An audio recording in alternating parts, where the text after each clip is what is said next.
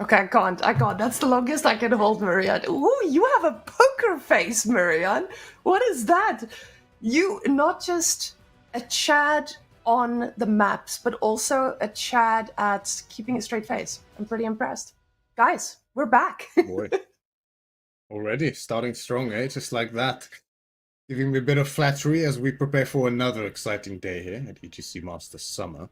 And talk us through today, Whammon. What have we got on our hands? So today is the day of all elimination matches, and I think this is a thing where the games might be a lot closer than we've seen in other places, although I must say, this EGC event has had a lot more 3-2s than we've seen before. And I love that. I love the fact that we have a triple elimination bracket where players actually get to fight and not just fall out when they do have a bad game. So I'm really excited to see what these Chads can bring to us, because these names that we have here today, especially our first match, I think we might be in for surprises because it can go either way. We know that the Tuna, he's very well known for being pretty consistent, but MSN, this man comes in and he can beat most people. So this elimination day is going to be, I would say, a lot closer than we would usually see in a normal bracket that plays out. Yeah, I'd say so as well. I mean, especially with this opening matchup that you highlighted briefly, Baltune against MSN, right? Baltune, this kid's talented, right? Like, there's no denying that. He has been, as you mentioned, consistently performing at a top 16 level ever since he sort of first made his mark. But, you know, sometimes he maybe doesn't enjoy practicing as much as he would need to push through even further, and he's somewhat content with his results so far. Whereas MSN, of course, MSN has had a pretty noticeable rise in the last several months, performing better and better with every passing week, to the point now where, as we can see, with his first S-tier qualification here in the EGC Masters Summer, he's looking to really place against some big names and deliver the results that he sees himself capable nowadays. Yes, that's exactly. This kid has come out of, I would not say nowhere. He's been all around for a while, but the rest of them as well. We've got Voldemar and Numadan today too, and Lucifron and Kiljardi, which I think that series might be our shortest one, and touch wood, I'm hoping that we don't jinx it. But Lucifron Kiljardi should be action-packed, and finishing our day off with Voldemar and Numadan, Myriad, we could be in for quite a show. Twitch chat, I hope you have your drinks, your snacks ready, because we're going to be here for, even though we only have 3 matches today, we will be here for a long ride. I think all of these games can go 3-2, and that's the beauty of them. So I'm not expecting to see any short ones coming forward. But we do see that Wham and B will be facing off next week already. And yes, this bracket is looking stacked. Stacked indeed, and an exciting first matchup as well here, as these two have never ever faced before in a competitive game, if I remember correctly. So a lot to look forward to today. And the game that will be opening up today, as we see after the drafts have been concluded here, is French for Baltune, one of his favorite civilizations, I might say, up against, well, what MSN has become known for when he first began playing at a high level. It's his notorious Ayubids here on Fisher Marshes. But Ayubids, recently they've had a lot of tricks up their sleeve. I feel like Ayubids is a civilization that can deal well with most situations in the game right now. They have a lot of choices when it comes to that feudal age choice, deciding if they want to go for castle, but going against French specifically, they're already the civilization that directly counters French, right? Camels enable that, right? The camel on these, minus 20% damage, I think it is for all horse cavalry units. It's pretty significant when that's the entire thing your civilization is based around. Like the French, no civ in the game enjoys making cavalry more than the French. So historically, that has been the case. However, you know, with pro scouts, which admittedly is a bit weak on this map recently because of less deer than before, but there are fish, of course. When French does have access to that food and they can get those numbers up, I mean, you know, even with the camels the Ayubids can have access to, they can find themselves really struggling. But as you mentioned, especially someone like MSN, they can have a lot of tricks up their sleeve, and somewhat unexplored, I'd say, in that regard. Now, we don't have a lot of time to go over the drafts, but guys, I want you to notice that Rus was banned by both these players pretty quickly, with China following. which tells us the story of Roostel being in a pretty good place. But ladies and gentlemen, we're about to head on in. Game number 1, French versus AU-Bits on wonderful Frisian marshes. I hope you're ready. I hope you're as ready as we are, as we prepare to start the series here. In the knockout stage, we witness MSN spawning in the northern side of Frisian Marshes. In the color blue, playing as the AU-Bits, his long foregone signature pick now makes a return. Facing Baltune in the color red, playing as the French here. And both of these civs have made their mark on this map in the past, but in different ways, right? I mean, French was known for their Chamber of Commerce build here. That has been made weaker by the new trade post. Exactly the same with AU-Bits recently as well, since the trader speed change and the implementation for the AU-Bits Arabasys specifically. You know, their trade has also grown significant in popularity on maps where it allows, this being one of them, but again, that's much less the case. So I wonder if either player will still experiment with the possibility of trade despite it being potentially weaker, or if it's just been discarded entirely. Well, the question about trading is usually decided by how mobile your opponent's civ is, and I think both of these civilizations offer that huge level of mobility. So going for something like trade could be quite risky if I'm not mistaken, but I have a question for you, Myriad, since you probably know exactly what's going through the mind of Baltune. When we look at getting Wheelbarrow in the Dark Age, what sets this apart? How do you decide whether that is the right upgrade for you? And I know for French it's a little bit cheaper to get, so why does Baltune go for Wheelbarrow this early on? I think for French and JD specifically, it's a really, really nice upgrade to squeeze in there in the Dark Age, if you deem it appropriate to do so. I mean, it's a relatively expensive upgrade even for French and JD, but the only thing that makes it expensive for them is the fact that they tend to go for that Pro Scout. So, you know, between Pro Scouts, Knights, making Scouts, and then finding room for other technology as well, it can be pretty difficult to fit this in a good time after you go for the Pro Scouts technology in the Feudal Age. So, just pushing it in the Dark Age, it only delays your age up by about 15 to 20 seconds at the end of the day. It'll allow your economy to be so much smoother in this early and mid-Feudal Age, as it scales even better from the earlier time you get it. So, for a short price, really, at the end of the day, you stabilize your early economy to propel even further forward than before. And what I love to see about logistics coming on out, it definitely allows you to trade with those knights even better. So whether you're deciding to be greedy or you're just trying to be aggressive, you have an answer for most of what French does, because if those camels do get hurt, they just run back and they get healed back to full. And healthy camels are definitely not a way that MSN will, I guess in this case, Baltune would want to face, because you're constantly going to be trading with those knights. And those knights, they need a pretty expensive upgrade to heal themselves. Exactly, they do. Chivalry is not an easy investment for the French to make, so they have to be so careful with their early trades against the civ like the Arabs, which, I mean, as you mentioned already, the logistics in the dervishes, they become notorious in these early skirmishes because of the power of that healing. Not only stronger, but AoE as well on these dervishes, so it makes this, especially with high-value units like the camels, taking favorable early engagements is easier than ever before. And quite often we've seen French or other cavalry players in the past opt to go for the horsemen, specifically to deal with those desert raiders, as they do count as range units, meaning they take bonus damage from horsemen, but not knights. So that could be a better choice here for Baltune. It's also cheaper, but then he has to macro accordingly and be wary of enemy horsemen as well. Now, I know that we're still at the early stages of the game, and this is why I want to ask these questions. So Twitch chat, you can also learn with me here. But basically, we've been seeing a lot of French in the earlier EGC tournaments, before this patch hit, before this tournament specifically.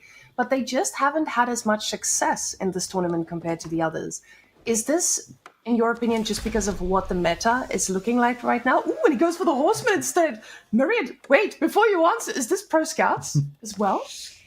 It should potentially be Pro Scouts as well. I mean, we might see him skip it just in favor to go for the fish early on instead. Wheelbarrow could aid that process as well, but you know, it's still a bit difficult to gauge. I mean, the gold is building up, and he has shown intent for the horseman initially. No other upgrades like specialized pick or horticulture or anything like that being queued up, so there should still be a Pro Scouts follow-up, maybe with a second stable added in as well. But the key here is whether MSN, what level of investment into Desert Raiders he's going to make. You can stick to that one archery range or one stable and trade out well for a decent amount of time, but you know, if the French keeps investing, eventually you will be pushed back, and that can become scary here. Absolutely. French, yeah, I mean, French recently, as you mentioned, we see that little horseman already starting to harass away the dervish. French can find themselves struggling sometimes, I think. They have a very predictable playstyle. That's kind of all they can go for in most cases, which is a form of cavalry with range units. That predictability, along with pro scouts being a bit weaker than before, and the meta, if you have seen it being very focused on air pushing recently, although that's bound to change, has made it tough for them, but for how much longer, we'll see. Now, those deer packs are quite nicely tucked away between the tree lines, as we can see on both sides, but the others are quite far, and when you're up against 2, soon-to-be 3 Desert Raiders already, they are going to have a pretty good time, but Baltune is quadraing down on these horsemen, and he says this might be the answer here. Not investing a single resource into getting those knights. He knows that mobility might be the thing that counts here. So gold villages have been pulled off. He's got 200 in the bank, but that's all he's going to get for a pretty long time. Because both those golds being on the same side is going to mean that when these camels get control of the map, it's going to be quite hard to move out. Not just to move out on the deer, but also onto any other resource that he might need. But the horsemen now trying to pick off reinforcements. And when you know you're up against camels, this might be the only way you actually get to do damage. It's really important because you need a much higher amount of horsemen than Desert Raiders in order to combat it because of the presence of those dervishes. You need to have almost double the amount of horsemen than Desert Raiders to get a good surround on them and snipe them before the dervish healing can get a lot of value, as the Desert Raiders do a lot of damage to the horsemen, just like they take as well. But the horsemen, of course, cannot heal. Even Chivalry is only locked to knights. So Baltune has to be careful about these early trades here. He can't really go unless he has a critical mass to start sort of two-shotting those Desert Raiders with the spears of the horsemen. Until then, he got pushed off of gold, but he got a decent amount of it, right? He can afford Specialized Spear, he can afford Double Broadaxe, which is in queue now. Or those cheaper French upgrades, the fact that less gold is needed, makes it even better for Baltune here. And Pro Scouts is on the way, but still Horseman investment still, which, you know, this is playing it safe from Baltune. You need to get a lot of Horsemen to protect those Scouts. Now, the problem is just, are those horsemen going to find a way to trade out against these Desert Raiders? They've got the healing, they've got everything. Is this just where you try to get as many horses as possible so that you can eventually try to pick off those dervishes as they're trying to heal up all these camels they are the ones protecting? Ooh, Blacksmith as well. He's getting one singular upgrade with the gold he has in the bank, and we'll see what that's going to be. Yeah, he does already have Blue Marine passively, thanks to the production of the Blacksmith. Nice little bonus for the French. And Iron Undermesh is going to fall off. Makes sense, because as those Desert Raiders disengage, right, they still pack a punch in their range mode, even against the Horsemen. So if you do get a good engagement, it can be offset by going into that range mode as you escape the battlefield. However, Baltune, both players are hesitant to really commit, understandably so, because this can be a hard position to gauge the strength of either side with. On this front line here, there are less Desert Raiders than Horsemen, but we mentioned those critical numbers needed, right? If you pick a fight here as either side, it has to be really decisive, or essentially it puts you in a very, very bad position from then on. But I mean, MSN is thinking about castle behind this. Baltune's looking for damage. He's trying to ensure that those camels don't become a problem in the base. And because, you know, they've already pushed off of gold, they can't do much more. But MSN, he's floating a little bit of gold there. No more spending of any resources. So possibly going to be trying to delay this fight as long as he can to get that Castle Age in. Now, what wing do you go for in this position? Is this where you can easily pivot into a military wing and keep that tempo going? Or is this where you sit back, eco up, and just let the economy do the talking? Yeah, Military Wing has a lot of potential in this matchup especially. I mean, you're already scaling Desert Raiders and you get 3 of them for free upon age up. It can really help offset the greed of you going for that age up in the first place, whilst your opponent on the other side had been massing Horsemen the entire time. Of course, if you can just hold out a little bit longer for that upgrade, which by that point you should probably get pretty close to Golden Age 2 as well, which should boost the research speed of those upgrades, then it can really help in holding against an over-aggressive French in that situation. Of course, Growth, on the other hand, is a pretty good option as well, and that is going to be the choice here for Baltune, so actually, for MSN, sorry, so even more greed on the cards for him. Hold up. Oh no, he changes his mind. There we go. Okay. He was thinking about that economy situation that you were just mentioning, that it could be good, yes, but he's like, no, I need more camels. Yeah, definitely. This hard commitment from Baltune going into horses, it is definitely something I did not predict seeing here, because for me, if I see this matchup, I'm already a little bit panicky, but Baltune, he doesn't panic, he just makes more and more horses. As we can see, he has played this matchup before, and this is the answer he believes is right. But now he's going to push off of gold on MSN's side, and MSN should be able to pick off a horse or two if he plays it safe, but those horses can be quite pesky once they get in. But we can see Baltune is now back onto gold, and he sees this age up coming in. Guys, this means that he knows if he can do some damage now, he's going to be at the advantage, and the connection comes in. Yeah, I mean, Baltune holds no back any further here as he just dived directly. I mean, you saw just the amount of horsemen he had. He massed them non-stop. Even now, multiple stables. A third one was added, as we saw. He has no intention of stopping here from diving further into MSN's base. He saw that age up. He quickly scouted on the flank. He saw the military wing go up on the side of the House of Wisdom and is now looking to punish severely. I mean, it was prudent of MSN to choose the reinforcement wing, but it's still only 30 seconds out at this point. Imagine if you went for the growth like you originally intended. But the problem is there are no more Desert Raiders left here at all for MSN in this game, and now the villagers are the next target for these rampaging horsemen, just relentlessly across the base at this point. MSN has reinforcements in 20 seconds, but even those Desert Raiders will not be enough. The dervishes are still alive, there might be some respite, but even managing to get the upgrade in before losing a lot of this economy is going to prove pretty difficult, although a lot of Baltune's horsemen have also gone down. The problem is, you may have shut him down or in this case, you might have shut down some of the horsemen, but the knights are following. And MSN, he's got 4 Desert Raiders, but he's got no gold to upgrade them. So even though these Desert Raiders are great, they're still going to be Feudal Age, and we saw what those horses could do. Now with knights and spearmen and archers joining the party, this is going to get harder, and Baltune is out on the map. He is now getting those outside food sources because the pressure is off. But an amazing commitment here from Baltune, killing 4 villagers behind all this too. Fantastic. I think Baltune just showed us a way of dealing with camels, and I don't know if MSN was prepared for this at all. But now we are seeing him back on gold. Baltune keeping the pressure on for a second here as he's trying to gather up the units to deal with these Desert Raiders. The Desert Raiders do pick off a knight. Pretty big pickup already. These guys are expensive, not in resources, but in how limited they're going to be. Your food is starting to run out. You have to go out on the map, and going out on the map against French feels so difficult because, you know, they have knights. Those things pack a punch, and even with your handful of camels, it might not be enough to keep those villages alive. Yeah, and this game is a great example of how a tempo between 2 players within a game can bounce back and forth so seamlessly as they go through the stages. We saw at the start of that Feudal Age, MSN pushing Baltune back to his base, forcing respect for the dervishes and the Desert Raiders, as we witnessed one getting picked off now. Baltune doing a great job of being vigilant with these relics.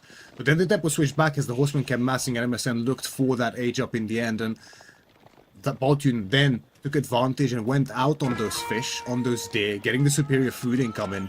And MSN now, after that dive, only now does he find himself with some space to do so, but Baltune seeks to reinvest and punish even further with the investment into archers as well as spearmen binders. Baltune is content on staying in this Feudal Age and continuing to punish MSN even further, because MSN has to be really, really careful. He's going to have the scaling of those Desert Raiders behind this, which will be useful. Veterancy is about to come in as well, but the economy doesn't favor him any longer. Now, with the food resources running out and him moving out on the map, he's going to be susceptible to these types of raids. But Baltune is also on a timer. You're letting your opponent get those free camels, but he's not looking, and all of a sudden, that's a massive pickup. Myriad, that's now 9 villages now that has gone down in total. 1 relic, just 1 wall of law coming in to discourage them from diving in deeper. But this could have been the damage that Baltune needed to secure this game. But those Desert Raiders, they're still pretty scary. We do see the tower firing back at the archers too, but Chivalry is coming in, and soon enough, a few rams will be on the field as well. Baltune, he's just spending every bit of resource he has because he realizes his opponent is starting to get a little desperate for those resources himself. Yes, I mean, nothing bolsters morale like picking up those villages there for Baltune. MSN really suffering in this game right now. Baltune bold enough now to go for that ram, for that siege engineering. And he's content to just keep pressurizing here, smelling blood in the water after that dive on the tower. Very unfortunate for MSN, just distracted for a minute there in these games can often lead to this situation where suddenly you're an additional 5 villages down, and the economy speaks for itself at this point. The faster villager production rate for the French behind this as well, expediting it even further in this game. Baltune showing no signs of slowing down on the unit production yet. Now 9 knights, 20 archers, and I mean, these Desert Raiders may be veteran, but they're still quite weak up against the archers. That archer mass was the perfect answer to this. But oh, those Desert Raiders are coming quite far forward. The villagers are in danger. They know they need to do damage, but the archers are just hammering away. Myriad, they look like they're made of paper because they don't even have +1 range defense against this. So it just means they're going to keep on melting. Exactly. Not only do they bonus damage, but the lack of ranged armor is going to hurt them even further there. The ram batters on the tower unchecked. The knights screen on the melee for these archers, but the knights aren't exactly very useful in these engagements. That is one upside here for MSN. The knights will get eviscerated by those Desert Raiders, those veteran Desert Raiders in the fight. The archers are kind of the only damage dealers here, so Baltune has to conserve them. The knights are merely a blocker at this stage. But the numbers are favoring Baltune here, right? Just the constant reinvestment, not spending all those resources on going for that cast stage. It means the army supply is there. The dominance is there on the map in order to deny everything here from MSN. The tower's going up again behind this. MSN trying desperately to get access to that food, but this is the punishing nature of this map. If you get set behind in those early stages, you can no longer access anything. Now, with MSN and his villagers just running around, you see him getting wheelbarrow finally to make sure that those villagers can get around a little better. The problem is just he's lost so many. And with that bonus from French, he is producing villagers a little bit faster. And you can see there are red dots all around the map. He is just very happily walking around, getting every bit of resource that he wants. And he knows MSN cannot do anything about it. That gold is running on low and Guildhall is chosen. It shows you Baltune, he's not desperate to end the game. He knows he doesn't need to now. He's done the damage he can. And with Guildhall, if it doesn't go his way, if for some reason the camels magically stop this huge army, then he's still got the option of going Imperial. And on a map like this, where you can potentially secure the trade too, if you wanted to go that way, with your Red Palace, it just feels like French has the answers to this, especially in the state of Ayubid's base. And we do see the ram going down, but they have done the damage it needs to. And now those camel lances are making it a little bit harder to trade. But again, they don't have any upgrades. They are going to melt against the archer mass. And soon enough, it's going to be veteran archers who will be firing at them. Exactly, the situation is looking really dire here for MSN. The Baltune's age up behind this, now close to completion. The veterancy upgrades will be coming in, and those archers and knights will pose a bigger threat than they ever did before in this game against MSN. And he just has no resource access anymore. And yeah, he knows. I was about to say, I speculate this might be the case. As soon as MSN sees that age up through, he knows there's no further hope in this first game, as Baltune takes the lead. Baltune absolutely giving us a masterclass here on how to deal with Ayubids. I think this is the kind of game you look at and you're like, this needs to be a guide, because this is the right way to do it. I think a lot of us here in Twitch chat most likely also sat here and was like, wow, Ayubids actually able to lose against French, but Baltune playing beautifully. And I think you can just see the military value lead here. When he engaged there just before Castle Age hit, Baltune, he lost a lot, but right after, because of the damage he did, you can see it just skyrockets from here on out. He knew exactly when to age up, when to take those trades, and he was prepared. Yeah, it's all the value, isn't it? The value of getting that idle time under TC, getting those villagers running around and also killing them, wiping the entirety of the army here from MSN as we saw. Baltune knew his timing, right? He had the undermesh, he had Bloomery naturally from the blacksmith. He saw that age up, he knew, okay, you spent all that food, all that gold on the age up, there's no way you can have the resources to resist this with an army, and he did not, right? All the Desert Raiders falling one by one, there's just too many horsemen here.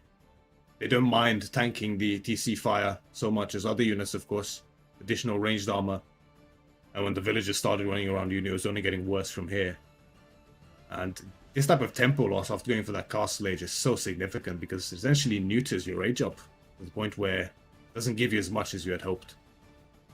And he had his opponent in a very good spot until he removed that pressure from Baltune and went back to the age up, but respecting it. And guys, we do actually have our next matchup up there in the left corner.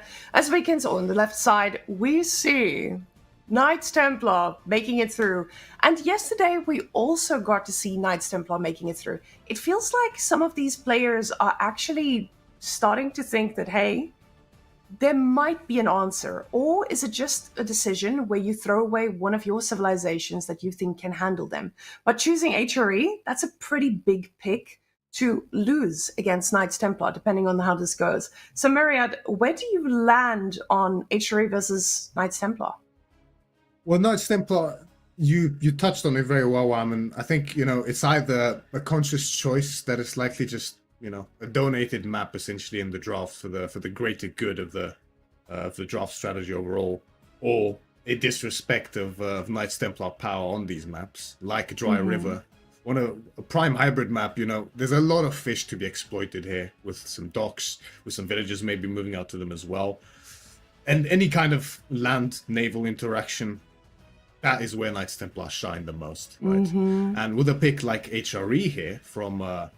is it Baltune or MSN? Let's see. So it is MSN on the Templar against Baltune's HRE. That is a pick that, screams, I intend to contest this fully and potentially win this game, as it is such a valuable pick. So this should be a pretty fierce fight on our hands. I don't think Templar's advantage on a map like this, I think it's undeniable. So MSN is definitely comfortable with that. But HRE, they have got a little shave, 5% less gathering rate from Inspired Villagers. But they still pose an immense threat on most maps. That's what they're known for. So this should be a really exciting game on our hands, I think. Can go I think when people saw that nerf, so for those of you who don't know, for last week, or this week, we got a nerf on HRE. 5% bonus, that economy bonus has been taken away. But that's still a pretty big economy bonus that they had.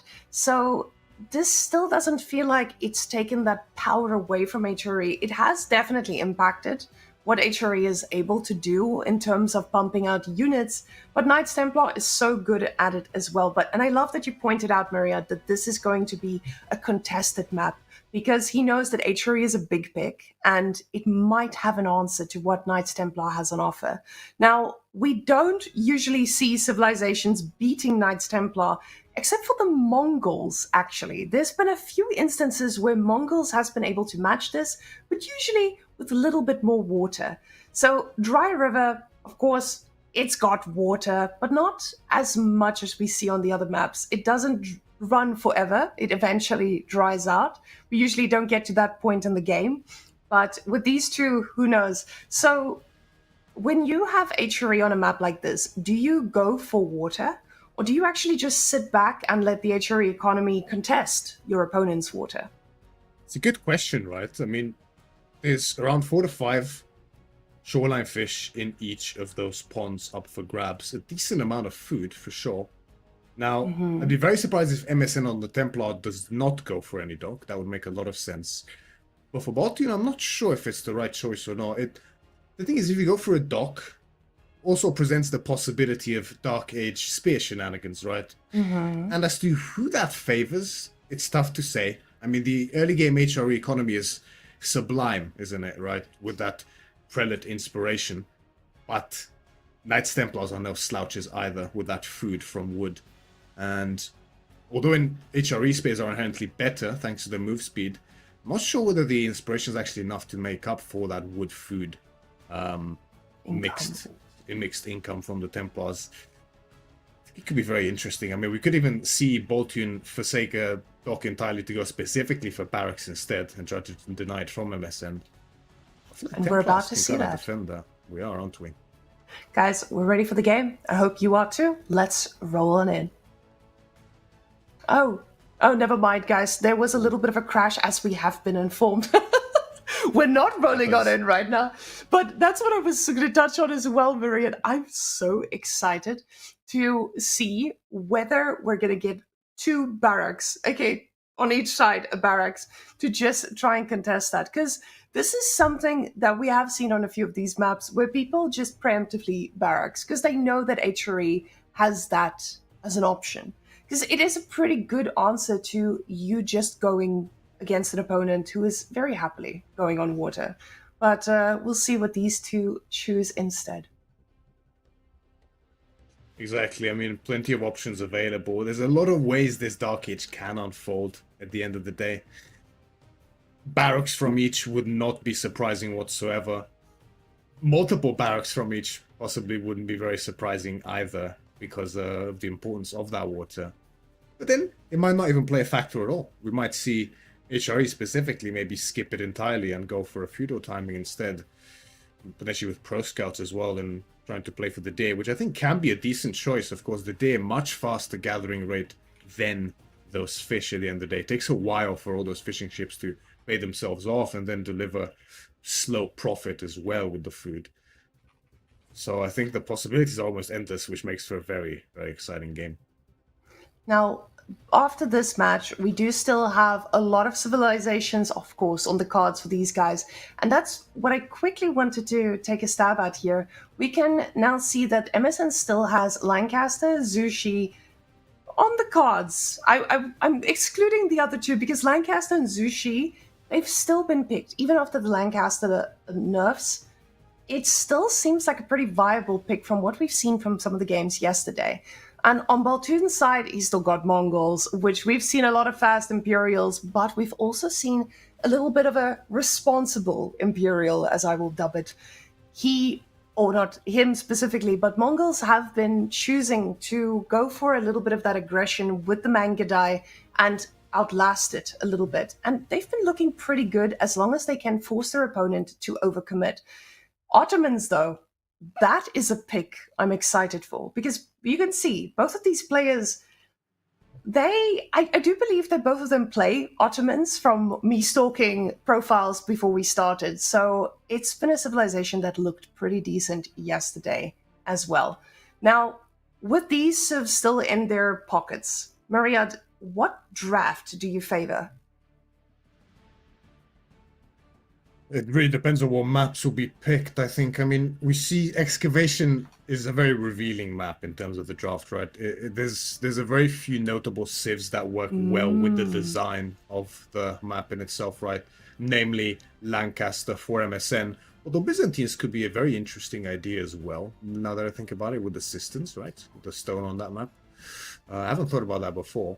Whereas for Baltune, we have arguably the strongest pick on the map in the form of Mongols, like you mentioned. And Ottomans as well, no slouches there whatsoever either, able to get military schools so easily, thanks to that passive stone. So the other civs are reserved for the other maps, essentially, is what that means for Carmel and Gorge. We have Japanese and OTD for Baltune, whereas for MSN it will be Jushi as well as Marlins, most likely. I think both players have really good chances here with their civilizations, I gotta say, but maybe I prefer Baltune's draft just a little bit here. Yeah, he's definitely got more of a meta pick coming on through. And guys, it looks like we are about to roll on in. The game has been remade, the boys are ready, they're in game, and so are we going to be as well. Here we go, game number 2 between Baltune and MSN. We are on Dry River, one of our hybrid maps here in EGC Masters Summer. Baltune spawning on the north side of the map as the Red Holy Roman Empire, with the villager already moving out of the center of the map to meet MSN Scout, who spawns in the south side of the map in the color yellow as the Knights Templar, and he will soon find out straight away that there is a barracks smack bang in the center of the map, and that is showing pretty aggressive and hostile tendencies in this game already from Baltune. And I absolutely love the fact that he went all the way out there to place it. Because my question is, do you want your villager that far out there if you're not going to be docking on top of this? And I'm a little bit worried. I'm a little bit worried of what the answer is behind that, because that's a lot of idle time for a villager to run if he doesn't have alternative plans. And with him going on to the fish, I feel like the man might have ulterior intention. Well, what? There's not enough wood for this. Is he just gonna keep the villager there? What is he doing, Myriad? Enlighten me. I Help! think we're going to see maybe a little mill drop is about to come in here, I think. As Baltune intends to just make a single spear. No, second one is in queue now. Or the villager might be walking all the way back as well, potentially. I mean, Wow. I do understand this, right? Like, it is a lot of idle time that can't be denied. But, you know, the villager just being there gathering that food opens up the possibilities, because you might just not produce spears, potentially, even after building the barracks or preparing to build the barracks. You can even stop short of actually finishing it, just until you get more information through scouting. Or potentially build a mill and go with a few vills there, or even a dock later. You stop after one spear. But Baltune did spot that dock from MSN. MSN, who went for that dock after seeing that forward barracks. Incredibly brave choice here from him, and is now going to follow up with his own barracks.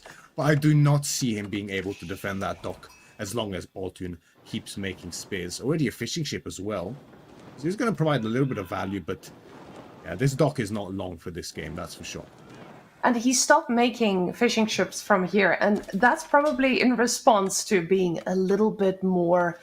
Oh, actually, he might just not have the wood, but in this case, you don't want to overcommit on the water if you won't be able to hold it. Now, never mind, guys, I cursed it. He's making another fishing boat. Now, him getting his own spears there is going to be great, right? But the question is just how many can he produce to shut this down effectively? Because Baltune, he is pretty committed to this. Already getting 7 spears, he wants that thing going down now. MSN, though, he's making his second, and the problem is just with HRE's economy, they are not going to outscale the fishing, but they're going to do an okay job at doing something about this. We need to see what the sheep count is for Baltune, so we can see how long those spearmen are going to be able to be produced. Because that scout is about to deliver, and spearmen, they become quite expensive when you are just on a few sheep. But there is a pretty safe deer pack for him to fall back onto as well. This dock is going down, and with 2 fishing boats now on the lake, this is not going to feel too good. Oh, that's a lot of sheep. He can still make a lot of spearmen if he chooses to. Yes, it's a bit of a misread of the situation, I think, here from MSN, right? He saw the barracks, he had all the information he needs.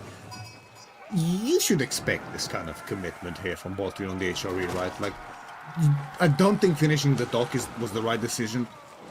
Either go for your own barracks earlier or just rush the gold needed to get the age up fast and then make archers as quick as you possibly can. Maybe that would be better, but just losing your dock like that and the fishing ships is just already so much value lost. And you went for your own barracks, which, I mean, you can't even defend your gold with that barracks. Luckily it's at the back here for MSN, so you might be able to get the gold needed before he gets interrupted. But Baltune is undoubtedly happy with his results so far and is on his own way towards an age up. Not going to greet for his own dock just yet. And you can see MSN is not panicking, but I feel like he might need to start panicking about gold, because those boys are coming in hard. Baltune going for the dock now, just before the age up coming in for him too, because he is also on gold already. He's looking at getting to that feudal age. But now those villagers are forced off, and with only 140 in the bank, that is not going to be enough. He does have these at the front trying to fight this, but he is outnumbered. The villagers are pulling shivs too, and this looks like it might be a bloodbath if he's not careful. One of the spearmen go down. Now we see the destroyed value going on up, and that was not just the dock, that's now a spearman, some bruised villagers, and it does look like MSN is going to be able to get back on the gold, but he's still not pulling an extra vill to make sure that he gets the resources. But you see those spearman numbers falling, and he had a lot less sheep, so this is not going to be too sustainable. Yeah, this is as disastrous as it gets for MSN in this game, actually. We mentioned the probability of that gold getting denied, and here it is. Not enough spears, even with MSN's initial investment into them. Again, the gold villages are getting idled. Meanwhile, behind this, Baltune is not only going to age up first, Aachen Chapel now firmly underway with 7 villages, but also has his own dock up behind this with fishing ships already in production, whereas MSN is at this point struggling to get the gold needed to age up still.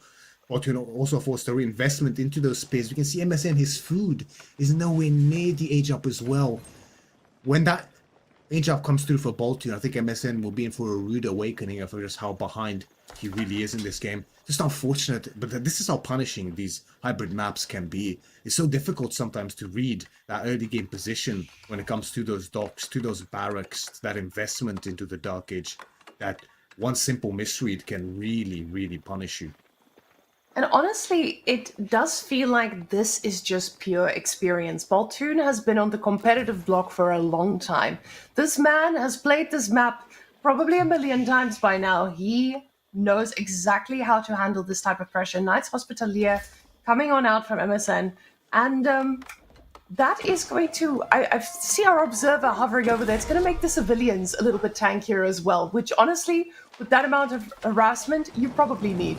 Baltune, though, he has spotted the second dock that MSM has gone for because that was the only source of food that he needed to push him towards that feudal age. Now the deer is going to be the only answer, but MSN going for a little bit of that dock aggression himself. He does need to be careful, though, because there's a demo ship coming, and pretty ballsy choice here from Baltune, getting a demo. Oh, okay, there we go. The galley coming on out. Demo was cancelled, it seems. Yeah, Baltune had a bit of a frisky plan there on his hands to go for those spears with the demo, but instead it's going to be the galley instead. And as you mentioned, there is Hospitalia on the way here for MSN. Not a choice we have seen too much recently, but it has just gotten buffed, right? Additional move speed on those villagers alongside the extra health. So it's actually, you know, a bit of an economic boost as well for the Knights Templar here. Although they don't benefit from it as much as other civilizations would, because of that wood. The wood is normally where most of the walking time comes in for villagers, as the galley is going to protect the dog just in time before it falls down, but it's already so heavily on fire that it would just fall. And on the other side, Baltune should be able to get MSN's dock as well. Looks like it went down already. There's a secondary dock in production here for MSN on the center, and a dock also for Baltune on that southern pond from his initial one. And MSN, we got to see Hospitalia Knights here to try to stem the tide of this feudal age, but they can be a bit weak to archers, which are on the way already for Baltune. And MSN going for his own archers now is definitely going to struggle against the pure mass that HRE can produce, especially with him having 2 archery ranges already. You know he understands the power of HRE archers. They run faster, and in those pure numbers, you are just going to be able to pump out more. MSN is just looking for a way to stabilize, and he is struggling to do so.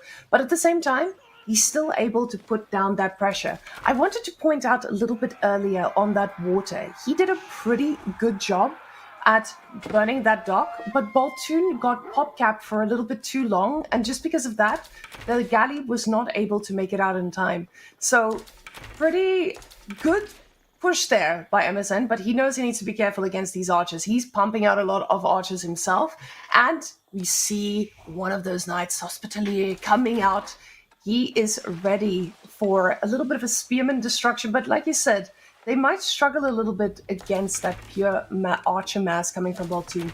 And the thing is, MSN might not know this, because he's been on the defense for most of this. He's probably not aware of what composition he's about to face.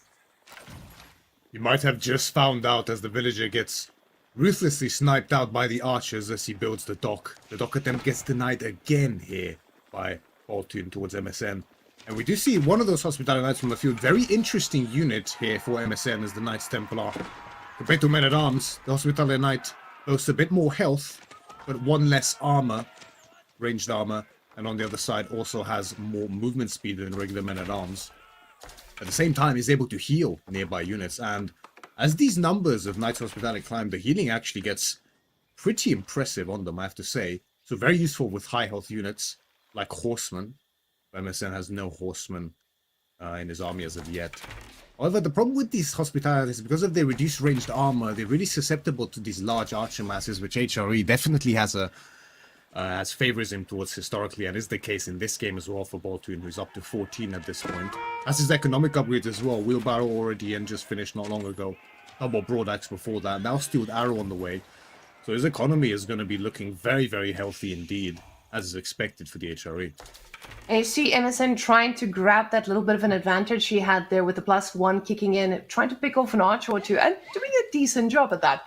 I feel like now MSN has gotten to a point where he feels like, okay, I've stabilized, I've picked off a few units, oh, that's a wonderful men-at-arm I'm killing as well. Now he's going to try to run away, but remember guys, those archers, they have extra fast boots, so they get to pick up and go back as they please, and even chase if they wanted to. But not knowing exactly what's waiting for you, makes that a little bit harder. We see the Arcane Chapel now finally getting some farms around it too, extending the lifetime of the other food sources, and also ensuring that he doesn't rely too heavily on overfishing to sustain that early game economy. But he's floating 800 food. And almost 800 now. Okay, he's spending a little bit every now and again. It's that HRE economy, right? I mean, He's I'm pretty sure he has a Predat with 9 villages on those days. That's going to bring such an immense amount of food income for him. So, as a result of, birth and 8 villages, that's going to be a lot of food income. It often takes even HRE players by surprise just how much income you can have. Baltune finding almost an organic castle while still producing units behind this. That is the power of HRE at display here. And does beg the question, is he going to pull the trigger on this age up? But as he used up 3 further men-at-arms and more archers, I think when he sees this MSN army approaching, he's content investing still for now. MSN has been scaling archers at an impressive rate, however. 10 more than Baltune at this point. And pushing forward. This is a pretty scary army to go up against, and usually this speaks to HRE slowing down every now and again when they do transition into farms, because that's resources not spent on making archers in this case. So maybe there is a bit of an opening here for MSN to do some work, and he's trying to find that position. We do see the gold being forward. This is going to ensure that once he does get pushed off of that gold, he's not going to be able to get back on it. And he's not anywhere close to aging up just yet. We see the archers now sniping off a villager. That makes MSN probably feel pretty good about this. But those men-at-arms are going to be quite hard to handle if he does get them in high enough numbers. But it does look like they are coming from the front, so they do get damaged a little bit before they get back to base. And MSN shutting down another dock. Yeah, MSN finding a bit of traction now on the map after that rough start for him. The beautiful economy for Knights Templar really coming in clutch as well. You see the income. HRE known with that inspiration for how potent their income is. But he's, MSN is neck and neck actually in terms of wood and food income here at the same time. Also having gold behind this from the Pilgrims as well. Allows for such a huge archer mass here for MSN, but the clash is going to come in. Baltune had enough of being pinned in his base. The men-at-arms march forward with the archers behind, but the mass is really good here for MSN.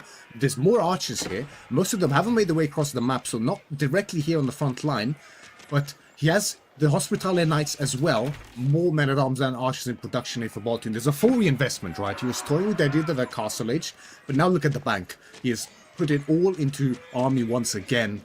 So MSN, recognizing this, starts to slowly kite backwards. There's still no ranged armor for MSN actually behind this. That's a critical mistake, and I think that's why he backs off now. He realizes, I just made a blunder. He needs to come in quickly before he fights. And those men-at-arms that he kept picking off, they definitely slowed down that army backing out. But you can see those guys are very cocky and they're pushing on forward. Baltune is shutting down a fishing ship on the one side, looking the other way as well. But we do see a ship coming on in for MSN, and that's going to make sure that this archer mass is not going to be having a good time. The archers are connecting just because now we see +1 range defense coming on in, but there's a ship firing from the side, and soon enough a ship from the other side as well. Baltune does not want to take a fight when there are boats joining this massive army. Yes, beautiful little timing here by MSN with the iron undermesh coming in as well as the 2 galleys on the boats. He's able to secure this center site here, this bottleneck between the 2 ponds and the sacred site in the center. Very strong position on this map, the direct center there. You can command a lot of influence on the map, and Baltune recognizes that threat. He backed out in good time. He didn't get baited into that fight, which could have been crippling there between the 2 galleys. So falls back to his gold. He's going to secure to the tower, and I feel like a Castle Age is natural here for both players, but MSN is way ahead on the mark in that regard. Baltune actually reinvesting here. Now, this looks like a pretty hard commitment.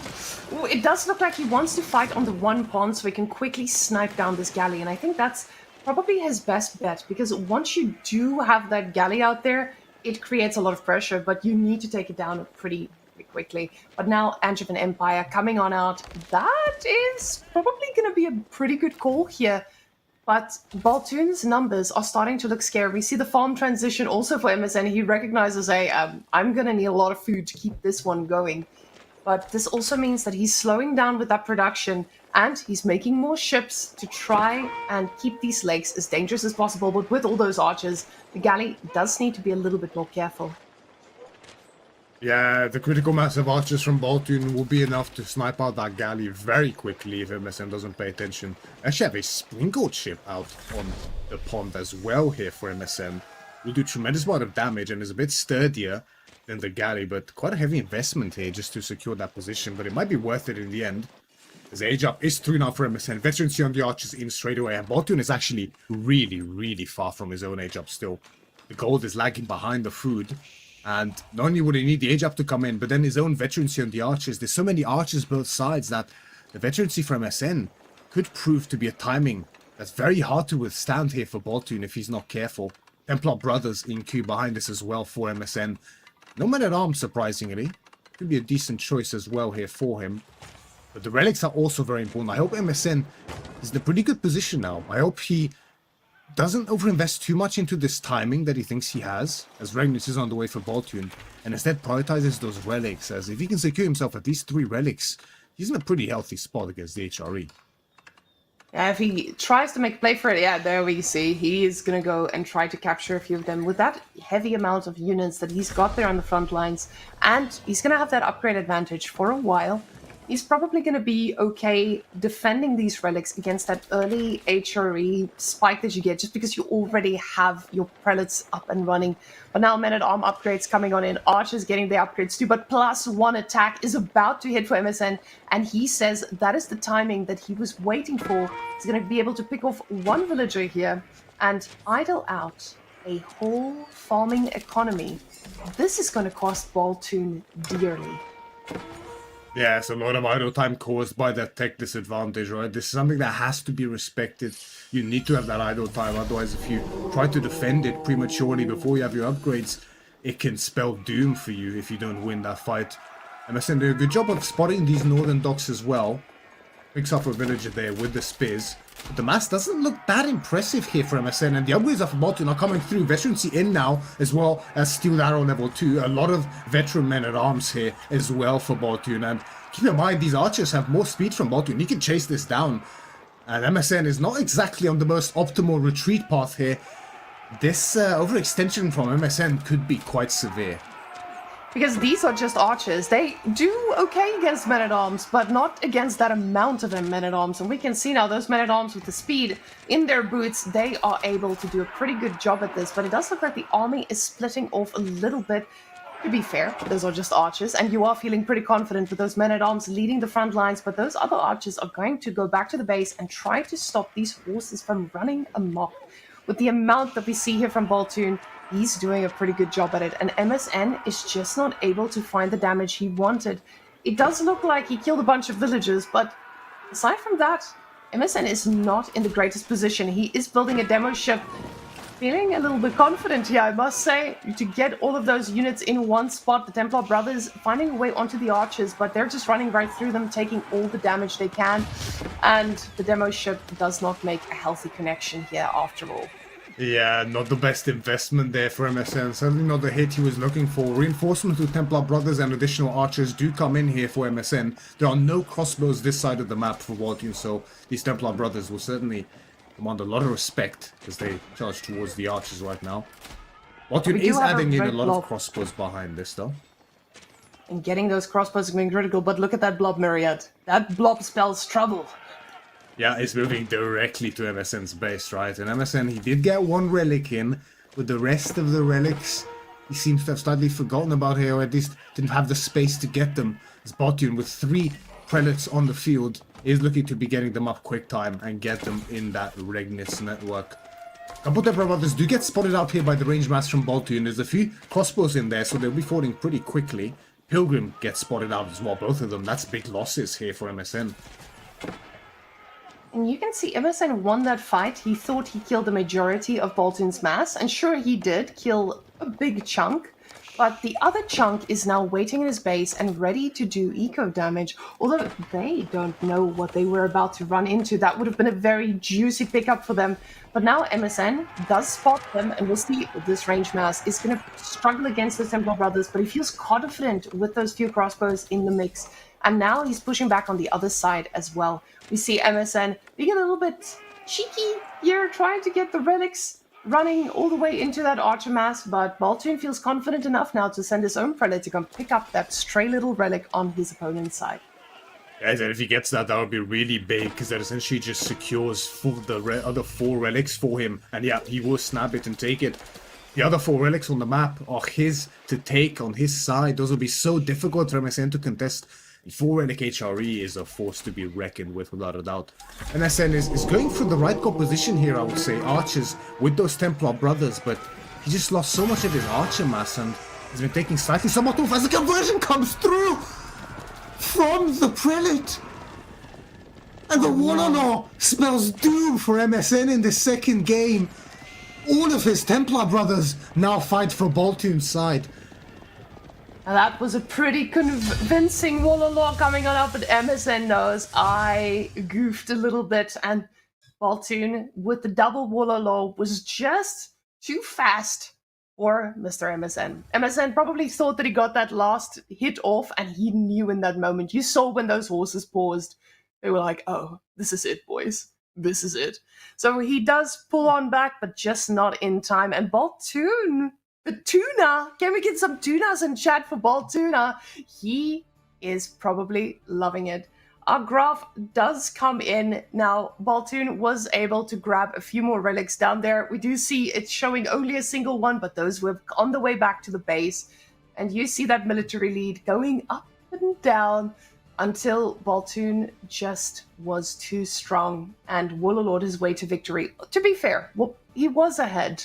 But that just skyrocketed him. He was ahead, but you have to think of the mental toll that takes on you, Marika, right? I mean, just, oh god, that must be so painful for MSN. I really do feel for him when that happens. You think you take that last hit on the prelate when it matters most, and it just doesn't go through. I've seen this happen so many times.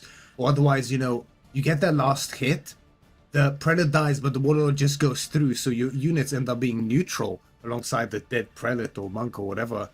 It's such an interesting mechanic, and just now it bites MSN in the back so severely in this game and just secures his loss. As you mentioned, he was a little bit behind for sure, but before that, but I think he still had a fighting chance for that warlord. Or MSN now on match point and facing elimination from the tournament. Has to win 3 games back-to-back to claw his way back in. Yeah, this feels pretty tough, but a reverse sweep is not impossible for someone like MSN. Baltune is looking strong, though, and absolutely reading the game. He did misstep here and there, but this is just showing that MSN knows how to put on pressure, even when he was so far behind. This is honestly, it was an amazing showing by MSN. He realized that early game did not go well, and he was still able to put this heavy amount of pressure on his opponent. It was a fantastic showing, but just the timing. Baltune has the experience. Baltune showed us he knows how to play this, and Baltune is going to have to be ready on Carmel. We see Order of the Dragon against Zushi, and Order of the Dragon has not seen the light of day in recent days. Yeah, so Order of the Dragon's an interesting one. I think what people are starting to slowly discover with them, we've seen this a couple of times recently, is this 2TC strategy coming out from them. It's really, really effective because you have such an easy time defending a 2TC as Order of the Dragon. Not only do you have the emergency repairs, but your villages are naturally tankier, you have fewer of them, so your economy is essentially less spread than it normally would be with other civilizations. Easier to protect your villages as a result. And it just feeds so nicely and organically into a Burgrave castle timing for the OTD. For production building that is also an economic extension thanks to that discount from it. Means it's very, very smooth to transition from an economic play like the 2TC into smooth military scaling as well. As yeah, we see that warlock come through. That was just so painful. You saw just the brothers move there, thinking the final hit registered, but he just mistimed it, just a bit too quick on the trigger to pull them away, and oh, that's painful. That's really painful, woman.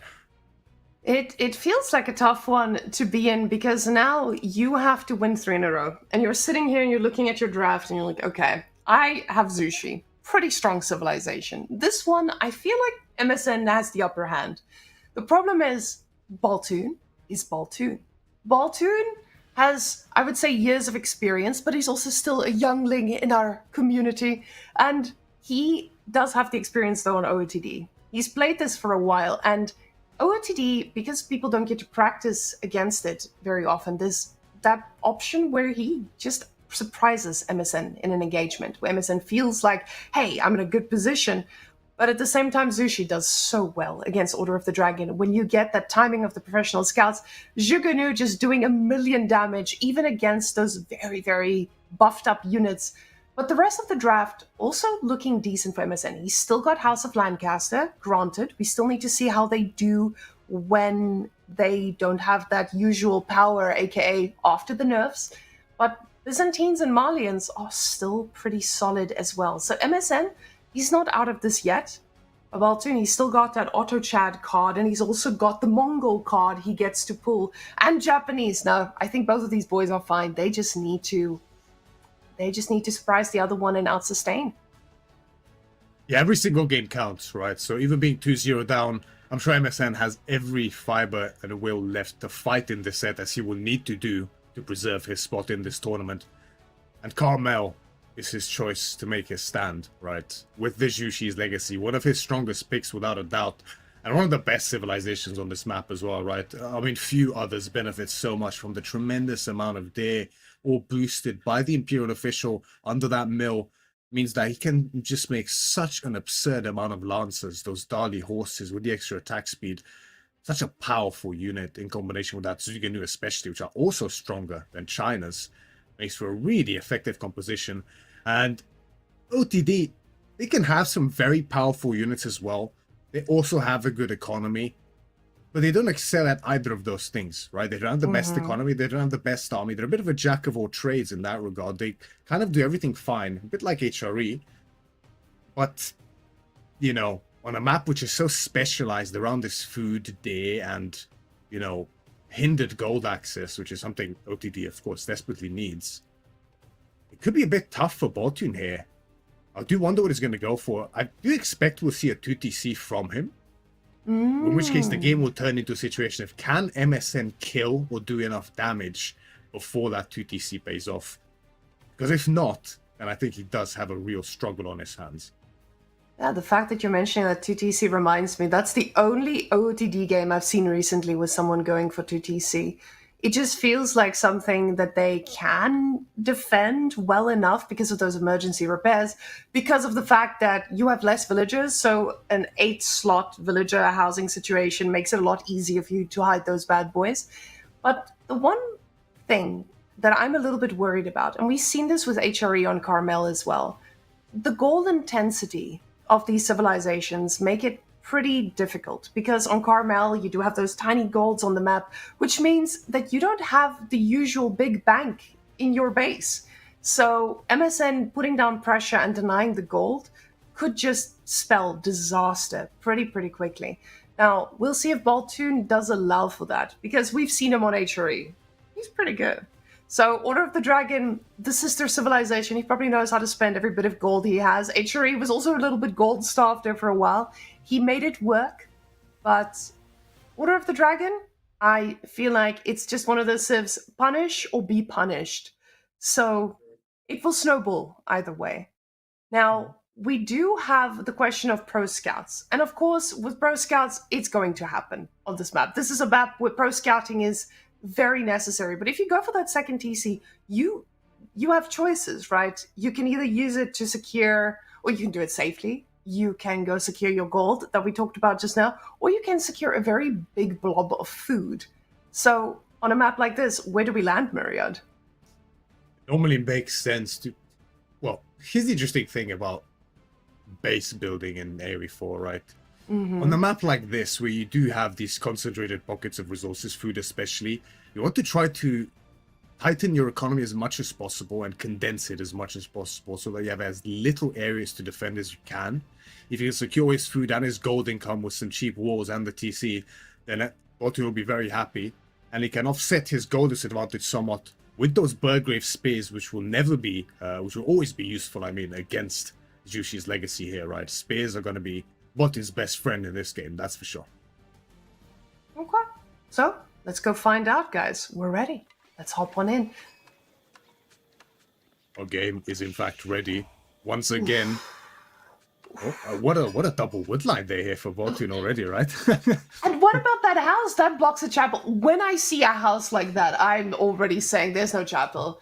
Because building the house in that spot when you're going to go for the chapel feels like a war crime. Guys, we've got MSN on Zushi in the blue and Mr. Baltuna there at the top with Order of the Dragon.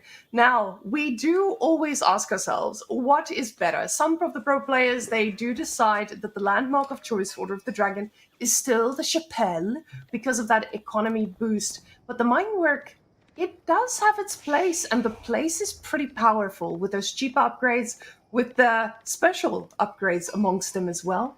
And it definitely allows for you to have a pretty fun feudal age. Or castle. Both you can do everything. Right? Yeah. It's. I think the choice, the way I see it at least, is dependent on one factor, which is, are they going to push you? This is if you go to TC at least. Are they going to push you, or are they not going to push you? Right. I think if they're going to push you, there's a lot of value in that Minework Palace. You might be a bit gold starved, in which case having those cheaper, fast upgrades early is tremendously useful. But if they're not going to push you, then why wouldn't you go for even more economy with that Aachen Chapel and proceed to, outscale your opponent even better than you otherwise would? It's going to be the Minework Palace here for Baltune, though, only with 2 villages, and we see that mining camp on the stone. So he recognizes that he might potentially get pushed here in feudal. It is a possibility by the Jushi's legacy, right? With those Zuganu, an old school little Zuganu timing wouldn't go miss sometimes, potentially, as MSN might be thinking. So, playing it safe with the Minework Palace, and like you mentioned, I think the best spot for the Aachen Chapel did already get, how would you call it, besmirched by that house. Now, when see that Minework Palace, it is still going to be strong in all its glory. I love to see that we're already on the stone. Guys, it looks like Order of the Dragon is back, and it's strong enough with stone. And I absolutely love the fact with the double woodline spawns, you get to do some spicy stuff with that second TC, but like you said, it's still a pretty big investment. Oh, and that is a lot of sheep. Baltune is going to be a very happy Order of the Dragon. Now, 17 sheep, as we are shown here, compared to the 19 total. Oh, no, that's the 19 total from Baltune. Let's go see the other side. What does the man hold in his pocket?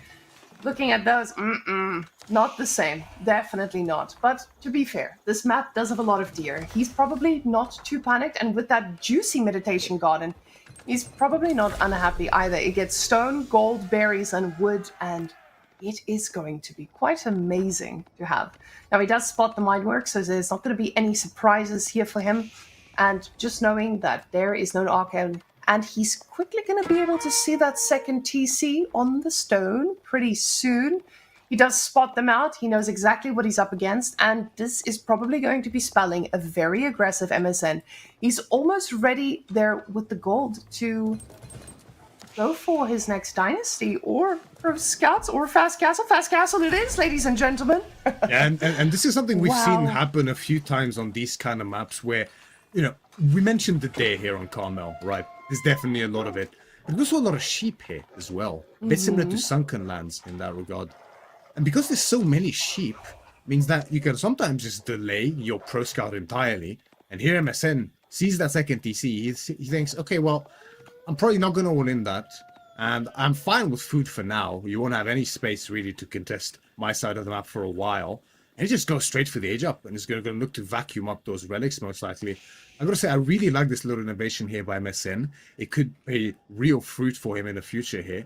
But he does have to be careful that he really capitalizes on that timing because, just going straight for the age up means that he needs to get pretty much all the relics and then look to find some damage as well. Otherwise, he might still get outscaled because, I mean, Baltune, although he might not have the relics, he has still so much food to work with on his side. Any play that he makes, he's going to be able to respond to what MSN is pumping out. Because even when you do have those lances, I mean, you're still not going to run them into an Order of the Dragon Spearman. It's a pretty clean answer of what not to do. But that second TC, it is close to a gold. It means that gold is going to be safe if he gets pushed off the main one. But we'll see what that first production building is going to be looking like. But you see, he's snacking on that deer. No one is thinking about anything else. I would like to see what it looks like in his main base right now. Because once he sees that Castle Age coming on in, what is the reaction? So we see them on the wood line now. Nobody is thinking about gold. We are just going to be making production and hoping that they can take down those lancers that will inevitably follow. After all the relics have been swooped up, of course. Yeah, and we can see the classic Zhu Shi's legacy castle timing. Undoubtedly the fastest castle timing possible in the entire game here. Coming in with the landmark finishing at 6 minutes in this game. Unrivaled by any other saver, and MSN is going to look to take full advantage. It must be quite strange feeling for Baltune to see the enemy age up the castle mere seconds after he finishes building his second TC here. As MSN is going to follow up with Pro Scout, so prudent choice here. He's just going to get those monks working, and is going to go straight into Deer afterwards, and look to fuel his aggression timing with that afterwards. I think this is very, very well played so far by MSN. There's nothing Baltune can really do to stop these relics. Sure, the Gilded Spearman can maybe, if there's two of them, take down a monk, but these monks are very capable on their own, and they're gonna take these relics super quickly. So Baltune, if he doesn't invest enough here, all the relics will go to MSN, but if he invests too much, the timing might really not favor him here in terms of technology, and he could look to see himself outmassed by superior units quite soon.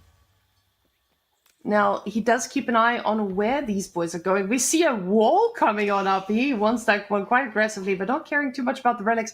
This is something that's a little bit more interesting for me about the Order of the Dragon. They are not as focused on getting relics like we usually see from HRE. It's not great, but it's not the end of the world if you don't end up getting a bunch, because of course you mostly go for your Burgrave, because your Burgrave produces those units for cheaper, and in essence it gives you the same value as if you had a Regnus Cathedral with a handful of relics in there.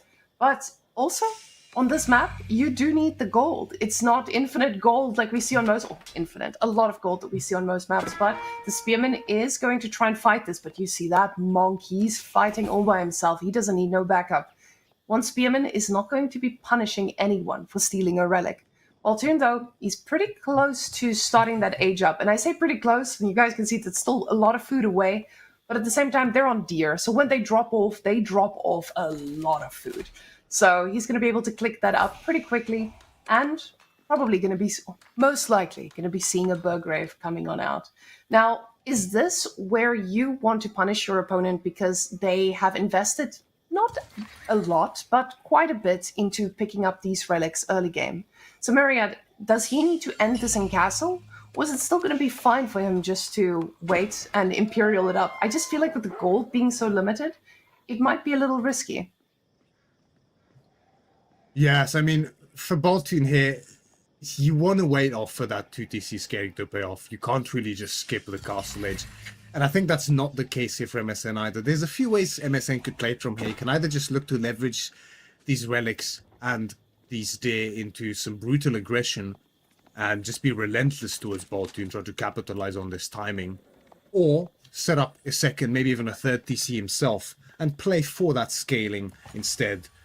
Get his villager production going, then make plenty of units to defend and control the map, maybe take control of the center, and then start to sprinkle in farms with Song Dynasty behind it. But as you mentioned, the Burgrave here for Baltune is going to give so much value for him. You know, it means that unlike the HRE, the Burgrave is definitely more useful here for the Order of the Dragon, so they don't mind having to go for it, unlike HRE for that matter, their counterpart. So we see MSN now getting his eco upgrades behind this, so not slouching on those, which is very, very good. You know, Baltune, he offset his economic upgrades, already having the TC scaling behind it, so he's just going to go for that age up to not get left too far behind. and should get his own economic upgrades quite soon as well. We're going to see how this castle age evolves. As MSN's actually prioritizing Zhuge-Nu as his starting unit of choice, probably because of seeing the Spearman. I'm still surprised to see no knights in queue. Oh, as I say that though, the lances are coming. It's because of the curse, Myriad. Now, this feels like a pretty tough thing for anyone to handle. When you have an opponent that has those very chunky lances running around, you want to make sure you have the counter unit. And I think this is what Baltune has foreseen anyway. We know that Zushi is a civilization that loves going for a good old lancer play. So him getting those crossbows in is going to make this a lot harder to actually do some damage. Men-at-arms coming on through as well. They are just going to provide that chunky front line when you are dealing with mass Zhuge-Nu. And the Zhuge-Nu numbers are slowly increasing with 5 relics in the bank. He's a pretty happy camper to just keep pushing these out. I would absolutely love to see if he even needs to go on gold past a certain point. But for now, while we're still getting upgrades, definitely. He doesn't have any blacksmith upgrades just yet, which we usually see from Zushi pretty early on, because they do want those Zhuge-Nu to just do 1 damage extra per bolt, and at this stage, they could even get +2. So those could do pretty well against anything that Baltune puts on the field. But Baltune already getting +2 range defense. He knows and he respects this as well. These day getting killed by Baltune just put a little halt on the scout carrying industry here for MSN, as the day are on pause for now. Because if they do get killed while you had them shift queued, then they will not actually do it before you requeue them again. Killing the day cancels it in the end, so nice little play there by Baltune to delay MSN a bit more. You know, he's massing gilded crossbows and men-at-arms behind this. This composition will do pretty well against MSNs, I gotta say, in these pitched fights. But he just has to be careful about securing himself well. He does already have that wall on the right side, which will stop any raid attempts from that side. And he can keep a good watch over the left. So, if he doesn't take too much damage here from MSN, even behind by 5 relics, he should be pretty good. He has that second DC. He has a very strong, stable army composition in these direct engagements. What might make it a bit tougher is the potential for siege from MSN, which we know both China and Jushi do very, very well in the form of those Nester Bees. But that is not the case just yet, as MSN is going for a bit of a Zhuge-Nu raid, not something you see every day. But this is the nice thing about TCs nowadays, right? Some people might not remember, but a while ago, TCs now give outpost vision around them, or at least almost as much as an outpost in the fog of war. So it allows you to spot these raids and makes it even better to put them in stealth forests. Quite a nice little bonus for them. Now, usually when you're up against a 2TC opponent, you feel that pressure, like, hey, I need to do damage, but you feel it a little bit earlier. When you have 5 relics, you do get a little bit of extra time before you actually need to do that damage. Now, he is getting his military upgrades, and we can see those guys are being supervised because those upgrades were coming in pretty fast. So, for him, I was gonna say I want to see that blacksmith, but he wants production. We see horsemen now joining that party too, which is gonna be quite fun. Especially when you're up against that many crossbows, you can't just spam those lances and hope for the best. Horseman is going to make this composition just so much better. Now with the crossbows here, they are going to be poking their crossbows. Wait, is that a mix? No, those are just the Zhuge-Nus? Oh my goodness, they look the same, Myriad. Yeah, that's always the one thing that I find, especially facing Jushi and China. It's so damn annoying to try to distinguish the Zhuge-Nu from the crossbows. They do look a little bit different. I mean, here I think we only see Zhuge-Nu, if I'm not mistaken. Oh no, those are crossbows. Oh no, never mind. There's a damn crossbow in there. Can you tell the damn difference? I can't. I really can't. Look at this. If you look closely, you can see they've got a nicer bow. It's a little bit more aggressive. Let's see the back pocket. The back pockets are turned right now, but it does look they're holding something different in that back pocket. They just have a thicker crossbow, Marika. That's it. Mm-hmm. Like, what is this? Actually, no. There's a little something on the back. Maybe a little holder for the bolts. But still pretty annoying, I can't lie. But either way, we have a little bit of a deer heist here from MSN on the left side of the map, taking some of Baltune's deer away from him, punishing him for not securing that side. And meanwhile, tower coming up near that TC for Baltune, giving even more vision and more garrison slots. The numbers for Baltune are looking really good though. 16 gilded crossbows. Keep in mind, these crossbows, they have additional range. They do outrange both MSN's crossbows and his Zhuge-Nu. But the both magazines upgrade, you can see just the tickling on this man-at-arms there as he swings his sword away on the Zuganu. They heist right under the outpost there for Baltune. No successful yoinks though. They do unfortunately get shut down, but MSN is probably still pretty happy behind this. He still has access to all the berries at the back. There's no pressure here on him. You see, that's a lot of deer that he has ready. That scout looking for a yoink does get punished though. Good trap, yeah. Good trap by Baltune. Amazing surround on that scout as well. But the problem is now the gold situation. We, as Baltune enjoyers right now, we have run out of gold. And every single upgrade he gets, it's just going to ensure he's not going to be making more of those men-at-arms. The men-at-arms, though, they're going to be faced against 29 crossbows. I know you said this is a pretty impressive army composition, but Myriad, I don't think he can handle the pure mass here from MSN. Is this something that he's going to need to get siege for? Or, yeah, I thought that we had some gold income somewhere, but for some reason, where's Baltune getting all the resources from? See, the thing is here, right? This composition for MSN is really, really potent up against what Baltune has. There's not enough space here from Baltune. But finding the right engagement to get that horseman surround you want is the difficult part of that fight. In these choke points, I think Baltune is more than fine with his army until those 4, now soon to be 5 nested bees arrive, which are now on the front line here for MSN.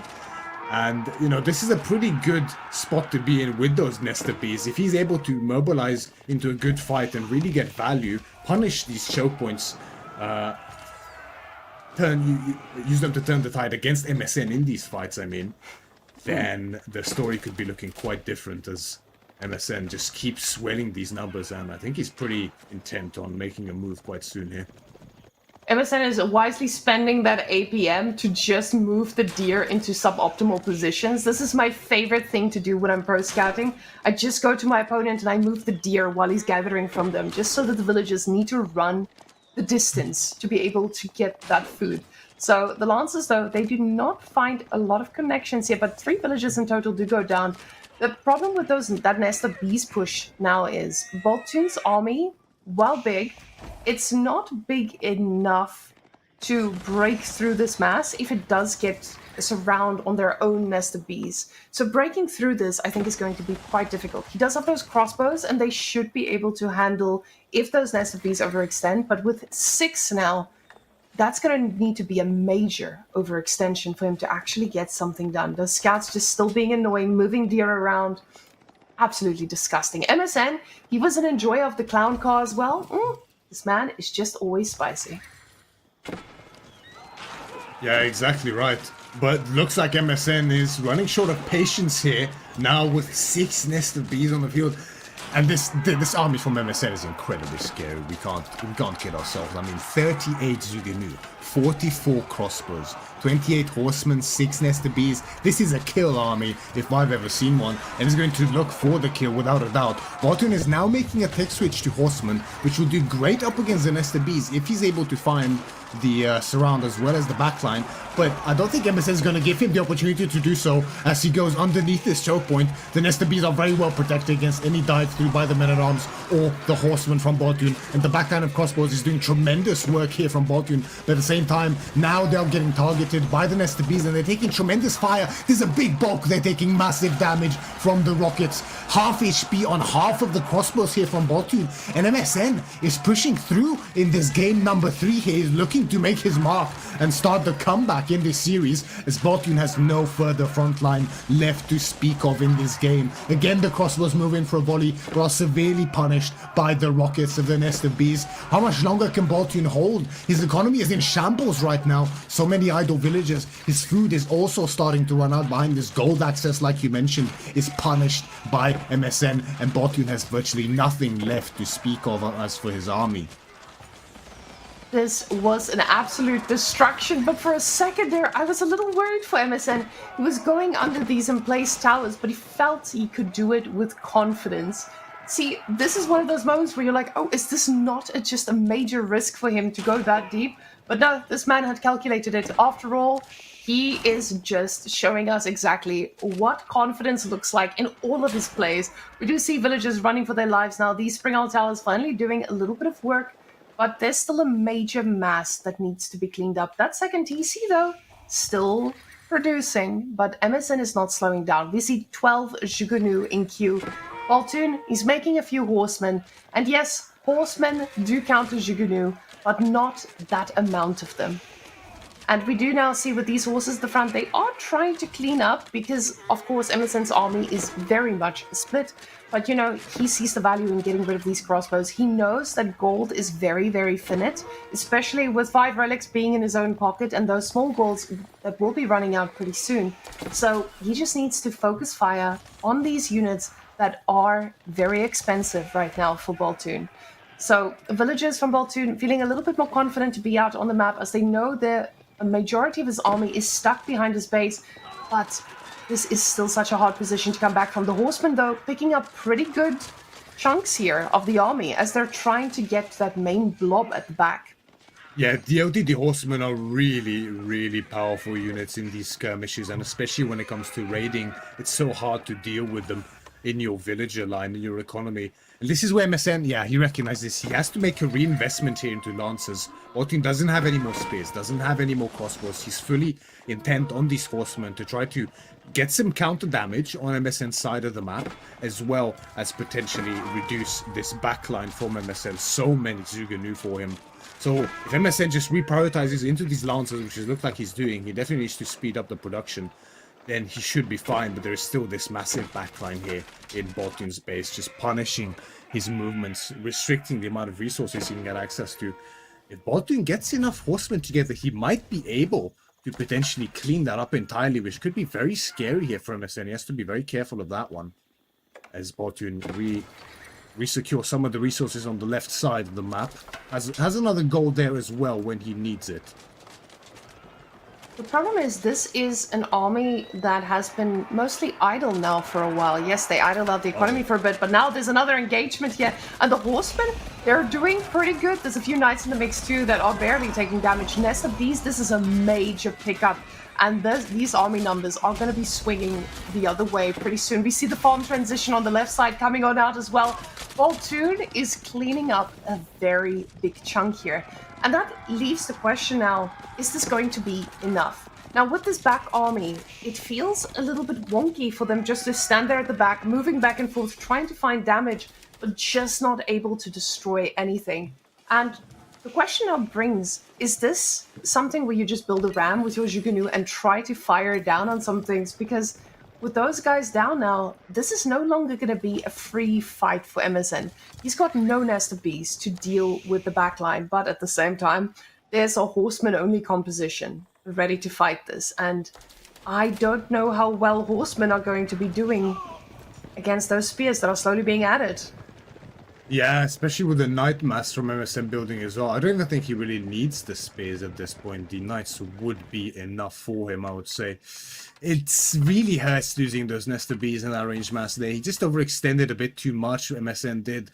But I still think he's in a very good spot. He did so much damage with that dive from earlier. So I think the game almost evened out a little bit, but MSN is still in a great position here. He just needs to focus this resource access here for Baltune. Baltune has mostly been on this food. He doesn't have as much of a farm transition to speak of yet. Denying this boar is a good start, but there's that left side still. There's so many villagers there from Baltune. Most of his economy is on that side of the map. If he can destroy this position with a few rams, then he's going to be in an even better spot afterwards. And as he's now preparing for his own farm transition slowly, he has added his own second TC behind this, so there's a good bit of scaling coming in from him as well. And yeah, we can see just the amount of farms. So MSN, as those farms come in, he's going to be in a pretty stable position as well, and can look to, as long as he controls that center gold and most of the mid-map gold, he's going to be in a pretty comfortable position in this game. With his second TC also ticking, just ensuring that Baltune's second TC doesn't outscale too much after that damage. He is staying on par The problem is just he needs to keep this pressure up, because if Order of the Dragon gets to max pop, the amount of chaos that rains down on your army is pretty hard to handle. And you can see again, he's going for this front TC that he's really struggling to do damage into, but he knows about that farm transition. Now, Landsknechte behind this as well, very expensive on the gold. And also a pretty surprising pickup when you're up against that amount of Jugunu. But he's chasing down those villages. He wants to do more damage. Perfect's around there. Does take down another one. But the rest do get on out. We do see that the villagers here at the back are going to be a little bit in danger. But the army at the front now, again, this is a split up army. This is a position that Baltune has shown us again and again. He can do damage to you. And those horsemen, they are charging right at those lances. I don't think these lances are going to be coming out unscathed, because they're about to go down into an area with a lot of Spring-Alp towers to top it off with as well. Yeah, MSN does have to be careful about throwing away too many units here. He has his own scaling behind this with a TC, with the 5 relics. There's no longer any pressure on him to try to do too much here against Baltune's side of the map. As long as he secures that center third of the map there with the big golds, the stones, and the additional smaller golds, he's going to be firmly ahead in this game and can look towards that Imperial Age. As you can see, his economy is looking really, really good compared to Baltune still at this point in time.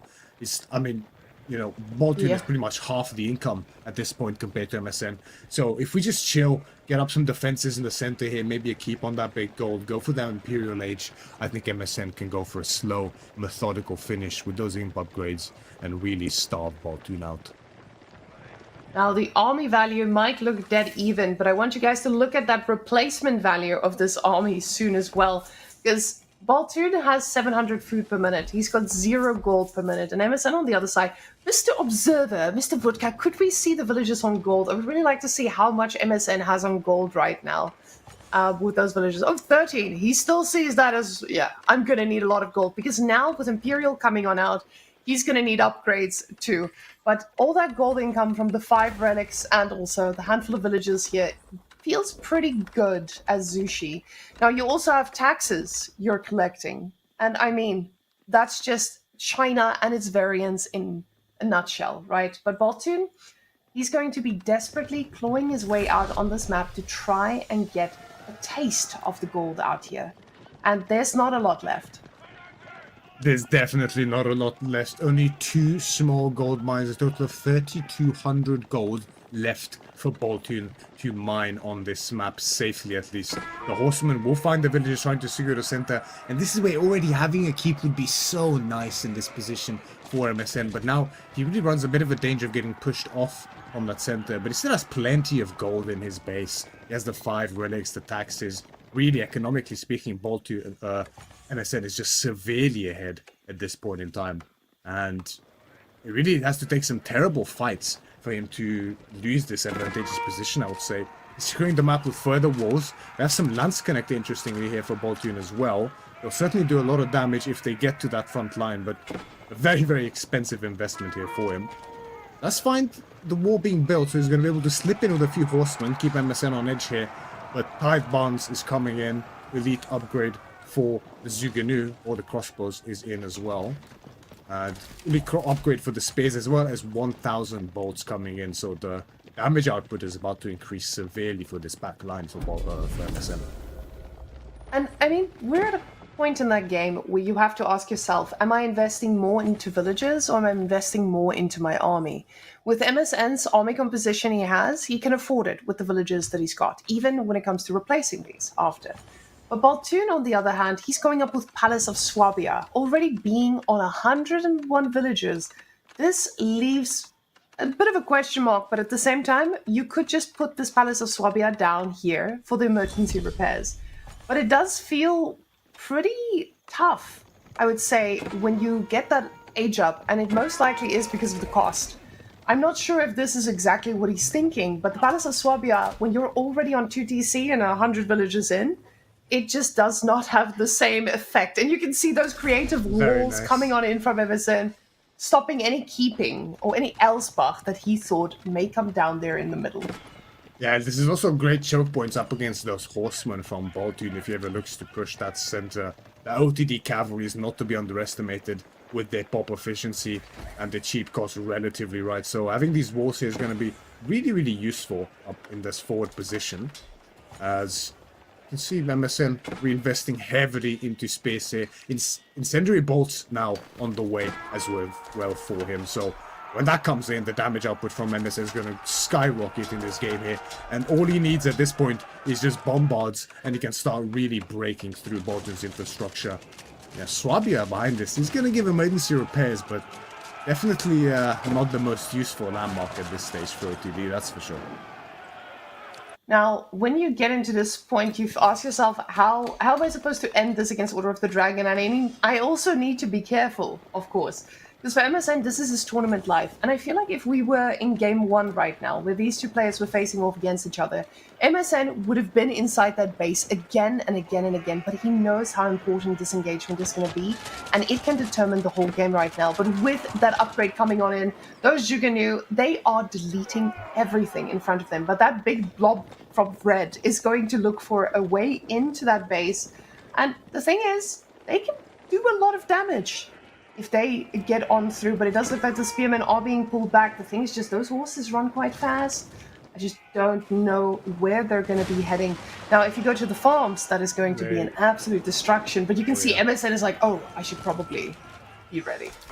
Yeah, the double layers of walls were up there to try to prevent this little charade here from Baltune, but, I mean, these horsemen, they burn through those walls so quickly, so when those do come in, a lot of damage is going to be dealt with. Is going to be dealt if MSN is not careful. Meanwhile, he moves in from this eastern position with his own army mass. He's going to idle Baltune out on those farms, so he's going to get some counter damage in turn. The Baltune is still not going to invest, and we actually have the what's the upgrade called? I don't even know. The fire lances from the Jushi's library adds a fire lance attack onto the spearmen as well as the horsemen when they charge.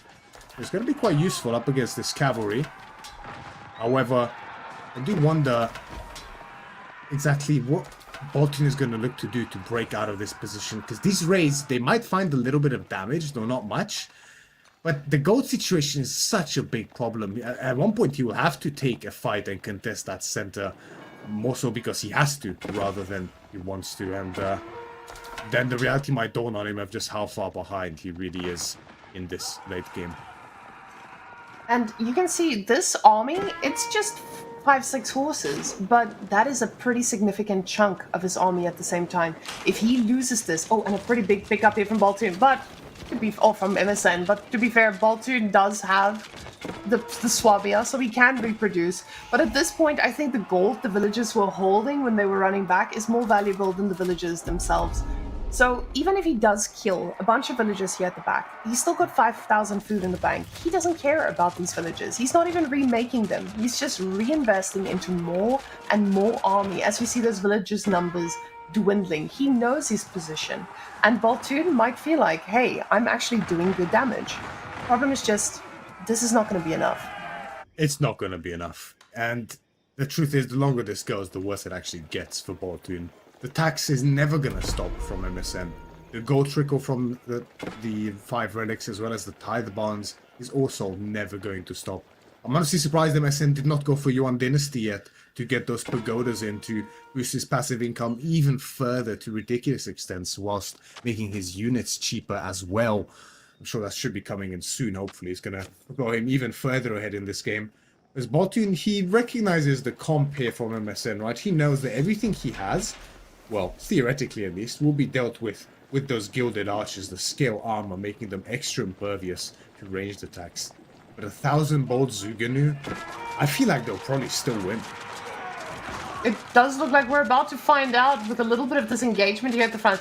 Honestly, Baltune trading a lot better than I expected here. The Juganu are doing amazing work, but the archers there from the back line and the crossbows doing their own set of damage. They've also got their university upgrades, so they are trading pretty effectively here.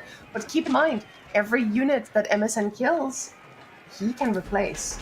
Baltune, on the other hand, this is an expensive fight, and he needs to be confident. He gets the bombard under fire there, and he will pick up, oh, unfortunately not one just yet, but the horses are firing through, and they are plowing through this army of MSN, this very immobile composition, struggling right now. The bombards are going to be next. Spearmen now finally making their way through, but this was an amazing fight by Baltune, and honestly, it was a necessary one, but now the spears make this a little bit harder. Finally, with the spears arriving, it does look like he will be pushed back. But honestly, amazing engagement here by Baltune, and he did the damage he needed. The problem is just, again, he cannot replace these so easily. MSN, he just queued up 35 more crossbows. Like it's a normal Tuesday. True. Yeah, that is the best fight Baltune could have possibly hoped for in this situation. And he has enough gold for biology still. Now it's coming in, but nothing else more. There is 0 gold left for Baltune in this game. And you can see he's still missing so much. He has no melee upgrades whatsoever to speak of. No double broadaxe, I mean, no specialized pick. Not that that matters anymore at this point. So, I mean, Baltune is purely reduced to archers and horsemen as his capable units of choice here. They'll be boosted by those university techs, but will they really be able to contest a bombard elite luxury army here from MSN? I don't really think so, and Baltune's gonna fight for it. He really wants to tire MSN out in this set. Of course, he still is firmly in the lead in this set, but I think the hope is really slipping this game, that's for sure. And you can see how Baltune is set on doing damage there at the back. He knows where the food villages are. I just don't think he knows exactly how much food he's got in the bank, because these don't mind going down. And again, MSN has replaced a few of those villages, but we'll see if he keeps making them, because it just keeps getting remaxed with army. When you have this many in the queue, they're going to be popping out almost instantly. That big fight at the front, though, bombards looking glorious as they fire onto the army. Villages are going to be next unless he decides the tower is more important, but we've seen how he feels about those villages too. Yeah, a few of these crossbows firing their way through. What should we do? I don't know. They're both the same, but the horses at the back killing a few vills. Again, this is all fluff. This is all distraction. Baltune trying to do some damage at the back, while at the front, MSN is just plowing away at everything. And now those bombards, they need to be protected though. Baltune again and again, just finding a way to do real damage to MSN. That little raid at the back, like I said, it's all fake, but it doesn't matter. He's still finding ways to keep MSN distracted. And now the villager numbers are going down significantly. Yeah, this is just such a classic play here from Baltune. You can see, as you touched on in earlier games, Marika, just the experience here for Baltune over MSN really showing in these extended, drawn-out games. Sending just most of his horsemen to loop around into the economy, distracting most of MSN's spearmen, baiting him to push forward like, oh, I just sent most of my horsemen to raid, I have nothing at home, come attack me. MSN does so with the bombards, with the ranged mass, and as soon as some of those horsemen die, they get remassed at home instantly, and suddenly he can clean up the entire forward army. So the bombards die from Baltune, from MSN, a lot of his ranged units also die from those horsemen, and Baltune again can challenge the center, and it's just going to be this cycle over and over again, until one of them breaks, and MSN's still firmly in the lead here, of course, but I feel like he just needs to really secure his base, get those stone walls up, maybe a keep or two on those granaries, just go for the kill. And MSN just not able to realize exactly how he can break through that. I just love the fact that he's finally gotten his food depleted, and that was a pretty massive bank that Baltune did take down. And with his only or mostly wood units, he's making it work. The problem is just, even the wood might be running a little bit low as the time goes on. And MSN is still at the front of that base. Now, getting a little bit of a siege movement speed here is going to make that those bombards don't get destroyed so easily. But Sacred Site victory approaching for Baltune. Not that I think this is going to be the win condition for him, but it is going to allow for a little bit of gold trickle that he can use to get an upgrade or two that he desperately needs. But now these archers, they need to move on back, because if these guys connect, this is, again, a massive, massive loss. He's spending every bit of resource he has to try and keep this army at max pop. And he's at max pop, but only barely. Mount Blue Academy finally getting put up now.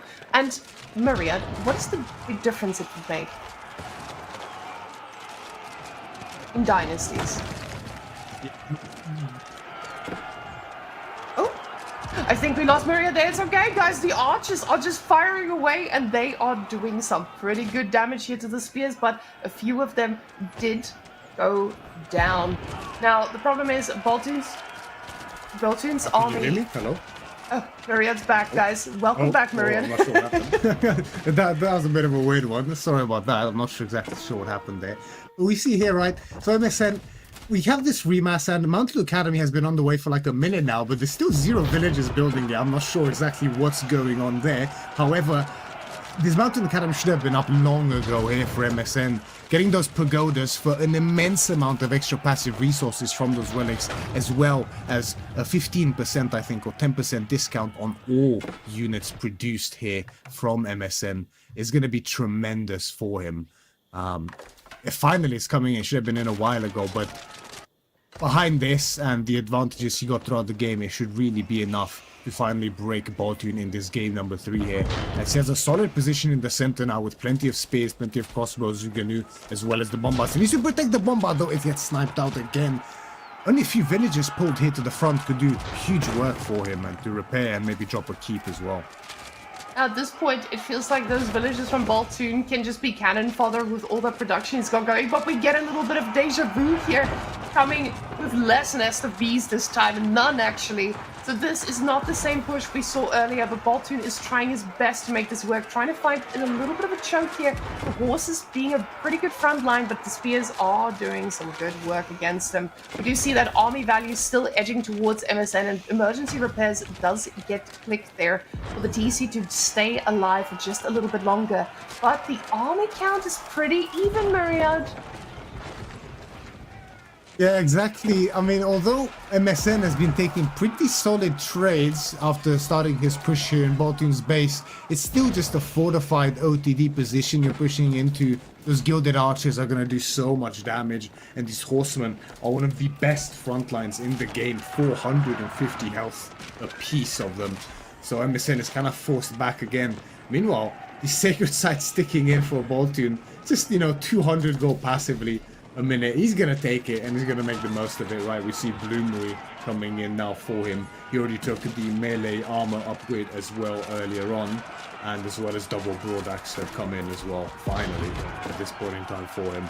He's pushing forward again, but I mean, Baltune is still so far away from what he needs to really start challenging MSN. He needs so much gold for his own culverins to start breaking this center here from MSN, who by now fully mined all the remaining gold on the map. Baltune, his next limiting factor is going to be that wood. And I wonder if this is something MSN will recognize soon, because if he can deny wood, then there's not much left for Baltune. And what I absolutely love about this is Baltune's middle name here is Resilience. He has just made plays happen. But the fact that the Sacred Site timers are still ticking tells me that MSN he's focused on that main TC. He wants to kill it. He wants to do damage. But there are Sacred Sites ticking, and he hasn't responded to them until now. And, even now, he hasn't. And Baltune, he didn't realize that this was probably going to be a win condition for him, but he's getting there. And now MSN is at a point where it just feels like nothing he can do right now is going to kill Baltune just yet. You see that army composition, still a ton of archers in queue. Horsemen now trying to make their way through, and we see that desperate stone wall trying to come on up. But Baltune securing that second Sacred Site too. This is going to get harder and harder for MSN to decap, and he had a lot of opportunities to decap here. He really did. For 8.5 minutes at this point almost, he was able to decap these sites, and they're now getting quite aggressively secured by Baltune. Please don't tell me there's no way Baltune in 2 minutes wins with Sacred Victory here in Marenka, right? Surely not. Baltune is the total representation of a zombie here. He has risen from the dead, and he might take the victory after all. It is pretty close, and MSN doesn't seem to be too focused on even going for those Sacred Sites. His eyes are set still on the middle of this map. Then you see that's where the majority of the army is. The palace guards are now rallied here too. And they will go down, but there are villagers also coming from Baltune here just to secure that wood. He knows he needs to get wood to keep making archers. And this feels like that game with just too many archers firing fire arrows at all your premium units that you cannot get past.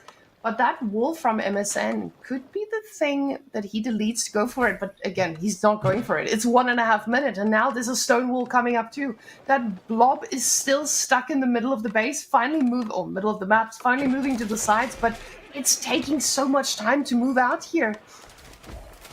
Yeah, and the fight the MSN took as well. So many of those palace guards engaging the horsemen, as well as the gilded archers from Baltune.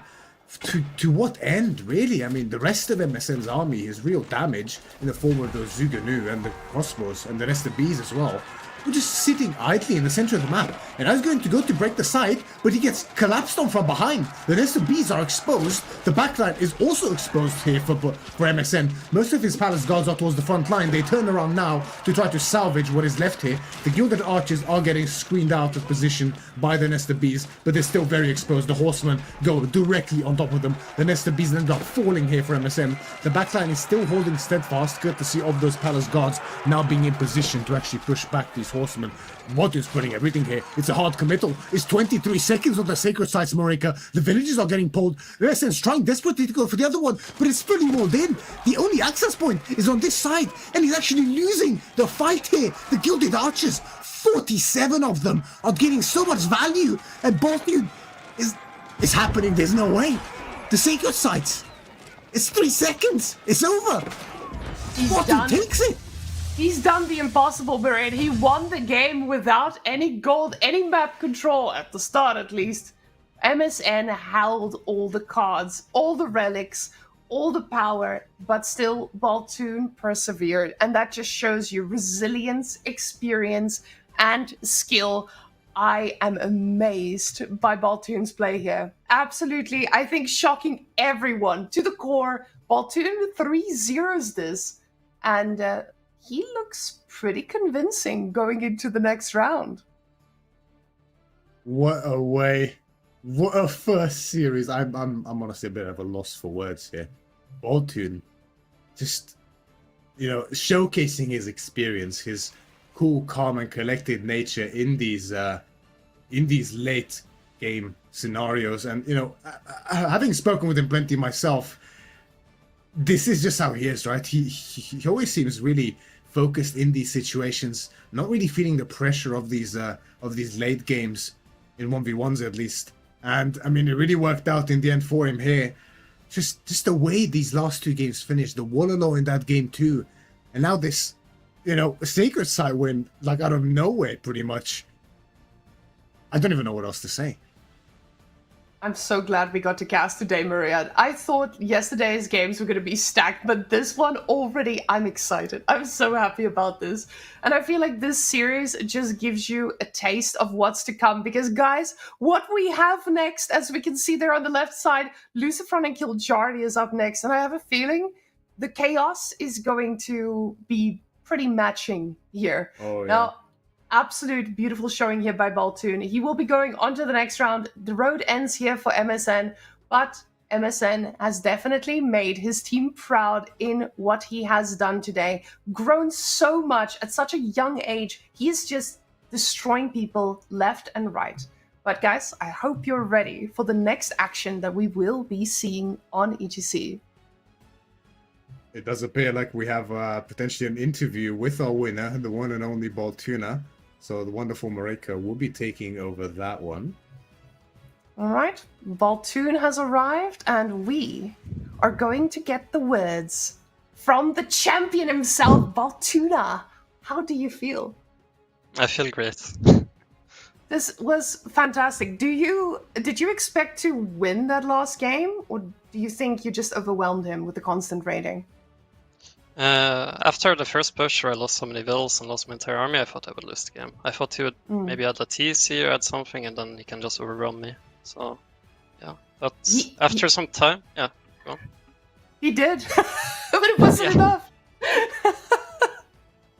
And Now, going out of this, do you feel like this was one of your best performances of this tournament, or do you think there's still more to come in your next series? I surprised myself against Kiljardi, so we'll see what happens later. But yeah, Vortex is a very tough opponent, so I'm not expecting too much. Yeah, now, from your perspective, you've been pretty decently placed in most of these S-tier tournaments going on out. What do you want for the rest of the year? Because we still have a few events coming, and yeah, what are we going to see from Baltune going on forward? We'll see. If I get into practicing and stuff more, then I might try and get a bit better than I am right now. Right now I'm just stagnant, I think. I'm just at the same level I've been a year ago. So, yeah. Oh, I used the word constant, but stagnant is also good. Now, what unit needs to be nerfed? I know Twitch chat's going to disagree with you, but what unit do you feel like needs to be nerfed?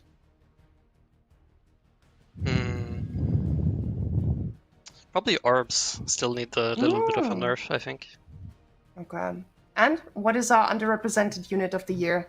What do we want to see more of? Or what needs a little bit of love before we get to see more of them? What do you hate making? I hate making spearmen. Okay. I could see why. Into the archer masses that we've been seeing from a lot of players, that clean archer composition, it's been doing so well against this heavy gold unit composition that we usually should counter them. So I can see the feeling behind it. But yeah, any last words from you, the champion of today so far? No. Okay. All right. Thank you, Baltune. Congratulations. And hope to see you tomorrow, or not tomorrow, next week on the winners interview yet again. See ya. I love the fact all the Scandinavians are men of few words, and I love it because the words they choose, they're effective. If we get to see Kiljardi on the stage, guys, you will see those effective words coming on through. He knows what to say, he knows when to say it, and they have the most impact. But we will be going on to a short break. And right after, we take a look at these brackets, because like Baltune said, Vortex is his next opponent. And man, a few words, but many actions. We'll see if Vortex can take down the Tuna. Wham and B the one after, and Beastie will be finding out a little later if his opponent's going to be Voldemar or Numadan. But first, Demu watching it closely as he needs to scout out his next opponent between Lucifron and Kiljardi coming up next.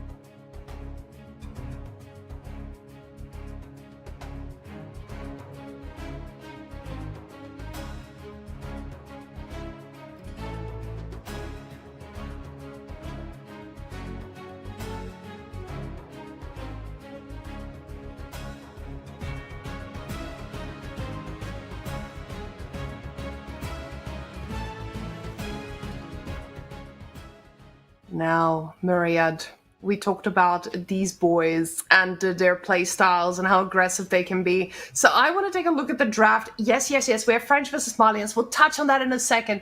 But KT banned from both. They are not taking any risks. They are not taking any risks, and then the classic handshake exchange. One, the higher seeded takes their has their pick of the litter, right? The litter being Rus or HRE, let's be realistic. And it is going to be Rus for Lucifron. Personally, I favor them a little bit as well, especially now. Whereas Kiljardi, on the other hand, takes HRE, one of his favorite picks for sure. So, as you'd expect, they're followed up by the little deviants where we're starting to see, right, as drafts go different ways. We see Kiljardi being denied House of Lancaster, whereas Lucifron is denied China on the other side. And then Kiljardi actually takes Mongols, Lucifron takes Japanese further on by then him being denied Lancaster, taking Ottomans instead, followed by JD and Jushi. Kiljardi is then left with Byzantines, Ayyubids, as well as Abbasid in turn. So the draft, pretty good for both players again. With the way these draft layouts are in EGC Masters Summer, you usually have some sort of adaptability, and it's tough to end up with a terrible draft, I would say, as long as you have some idea about what you're doing.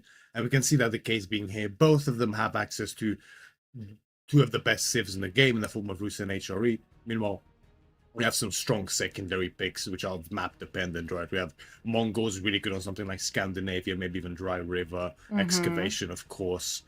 Byzantines is pretty good on a lot of maps, same with Ayyubids and Abbasid. Lucifron Japanese is also very versatile nowadays, same with Ottomans, and JD and Jushi, of course, needs no introduction. Well, you guys may have seen this on my face, but I was very confused there for a second as we had China missing. So we'll look at that in a moment, but guys, head to head, this does not look completely correct, as we do see that Lucifron... Oh my gosh, wait, no, that is correct. 16-0, Myriad. What? Lucifron is the king here. Yeah, it's a pretty decisive little all-time head-to-head here, right? I mean, here's the thing, right? Both of these players are really known for their relentless aggression, their relentless execution when it comes to these games. And Lucifron is a player that has shown to be the king of that time and time again throughout the years. Kiljardi, on the hand, is almost like a disciple, right? He's a lot like Lucifron in that regard, but never quite managed to get the same results. So, you know, as strange as it is to say, it's almost a meeting of styles here that are very, very similar, and one just happens to be more successful with it historically than the other. As to whether that's still the case, we will find out as we do load into game number 1 here in the knockout bracket for EGC Masters Summer. Lucifron in his signature and feared French pick in the color green, facing Kiljardi in the color orange, as the Malians, one of his good picks as well. And Gorge is quite a nice neutral map here to start us off on.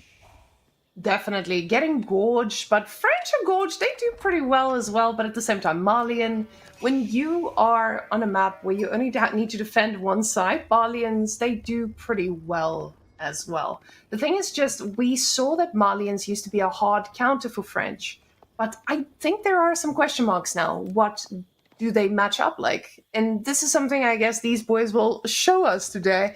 I want to point out, though, those head-to-head statistics, they are quite old, because Lucifron did take a bit of a break, and we saw the last time they faced off was in Beast of the Hill and the El Reynado qualifiers a long time ago, last year October, when these guys faced off against each other. So this is very, very different as far as the matchups go. Lucifron has been historically a top 4 player, but since his break, he's really struggled to hold on to that top 8 position sometimes. So failing to qualify for the LAN event just barely, and we'll see now if he does make it through here. This is not the same Lucifron that he faced off against a few months back. Now, of course, Lucifron, he came back swinging, and he is still decent, and people fear him completely. But Kiljardi, he's also not the same man from back then. He's definitely grown a lot since then. But oof, seeing all that sheep, that's not going to feel too nice for Mr. Lucifron. Yeah, quite a bit of a strange scouting pattern to start us off with on this map by Lucifron. I have to say, I've never seen anyone scout like this on this map before. Certainly a bit unique here, and so far hasn't favored him too much in the sheep department.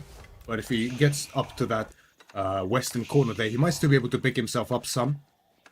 And as you mentioned, Lucifron's break definitely hindered him just a little bit, right? We have noticed, I mean, I wouldn't say a drop in performance from his past self. It could very well be the case, and this is most likely the case, that the competition has just improved. It just makes sense. This is always the case in these games, right? So just not playing as much means that he has obviously decreased slightly and stagnated, but is now, after being caught up to speed, finds that, of course, people have evolved as well while they kept playing in that entire time that he was away. So, as a result, it's going to take him a little bit while longer to maybe get up to the same speed he was at before. And, I mean, up against Kiljardi here, he's really going to be tested without a doubt in the way he favors most likely, which is that aggressive playstyle. As make no mistake, these games between these two promise to be incredibly explosive. I'm so excited to see that. And yeah, I think this is something that I was actually talking to a few players about, where they used to see Marine Lord, Beastie, Vortex, and Lucifron in the top 4 pretty consistently. Then Puppy Paw and Wham broke through. Then there was Anatand era, and so on. Now we have Louis dominating. They're at the top as well. There's constantly names being cycled in and out, and that just shows the increase in skill. But oh my goodness, he's going for a barracks, and it's pretty early. He wants to make sure that that first knight that hits does not hit anything. So that is going to be a pretty tough target for him to land, but we'll see what the follow-up is behind this. Now, Lucifron is already banking quite a bit of gold here, so I'm expecting to see it going the one way we do see it go pretty usually with the pro scouting. Ooh, there we go. It's been clicked. I do wonder here a little bit for Kiljardi, though. I think, you know, these early barracks, it's prudent, right? You're going to have the spears to defend against the knight and deny the pro scouts. Keep your vil safe if you want to finish building that pit mine, or build a secondary one earlier as well. However, French is going pro scouts, and you're not, or at least you're delaying yourself. And I feel like you're putting yourself in a bit of a dangerous position by giving away all these dare to Lucifron's French here. Because although the Malian army is no slouch in the feudal age at all, having access to less food against the Knight Civ, I think is a pretty scary position to be in. So Kiljardi, if he does skip the Pro Scouts entirely, which seems to be the case, although he hasn't queued up any other economic upgrades, that's something he's going to have to be very careful about here in this game. Him producing this many spears definitely puts him in a position where all that wood that he would have spent on getting the mill, getting the upgrade, it has been delayed significantly. And we can see he is just trying to get that second bit mine, but that villager might pay the price. The spearman is standing there at the ready to do some damage, but he does the damage and the villager goes down. That is a massive pickup for Lucifron already. Keeping in mind, this is Malians, they do have passive income eventually, but losing a Vil this early feels pretty tough. Now with the archery range follow-up, that's just going to mean that these spears are not going to be able to shut down the pro scouts that easily. This one knight is now keeping 4 donzos occupied, which is just going to again mean that he is able to go pick up every bit of resource that he wants. In Kiljardi, he's got 500 gold in the bank, and he doesn't have a plan with it just yet. Yes, I've got to say, this just looks a little bit confused here by Kiljardi. I mean, there's no wheelbarrow, there's no horticulture, there's no specialized pick, no double broadaxe, no pro scouts. So much gold not being utilized here for Kiljardi. We do have a double mill. Okay, now we see double upgrades queued up at the same time. Maybe just a little bit of distraction here for Kiljardi, being focused on dealing with that knight, making sure he gets this pit mine up nice and early. I do like the choice of going for this second big pit mine super early here. You know, trying to leverage the space that he has because of Lucifron's pro scouts. That is going to delay his knights and his archers to get this up and running and not need to worry about it later. But, you know, the delay on the upgrades is still something that will be felt somewhat. But Kiljardi is playing the tried and true here, just very classic Malians. The javelins with the Donzo is going to make for a really difficult army to break, even for the French here in this feudal age. So as long as the micro is on point, think Kiljardi should be able to cope just fine if he keeps at least his deer safe. And the thing is, luckily for him, those deer are on the same side, so there's a better chance at doing so. Now, what I absolutely love to see is the fact that Lucifron, he's active, even though he's pro-scouting. He's constantly forcing Kiljardi to react in his base and not be able to move out. Now, the pro-scouts, they do take a while to pay off, and the while should be kicking in, I would say, around a minute and a half from now, when the production just cannot be matched by Malians for now. Because Malians, they are not just investing in units, they're also investing in cows. As we can now see, those cows are being produced. The upgrades, like I said, a little bit delayed, possibly just because he was completely overwhelmed by the amount of actions from that one night and just trying to get that pit mine up. Now, the cows are being eaten at the moment, so the passive income has not started ticking just yet. Beautiful reaction here by Kiljardi. Very, very quick. Yeah, Dodo's in position, but they're slightly behind the villagers. Charge comes through again, but Kiljardi will once again react just in time. But the villager got abandoned by the Donzo, so is now found by the knight. Sneaky little pickup here by Lucifron. Takes down another villager. And, you know, 1, 2, maybe 3 villagers, you don't mind losing as Mali so much in this matchup initially. Like, it's not great, but it's not horrible either. You can manage, you have the cows, you have the pit mines, you have the good, solid composition that you can defend with. But they start mounting up pretty quickly, and the more of them you lose, the worse it gets, especially because of French's faster villager production speed. You can see, although Lucifron only killed 2, he's actually ahead by 7 already at this point in time. As we mentioned, the spawn is so nice here for Kiljardi. He has pretty much all of his food towards that right side of the map, where his big gold vein is as well. So as long as he just defends his position, keeps his deer safe, keeps his gold safe, he should be able to contest that Pro Scouts mass from Lucifron. He just has to be so careful with getting stretched thin on these fronts. Now, this is a pretty heavy mass that you need to move around constantly, but they just don't have that mobility. And when you're up against 5 and soon to be 6 knights as they're making their way forward, it's not something you directly want to engage into. But at the same time, those knights, they run pretty fast, and they're going to be able to get into your wood line if you aren't careful. One knight splits off from the rest, I would say, but no, the man knows his value. He does not need to die alone. But Lucifron, being ahead in villages, he's probably happy with that, with the damage he's done, picked up 2, but he's looking for more. He wants to get the deer on that side as well, as we see that big mass just moving around. And Kiljardi, he's pulling his units backwards because he knows exactly what can happen when the knights eventually engage into him. Yes, and Lucifron, I think he's perfectly content just getting the Kiljardi deer for now, those far away ones, the secondary deer pack, and after that, you might look to... Oh, but we're seeing the Lucifron special. I remember this. He's done this before. It's this semi-investment into units in Feudal Age with the archers, with the knights, just keeping pressure on Kiljardi, force him to keep investing and unsure of how many units he's making in. And then once that deer is in, survival techniques is in, he's got most of his upgrades, he's going to go for this tech up and look to surprise Kiljardi imminently with it. And this forces Kiljardi into a sticky position, because if he doesn't invest adequately enough, he will get overrun by the tech advantage. But if he over-invests into units, then eventually, you know, he's going to be forced to stay too long in the Feudal Age, and the same thing will happen, but later down the line if he doesn't take a good enough engagement. So it's a really scary position to be in like this, being an age down behind. 2 workers have gone down. Lucifron moves into the gold mine once again to try to pick off another, but manages only idle time instead. It's Kiljardi. He's trying to decide, we can see, right? I mean, there's no more units in production. Steeled Arrow is on the way. Undermesh is still out for him. Same with Lucifron, actually. No Steeled Arrow or Undermesh. So he's fine for now, in theory. Now, he's fine, but Kiljardi is also in a position where once he ages up, that economy is going to explode. So honestly, Kiljardi is probably pretty happy with this position, I say, before the night raid will hit. Now, these knights, they are going to take quite a punch before actually going down, especially because the army was forced to move out of the base.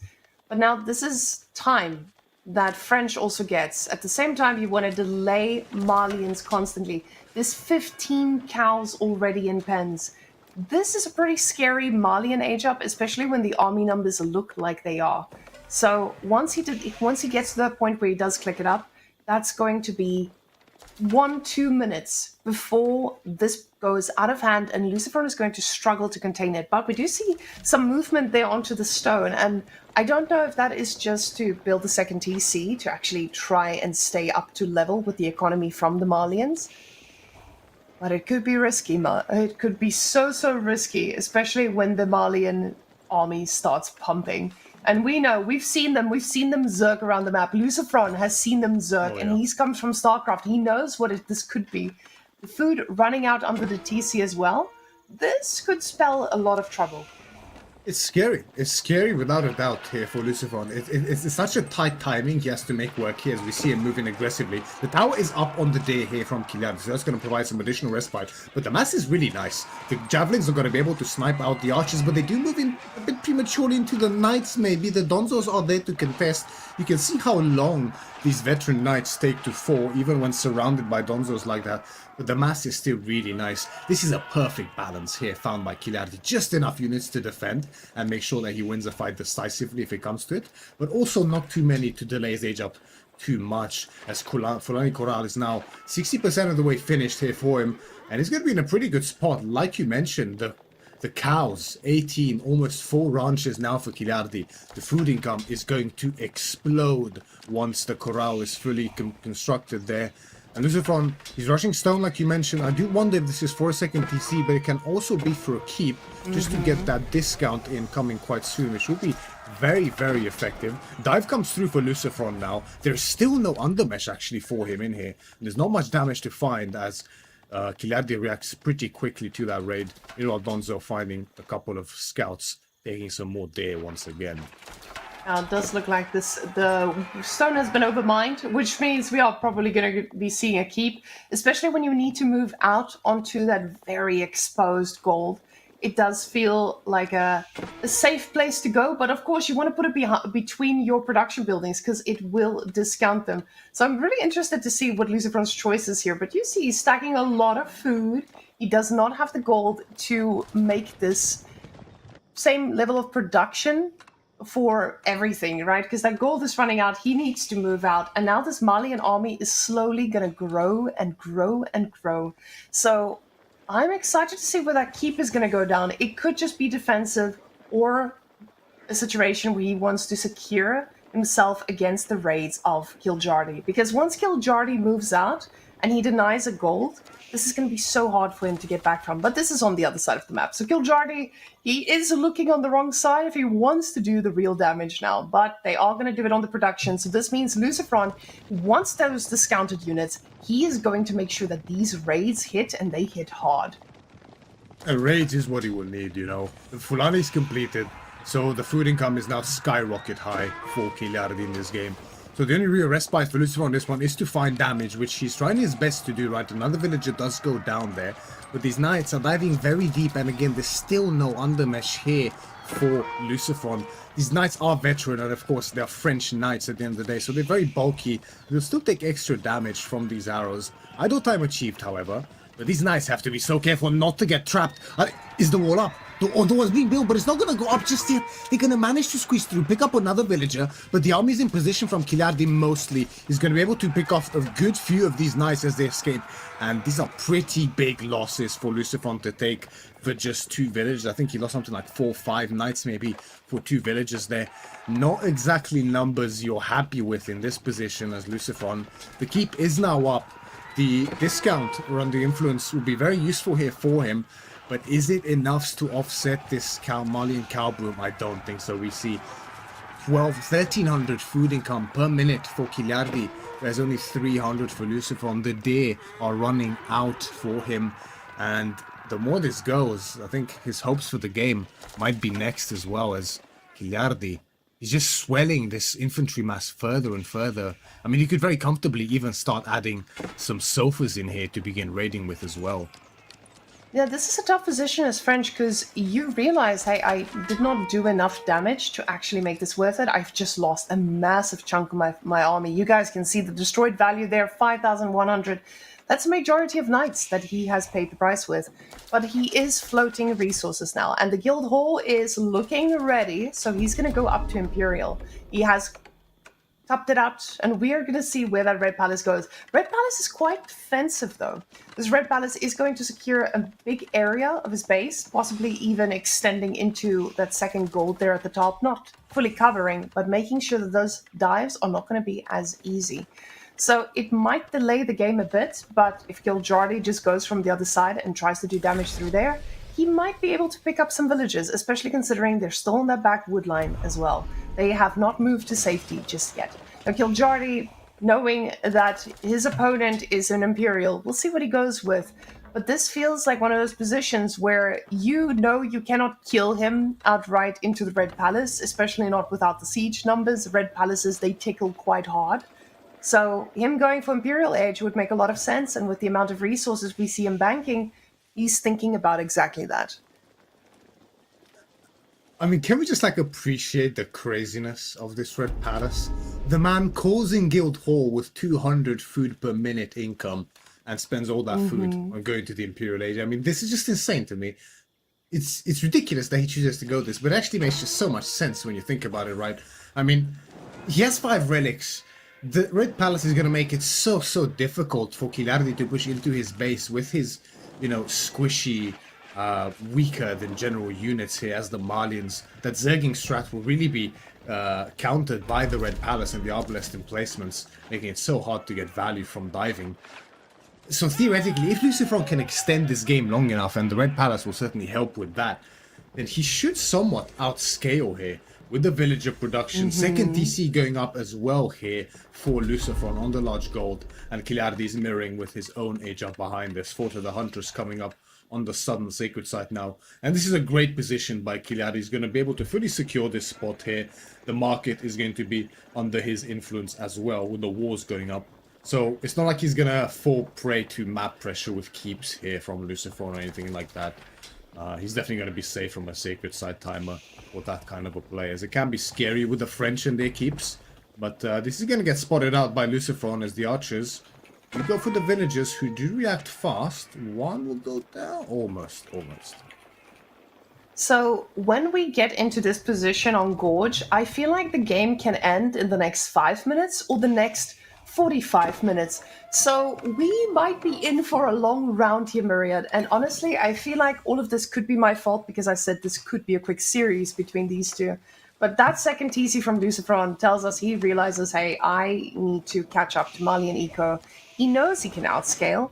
But in the late game, my big question is, does that food eco that's coming naturally without the investment of villages just not make up for it? But at the same time, you also have keeps with production buildings around. So of course, they do have that discount already. So in essence, I feel like they could cancel each other out pretty well, right?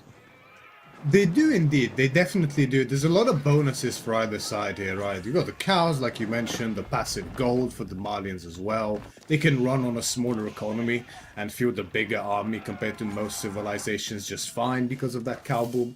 For French, of course, you have the influence as well as the guild hall, which will somewhat offset the passive golds problem from the Malians especially, where they can outlast you in terms of gold. Well, the guild hall will prevent that, so we see... This is the classic, right? We have the one-time guild hall for the food to get the imp, then you get another food which will come in at about 2,000, 3,000 when you're about halfway done with your farm transition, so that will tide you over even better. And then you can essentially set it to gold and forget about it for minutes until suddenly you have upwards of 5,000 gold to come in, which can often actually just decide the game outright at that point in time later down the line. Kiljardi, however, his food income is definitely still favored for now. He has his imp. I feel like he should start to recognize what Lucifron is doing here. It's a very un-Lucifron thing to do, to play for this scaling game. But I think it makes complete sense in this matchup, in this game state in particular, with those 4 relics, with the way Lucifron decided to play it. This is quite optimal. We see a third town center now going up for him as well, so he's fully online to scale. So Kiljardi, I think he does need to stop pressuring this a little bit. Lucifron's getting away with a bit more than he should be compared to the army that he's fielding, right? We need to get some of those bombards in, maybe some of those trebuchets in if you want to deal with the Red Palace, and you can really start contesting some of this map control. It's such a tough spot because Kiljardi knows the ability of Lucifron. If he moves out, Lucifron's going to attack him, and he feels this constantly. Lucifron is in his base the whole time. Now a horseman switch, also making this a lot harder for him. And Kiljardi is doing something Malians doesn't usually do. He's playing defensively because of his respect and knowledge that Lucifron is just an absolute aggressive menace on this map. And you can see those knights, they're still looking for a way in. Massive chunk of the army, oh, actually, the full army chasing after them. Now with the horses being able to sneak in on the other side, they are going to be able to see at least what the situation is with the economy here. But we are set up in a very defensive position. Neither of these players seem like they can break through the other one. And with the upgrades coming in now, this is the Arbitriers. They are going to be quite nice as another part of this composition, but I'm waiting for the siege here because we need to break through people, and right now there are no breaking through anyone. With Malians also getting their sofa upgrade, it's going to make it quite nice for raids, but the problem is you're raiding French, and French, they have that palace just protecting everything they need to protect. So it is going to be quite hard, and the TC's also firing back. Pretty disgusting. It's so potent, isn't it? I mean, you go for these raids that you know where the economy is, you know where to direct your damage, but there's a TC there, or there's a keep there, right? The amount of value you can extract from that raid is diminished so severely because you essentially need almost double the units you would need to get the same amount of damage, specifically because of how fast they will die to those arbalest emplacements. It really makes it disheartening to raid French in these situations, and it's such a potent strength for French to have, making them a really strong late-game civilization courtesy of this defensive bonus. And however, Kiljardi is starting to recognize that, right, and knows the pressure that's being exerted on him with this stalling game that Lucifron is playing for. So he just needs some siege, right? He just needs a bit of siege before this Arbalestrie EMS gets way too out of hand, because I mean, Baltune mentioned it earlier, that unit is just incredible in the ultra late game. The attack speed from stirrups, the extra armor from the extra melee armor from the other upgrade as well. I forget the name of. Royal Bloodlines coming in as well behind this, but also the Pavis making them virtually impervious to range damage. Is there a better all-around unit than the Arbalestrie? Of course not. And the fact that Baltune said it in this interview, in the next game we're going to be seeing that level of power coming in. It was decided by the gods, Myriad. This was fated before any of us. And Kiljardi is just making more Donzos, but the problem is Donzos are not going to do too well against these. We can see with the Pavis, right? When they activate it, they just have more armor. It's going to be so hard to take them down. The thing that Kiljardi does have is invisibility on his units. So we'll see if he's going to be able to utilize this to surprise. But the thing is, both of these civilizations is being so defensive right now. In their bases, at least. They are not going to be faced off against any of that. There's no surprise attacks coming on in. The horseman raids, they're coming in, and quickly they're going to be leaving. The problem is, Lucifron's going to be able to build up a massive, massive bank behind this once he reaches max pop. And Kiljardi is constantly spending. It feels like the units that Kiljardi is making is just going to put him back so much more. The Sofa's doing a little bit of damage here to the economy, but when you have about this many TCs, you don't mind replacing a few of those. Yeah, this is just such a well, I want to say unique, but we have seen this before. Namely, I think Mister is the one who really started making this play iconic with the French. Just this imp-based scaling game with the keeps, with the town centers, playing a really slow, methodical game here as the French. It's a very unique playstyle for them. It kind of goes against how most people expect French to be played. It's the complete opposite, essentially. But you can see just how effective this can be. Just look at the upgrades for Lucifron. The last one is now queued up and about to finish. It's beautiful seeing all the green there as all the upgrades are in. It's quite nice, actually. But I have to say, I'm surprised by Kiljardi's lack of aggression in this game. It's very uncharacteristic of him.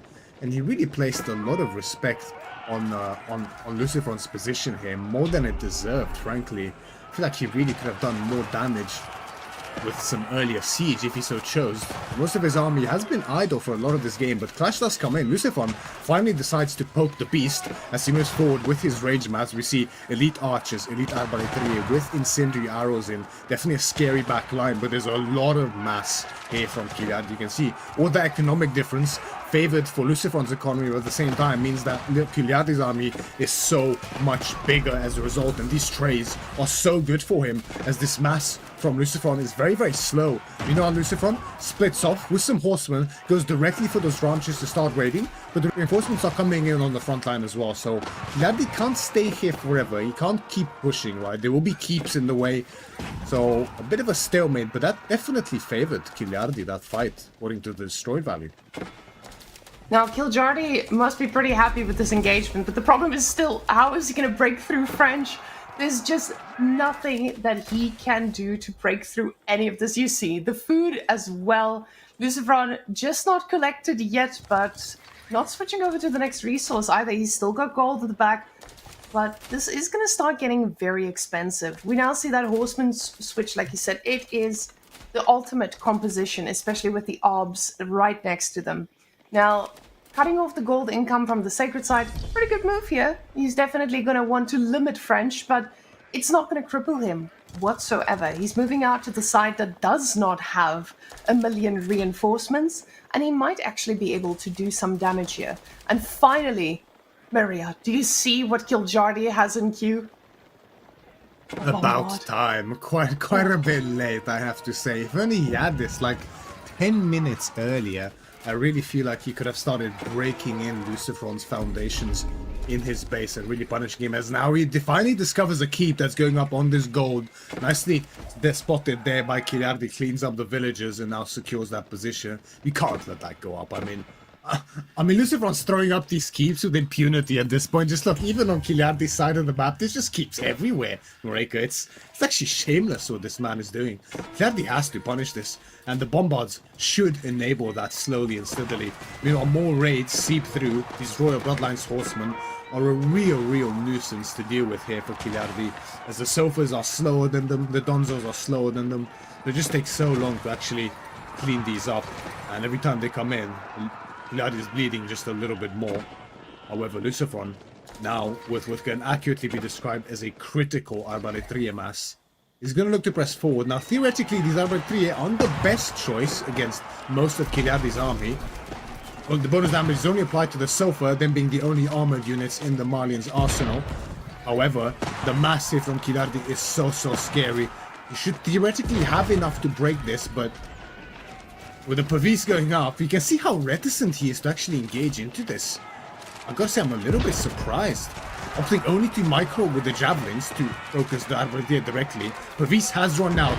Lucifron broke the ranks and Pavis is finished now, so Kiljardi jumps at the chance, goes in directly. The army moves into position and looks to swarm over this Arbaletier mass. And there's just so many units here from Kiljardi. The income behind this is not looking very healthy. I gotta say, the bank difference is quite astoundingly in favor of Lucifron right now. So Kiljardi needs a lot more bombards to start pressing forward and really breaking Lucifron, taking advantage of his superior army mass here.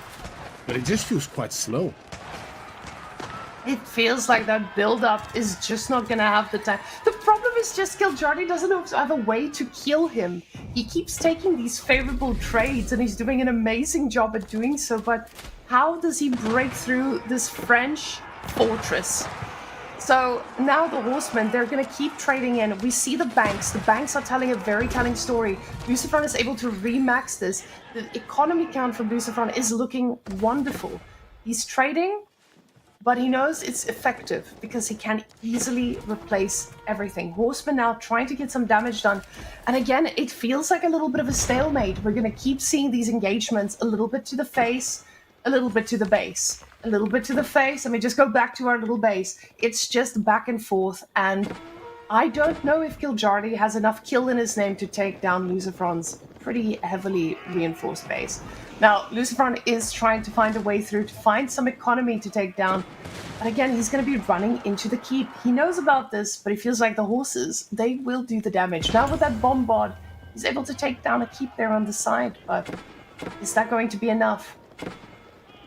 Is that going to be enough? That is the question, right? I mean, Kiljardi has been sitting on this massive, oppressive army for so long, but is yet to find real, discernible value with it outside of taking some good fights, which is to be expected with such an army, right? That's like the bare minimum, really. But surprisingly, Lucifron still hasn't called in the guild hall here. There's so much food in the bank. He must have forgotten about it at this point. Like, there's no way. I mean, there's 3.5k food income per minute from those farms. Surely at this point, I mean, there's just no... You just don't need that food anymore. So he must have forgotten it. It's kind of useless anymore at this point. We'd love to have it on gold instead, but it doesn't seem to mind too much with the gold bank he already has, and other raids seeping through as well. Once again here from Lucifron, more and more damage being found. Kiljardi never went for that second DC, never went for that trade, and he's still playing this mass composition of just essentially every unit type he can make almost, but just can't seem to really break through with it. Now, with all of these units running around, he is definitely got to this attention divided. But the problem with the Malian's base is the Malian's base is not made of red palace, and unfortunately there are no emplacements that will fend off any army running towards him. You see, with the amount of units streaming towards his base, every single time something gets killed, it will get replaced. Those cows right now, they're just standing outside their pens, and if a mango shot hits them, those things are, never mind, no mango shot needed. This, everything else as well. And even with the superior army numbers, this is such a tough army to beat. They are just looking for blood. Now, he is under the DC, and it could spell some trouble because he's about to get sandwiched. This is going to be a surround. The mangonels need to be careful. They're trying to get a pretty good hit there. There is a little bit of a corner that everyone is backed into, so this does mean he could potentially get a good shot off. Focus on the back, but it does look like this round will be enough to clean up this army. The thing is, the Lucifron is able to remax this pretty quickly. And Kiljardi doing the same, but he did take a bit more damage in the end. Oh my goodness, look at that destroyed value, Myriad. He has obliterated things, but it's not enough. Obliteration is the word, for sure. And the question is it enough, right? I mean, the bank from Lucifron is ridiculous, isn't it? Over 10,000 resources in the bank here for him, so he can so comfortably remass. He's already at 200 out of 200 again after taking, honestly, one of the most one-sided fights I've seen in a long time because of that flank from Kiljardi. That's the thing, it's so hard to take good fights up against Malians like this because of that army mass. He has double Lucifron's army mass, essentially, here. But not that ahead in army value, courtesy of those Malian units. And, you know, I mean, the thing is, like, this can keep going for so long. Both of the economies are so strong here for either side. Lucifron, we did see him now, just that elite knight upgrade is finishing up. I think what Lucifron has in mind here, and it looks like he did call in that guild hall, I'm pretty sure. So, I think the idea here is just force another fight like this and remass completely into knights potentially and look to break it that way. But is that gonna work realistically? I mean, there's 60 Donzos on the field. Musafadi gunners behind this as well. I don't know if it will. Now, this army feels pretty scary to be up against, but that is a pretty good bombard to have. The problem is good bombards die to good horseman raids, and those horsemen are looking like they're ready to fight. Opetiers pulling back now. The sofas are barely going to be touching anything. Mangonels plowing through this army. And the horseman numbers, they are not going to be forever as the switch is coming back in. We have enough gold in the bank. We have enough food in the bank, and the night switch will be coming on out. Now, this is going to mean that these units are going to need to fire a little bit harder to actually take down this army. Mangonels doing great work, but firing in the wrong direction right now. They need to be focused on these clumps of units, and they find the focus. Kiljardi is down to 160 supply, and we see only Donzos in the queue. This might be the alarm of being overwhelmed. Yeah, I think it is the case. Just the mangonels with the upgrade from the Siege Workshop. I forget the name of it, just slips my mind right now. Special Megan upgrade. The damage ends up being severely high for them in the end here. So it makes it so hard for Kiljardi to take these fights without the bombards necessary to destroy them. And it's not like he can dive them effectively, those crossbows. Yeah, holding in position on top of them. Another massive knight switch for Lucifron could be enough to break Kiljardi in this game number 1. As you can see how much Kiljardi is struggling to remass behind this. The raids from Lucifron, the lack of a secondary economic output, no second TC, no trade, means it's so hard for him to remass. Lucifron has a guild hall ticking with gold behind this, growing ever steadily, now setting up trade as well. Lucifron's experience in this late game really starting to shine through here, and I think Kiljardi is quite severely on the back foot now. Kiljardi realizes that this late game, trying to match the late game of the French, might not have been the best call, because now your opponent has just this premium army, all of a sudden, of knights instead of horses. Now those Donzas are still going to do well, but they're not going to do as well as they did before. We do see the armies doing a little bit of a switch around one another, so I don't know if he's going to be pulling back and trying to match this army, but it looks like they are about to go head-to-head. I was wondering if he would try to respond to this or just try to go for a flank himself, but the problem is, again, you're up against a base that can defend itself, and you are barely going to be touching it. The knights now connecting almost into the Donzos, but they do pull back so they don't get impaled. Apotheoz doing so much work. Mangonel's at the backline, ready to support, and he's just trying to pull back into this keep to try and get that little bit of advantage that he has on the defense. Yes, the massive mangonels is critical from Lucifron, and Kiljardi knows he needs so many Donzos to deal with these knights, but the Donzos will die not only to the Arbaletier, but this 6 mangonel mass from Lucifron. The damage is absolutely massive as the boulders roll in from the top rope, as one would say, onto the sacred side fight here. There's a dive through coming in by Kiljardi onto the mangonels. 2 of them fall quickly to the Donzos. The remass is coming through from either side. We can see the economic difference is astounding at this point in time. It's just too much. It's too much for Kiljardi to take anymore in this game. Nitrates behind this elite bloodline, nitrates seeping in behind this onto the ranches, which did not get replaced. So the food income is suffering for Kiljardi now as well. Keep going up behind this for Lucifron onto this gold, stone and sacred side position. Keep at the front is proving useless in the face of these knights as these villagers are forgotten and abandoned here. Kiljardi unable to even keep up at this point in time. But what's there to keep up with anymore, really, as it's just too little, too late at this point in time for Kiljardi. It's just looking dire, and I don't think he's got much muscle left in this game. You see the difference between these two rally points is that Lucifron is able to rally his units straight towards the base of Kiljardi, while Kiljardi was just trying to hold on to that position. Kiljardi has 3,000 stone in the bank, though. I'm not sure what his plan is with those bad boys, but Lucifron now finally adding in some trade to match that food economy. He says, if I'm going to be keeping the knight mass active, I'm going to need a lot of this. So now those mangonels not going to be doing too well against the keep. So we can see that the torches have been chosen, and that keep will not be long for this world. Forward to try and protect, but not going to be enough to stop this knight mass. The Donzos, though, they have something to say about this. The knights moving to the side, they're just going to ensure that they can get flanking a little bit here. Mangonel's getting a beautiful shot on the front line. Donzos keep still alive. Sofa's trying to make magic happen here on top of the Mangonels, but they are just not meeting its mark because there's not enough of them. They're all dead. They're all dead. Like you said, magic is what's needed in this game for Kiljardi, but magic is not present in AoE4. This is a historical game, and the history of this game is one of devastation here for Kiljardi in game number 1. Has too much. There's just too much coming his way. These cheaper elite units from Lucifron are just so much to contend with, and GG is called after a big fighting effort here from Kiljardi in game number 1. It took a while for him to crack, but crack he did in the end. GG gets called, and Lucifron takes game number 1. Now, I have a question. That dotted line on the economy count, is that the cow boom showing its power as well? Because that is an amazing line to see. Because you can see He was slightly ahead there for a bit.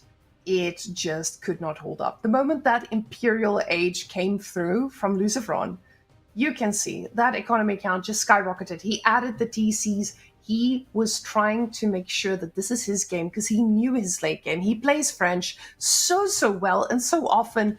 So amazing showing here by him. With those 4 relics, he made this look pretty good, I would say. Lucifron looking like he's coming in here convincingly.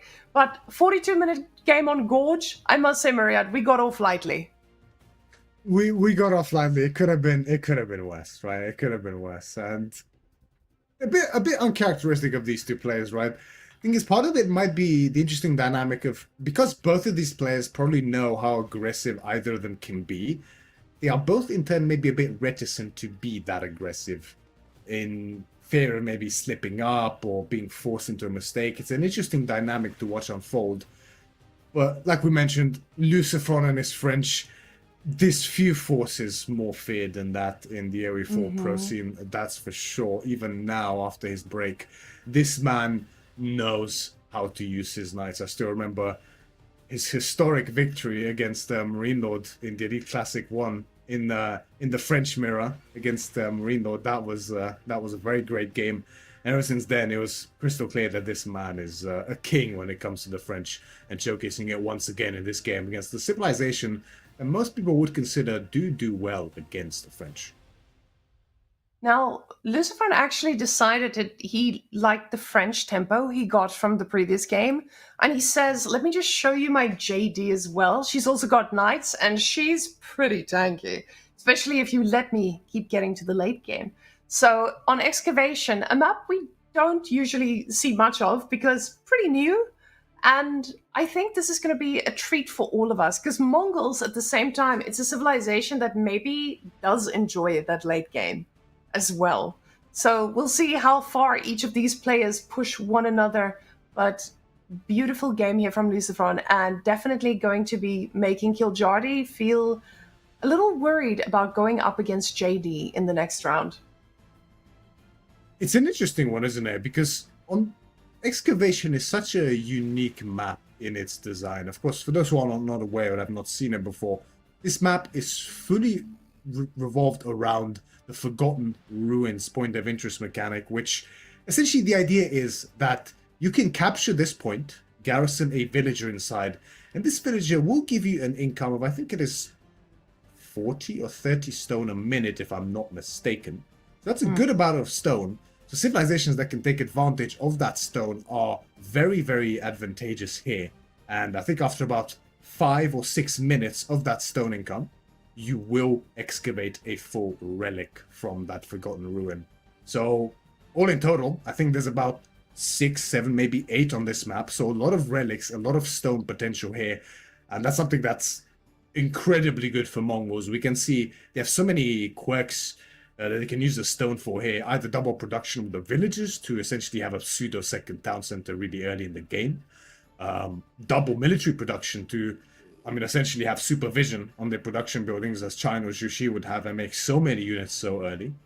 Whereas JD, on the other hand, doesn't really use that stone effectively. But JD, like French, is one of those civs where, although they might not be the best for their map, they can be really punishing to face.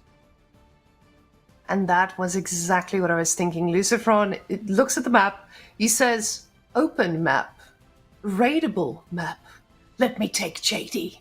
And that's what I think with Excavation you're also facing. You are in a position where you will get raided, where JD can secure corners, where she can secure areas quite easily if you don't get ahead. And Mongols hasn't been one of the civilizations that does too well when they don't just get to play their game. And when I say their game, I mean we usually see the tower rushing, etc., etc. But in this scenario, is he going to be able to do that, knowing he's playing against Lucifron, who historically, as you like to say, he's done pretty well against KJ here. So Kiljardi, he's up against Lucifron, not just in the matchup, which Mongols should be okay in, early game at least, but he's also against himself, because now this is more than just a game. This is a mind game too, and he just felt the wrath of French. So the sister sibling or the sister civilization is not going to be any easier. Now, guys, we're ready to hop on in. So, are you ready for Mongol versus JD? Oh, I'm Now, ready. if this was anyone else, I would say Mongols would have a pretty good shot. But Lucifron on JD, he responds, and you can see that gold placement already. Oh, and we don't see anything on that Uwu just yet. But we do see the gold placement at the back, and he's responding, Myriad. He's responding before he even needs to. Yeah, that is Lucifron. This is quite preemptive here from Lucifron, isn't it? I mean, he's taking no risks apparently. I'm a bit surprised by his own. I'm not going to say I'm surprised by his own lack of barracks, but I think that would be a pretty bold choice up against the Mongols, especially on this map. So he's just gonna, he's just gonna not finish the tower in case he needs it, and if he does not, he can just cancel it later on and it's fine. It also gets himself a little bit of extra experience from JD that way, right? Just in case he needs that tower later on. Kiljardi, however, he has a nice, I was going to say nice little spawn, but I don't think it's the best. He does have the wood line alongside that Uvu, but I think the Uvu is just out of range for that TC. So I think double villager production, yeah, it's not in range. So double villager production will not be an option here for him, but that might mean that he can scale better into the military side instead here for him, as his gold is pretty nice and safe all the way at the back. And this space here from Kiljardi, he's likely going to move over to the Lucifron side of the map, see how he can poke the gold. Then he's going to discover the tower and maybe start moving towards the points of interest. But actually, no. He's going to go for the points of interest straight away instead. I'm actually quite surprised to see this as well. But this is something that Kiljardi would do. He's a little bit wild. I mean, the map is a little bit wild too. So for us to watch this game, and I'm sure Twitch chat, YouTube chat, you guys are probably watching this and you're like, I don't really know this map that well. So these guys standing on top here, going for that point of interest, he just wants to make sure he secures this. So this is not the usual barracks opening you see into tower rushing. Well, Lucifron was ready for that. And I think, honestly, a very modest choice, or a very positive choice that he made here, already preparing for the follow-up as well. Because what Mongols does after this is not just the tower rush, they can also go into the Mangadai, which makes this so annoying to handle. So he's already set himself up for not having to deal with that by getting a tower on his gold.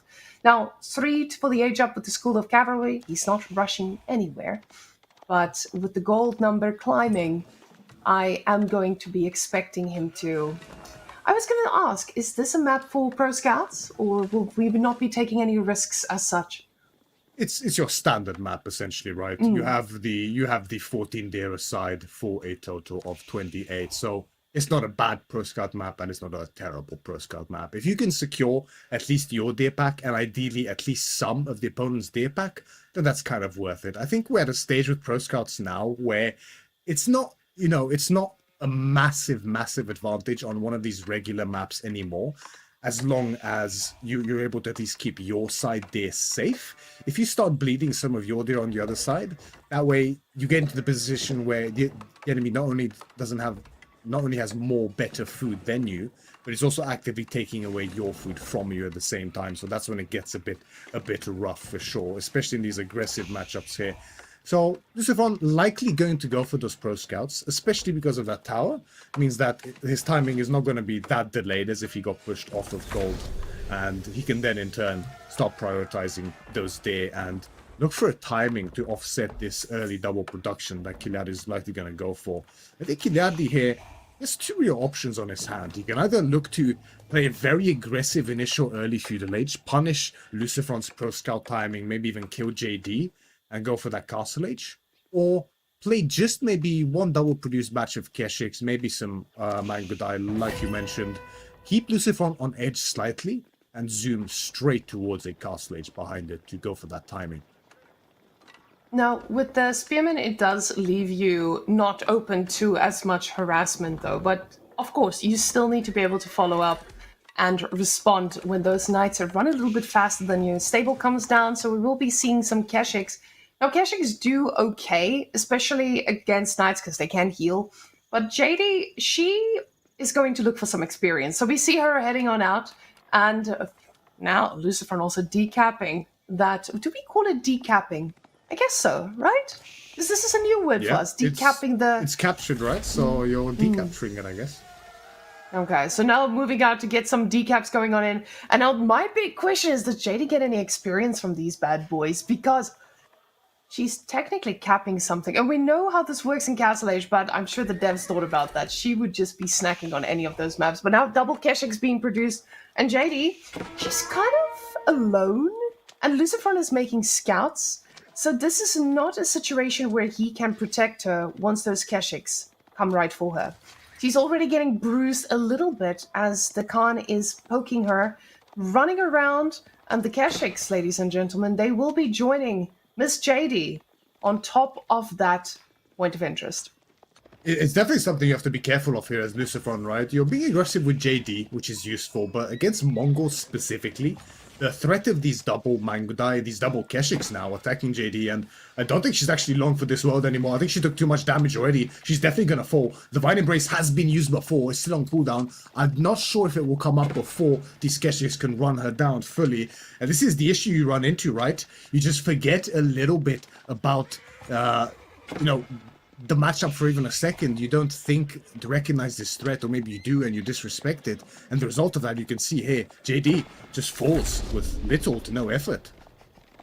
And that's a pretty massive loss here, because now he's gotten Wheelbarrow, and JD is going to be a little bit expensive to replace, especially at this point, with now Kiljardi having another spear, adding Moors. Oh my goodness, guys, I've lost it. When JD died, my brain went along with her.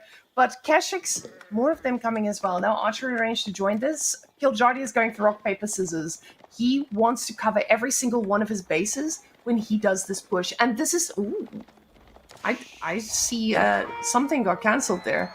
Is Kiljardi spicing it up a little bit, saving a little bit of resources? No, just more spears, he says. So this is going to be quite interesting, because from what I expected with this is I thought Kiljardi was going to be a little bit greedy, try to get to castle, go from there. But what he's doing is, he's doing deer stones, but not with the Mangudai we usually see running around, causing havoc. He's just doing it with a normal old op, shutting down pro scouts. And as we can look at this map, we see that food is going to be very hard to come by, especially once these deer run out. And I think it's really smart from Kiljardi, actually. This is typically what JD and French specifically struggle with in this early feudal game. Going for those pro scouts, even for them, the technology is expensive. It's a big investment. Then you need scouts to gather the deer, which takes time. Then you need to finally start making units to defend those scouts that are taking the deer. It really does slow you down quite tremendously here, as JD, or French for that matter, as we say this though. Nice little raid found. One villager goes down. Second one almost loses his life as well. But it takes a while to get together a respectable mass of knights and archers to start contesting this Mongol mass, which, I mean, we've touched on this in the past plenty of times, right? The classic knight archer up against horseman / in this case Keshik, spearman. And in these early numbers, it really favors the melee composition, because the burden of micro is so heavy on you as the French archer player. You have to snipe out those spears or your cavalry is virtually useless. And if you don't have the critical mass to one-shot those spearmen, essentially you can never take an effective fight, which is why you need to bide your time for those archer numbers here as Lucifron. And if you run out of food prematurely, then essentially the game is straight away finished. Kiljardi recognizes this and is going to play supremely aggressive in this game. And you can see the power of Mongols on this map with 2 points of interest, the Forgotten Ruins under his control. The mass here from Kiljardi is really impressive. 8 Keshiks, 9 archers, 10 spearmen, a Khan's Hunter as well for that initial range. Meanwhile, Lucifron is struggling to get together even half of that army population behind this, which includes his scouts, which will be useless in that fight. Of course, he has those knights, but Kiljardi has the Keshiks as well, which aren't too far behind. Kiljardi, however, is running into the issues of his severe production now, as the sheep are out. Now, the food may have run out, but he's got a pretty solid deer back there behind his base that he gets to go out on because he's got the map control. And that is the beauty of map control. And Don't mind if I do. Let me get some gold here. So he does get the burn on the building, does get the bounty on it. But now, the problem is the wood lines are getting secured by Kiljardi. And Kiljardi, once you get control of the wood lines as Mongols, now with the tower as well, thank you very much, Kiljardi, for just sealing the deal, that's just going to mean the Khan is going to be able to shoot up, get his arrow, and take down any villas on wood. Villager almost goes down, but the Keshiks were very quick to respond. Kiljardi is showing us that aggressive play style that we were talking about, and he's doing wonderfully. When he's in the driver's seat, he's going to show Lucifron how to really be aggressive. Now, this wood line is going to get shut down yet again, and villagers don't really have anywhere to go. And this woodline denial is so well played by Kiljardi, right? He recognizes that the only real threat to him right now is a severe night mass, which is in turn prevented by spears, of course, countered by spears. But then what counters the spears is the archers. So if you can at least cut out one of those equations, which is, of course, the archers in this case, by limiting the wood, then it really sets you up for your army to be stronger when it comes to those engagements. Lucifron is forced into these situations where he has to raid, find some counter damage to give himself the space needed, even forward outpost now for Kiljardi. My only criticism, however, here for Kiljardi is that his aggression is fantastic, really well placed, but maybe a little bit over-aggressive, right? Only now did we have double broadaxe coming in. Again, there's a bit of a delay on these economic upgrades, which are so important in these extended feudal age situations, which is exactly what Kiljardi is playing towards. So, you know, he could have exerted the same amount of control and influence with slightly less units, whilst having the upgrades behind this. So he's recognizing that now. Steel Arrow is coming in as well behind this. But definitely hurt him just a tiny bit. However, the pressure continues. Another tower going up on this wood line. And this squeeze that he's doing on Lucifron could really end up hurting in the long run against Lucifron here. But the knight count is building, as the one thing Lucifron can still access is gold and food. Now that gold does look like it might be shut down pretty soon. JD though, she's loving a good pickup every now and again, but a villager going down definitely was not on her cards. But the problem is the food is running out for Lucifron, so he's got access to it, but for how long? Now he is over there trying to get a little bit of wood while the army is completely distracted. And this is something that you kind of touched on. Kiljardi is very much focused on one spot right now. Something that Lucifron is aware of, ensuring that he's raiding, picking up a village or two, or causing idle time. The problem is just... Sorry to interrupt, but Lucifron couldn't even afford a lumber camp for that wood line in the south. That stuff's so painful to I watch. was wondering. Yeah. Oh no. He does get the tower down enough, but the villager is in range to prepare it just in time. Saved by the hammer. That's villager crazy. does get it up, and he does finally get that lumber camp up. But the two houses as well, he was housed there for a second. The wood starvation definitely paid off. But now the 16 knights are starting to be a little bit of a worry here. Because earlier, the Keshik numbers and the knight numbers were pretty even, but now it's starting to be a little bit more worrying. As Lucifron, with that army, he could potentially still win this. Yes, there are 16 spearmen, but knights, pound for pound, they do a lot of work, especially if they can get those Keshiks down quickly without them actually attacking and getting healing off. But now the villagers might be in danger yet again. Again, it just feels like Kiljardi is focused on one spot at a time, and Lucifron is exploiting this. Exactly.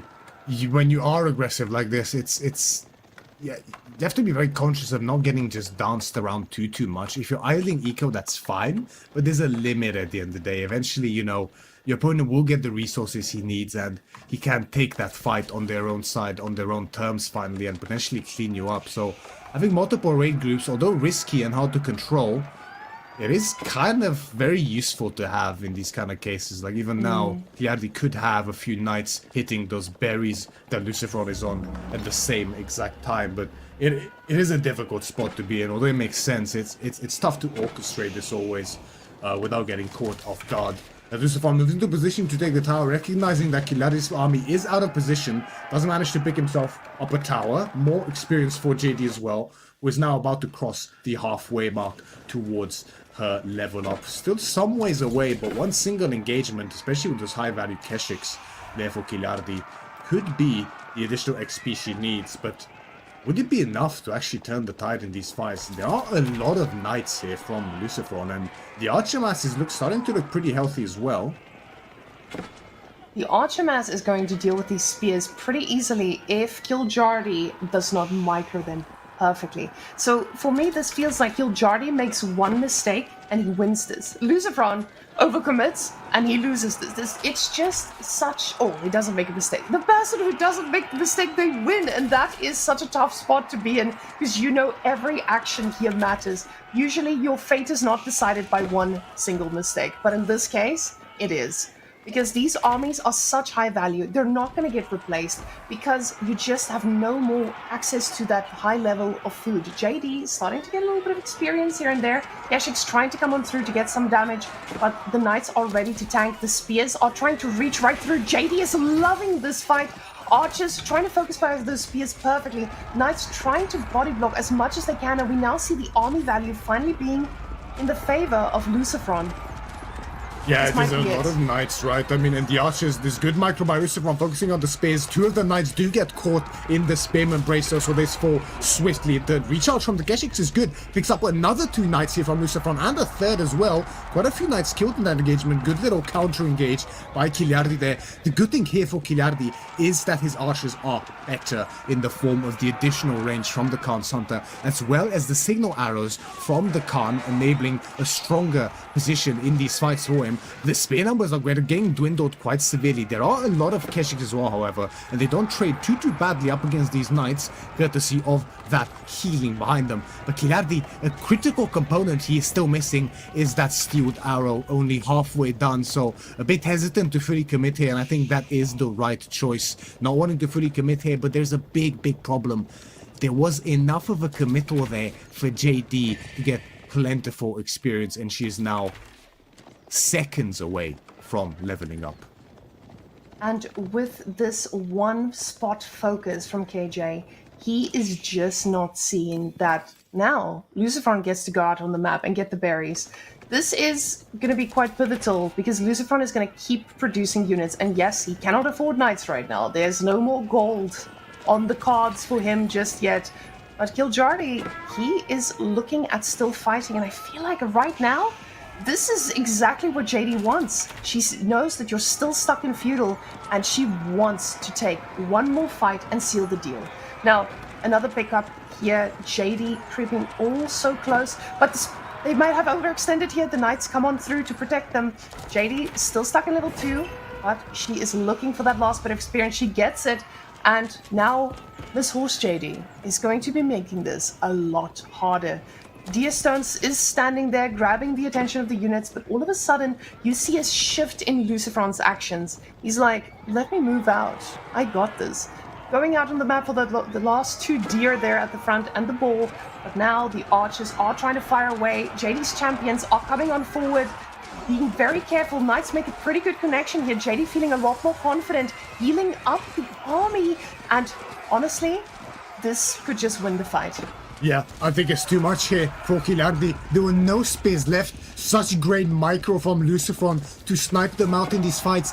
And Kiljardi, you really have to ask yourself in this case, was this worth it in the end? Fighting prolonged feudal against JD, is it, rarely does it feel like the right choice, specifically because of this reason. When that level up comes through, the companions come through, the additional stats on JD as well as the additional AoE damage from the ability, it's so much. The healing gets improved as well. It turns her into a terror in these mid-feudal fights that are it's just becomes so tough to overcome.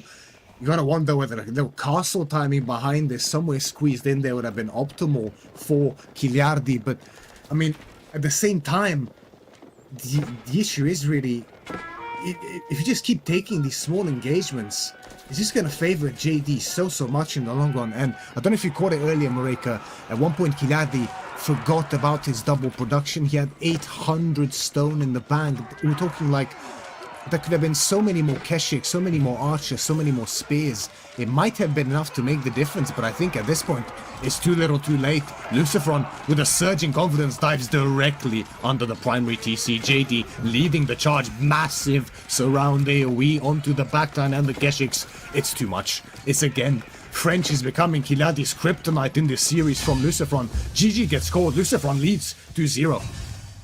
That was fantastic by Lucifron. The fact that he could hold Kiljardi back from just destroying his economy constantly, running out of wood, running out of everything at a point, but he prevailed. Amazing comeback here by Lucifron, because it looked like Kiljardi had this in the bag. We can see that military value lead. It was significant for Kiljardi for a significant amount of time. He just could not get the damage done as the army was all in one spot at the same time. Lucifron recognizing this and ensuring that he tries to get as many resources and make just a slither more units every single time he could to stay ahead and stay in this game. Just a masterclass by Lucifron on how to play these Night Civs to their full extent. The man just, again, sticking to his comfort, sticking what he does best, what he does sublimely, I would say, just showcasing how effective these Night Civs can be. And this has always been the case to me. I feel like this is how I felt about these Civs for a while, about JD and French in particular. You know, they've had times where they're strong, they've had times where they're weak, they've had times where they're kind of average, which I would say is the case now. But these civilizations reward execution more so than most others in the game. And when the execution is there, you can see you can turn the tide in even the most gruesomely disadvantaged games, as was the case here on this map, and in the first game as well, in the counter matchup against Malians, and now on what is essentially the kings of excavation by most player standards, the Mongols, again get denied by Lucifron in this series, and Kiljardi finds himself with a mountain to climb. And it felt like that one fight that we pointed out, it was just the pivotal point for him here. The fact that the spearmen were just picked up by Lucifron, every archer ensuring they get a spearman down so the knights can flourish. It showed exactly what he's capable of. And those StarCraft speed skills just coming on through, absolutely dominating. Now, this is a pretty big blow, I think, for Kiljardi, as this was his game for quite a significant amount of time. And just like we saw in the previous series as well, a player, when you lose a game where you feel like, okay, this was the one, it's also that mental toll. This was the one game we could see Kiljardi take his first match against Lucifron. So as we saw the stats before, Kiljardi has never taken a game off of Lucifron, and this could have been the one. But now we'll see if Scandinavia is the map that Kiljardi breaks the curse of Lucifron on his life. And I have to say, I respect Kiljardi's confidence to pick for his third map in this series, Scandinavia, a water-based hybrid map up against one of the Spanish bulls here, Lucifron, who has access to... Wait a second. Okay, he has the Jushi against Kiljardi's HRE. There could be a cook here. There could be a cook here for Kiljardi. And it's something I may have witnessed myself in the qualifiers for this tournament. I'm curious to see how much that manifests itself in this game here. Because I think HRE could theoretically just ignore water here completely and go pro scouts instead. Don't say stuff like that. We're Scandinavia. Scandinavia is the only bit of water we get to see this tournament. We need a little bit of water play, but yes. The thing is, I think the value of the deep sea fish just, it's so apparent. You can't just let your opponent have it and sit back. Sure, you can go pro scouts, but doesn't that just allow your opponent to already benefit from that fishing economy? The other thing we've been seeing with HRE, though, is that barracks. So that early game barracks does feel a little bit scary when you are able to just pump out enough units and shut down the dock from the get-go. So, I don't know, maybe Kiljardi, with Kill in his name, I always say he has one thing on his mind, and that's to be aggressive. So, if he does give Zushi the time of day to do something as such, because Zushi sometimes on this map can also be a little bit of a greedy goose, as the resources sometimes spawn quite heavily into the middle of the map. So, I don't know. I think both of these guys can pull out something crazy, but the fact that he allowed Lucifron in a water map, I don't know if you guys were around 2 years ago, but when this game came out, you did not let Vortex or Lucifron touch water. If you did, you were dead. You knew that was your throwaway map. People tried, and they did not conquer. It was a situation where even Marine Lord, Beastie back then as well, they would get onto that map and be like, okay, we're going to give it our best. But most of the time, Lucifron and Vortex would always prevail. Now, Kiljardi, he's just a brave man, or he's got a very creative plan. Something we're going to have to find out quite soon. There really are a lot of possibilities on this map. Like you mentioned, Marika, right? It's a hybrid map. There's deep sea fish, water takes priority in theory at least. But there's also a lot of day here. There's a lot of day. Those fishing ships take so long to pay off, and the distances are quite large between them and the docks on this map. I don't know if either player will do it. I think it's maybe something that's still not quite explored enough. We'll have to see. But both of these saves, I think, can do it so well on this map. But we'll just have to find out.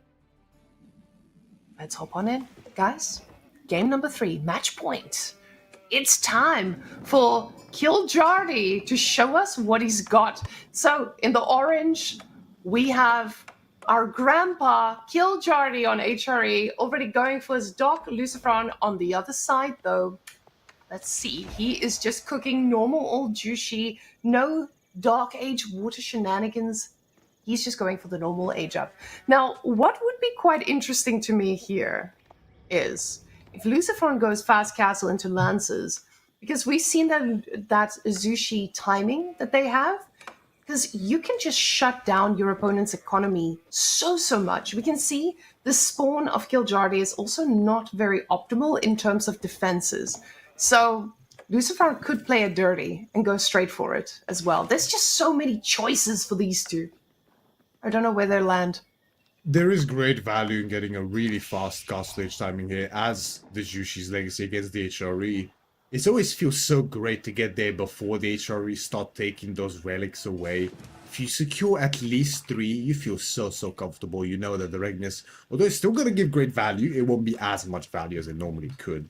And then if you take even 4 away from them, then you're really in a fantastic position up against them.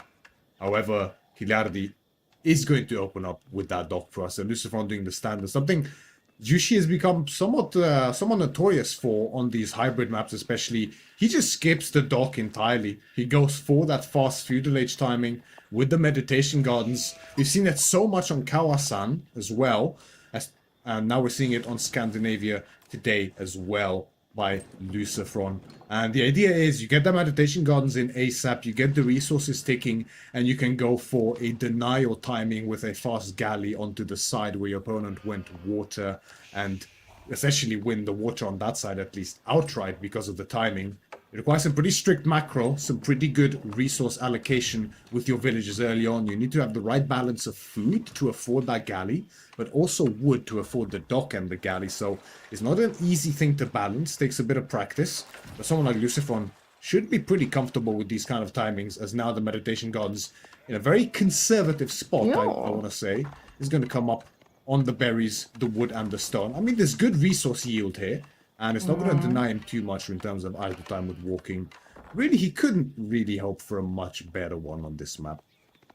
Of course, that's a good one because you get the stone as well. And the stone can pivot so quickly, especially on a water map. Yeah, so if he goes for a counterplay on the water, he's got that going for him. Or we could just see him now. Oh, no, never mind, guys. He's going on wood. He's not going to play it dirty. He is most likely going to go pro scouts, just like you said, Mariette. It's like you know these. It's like you play this game professionally. Oh my goodness.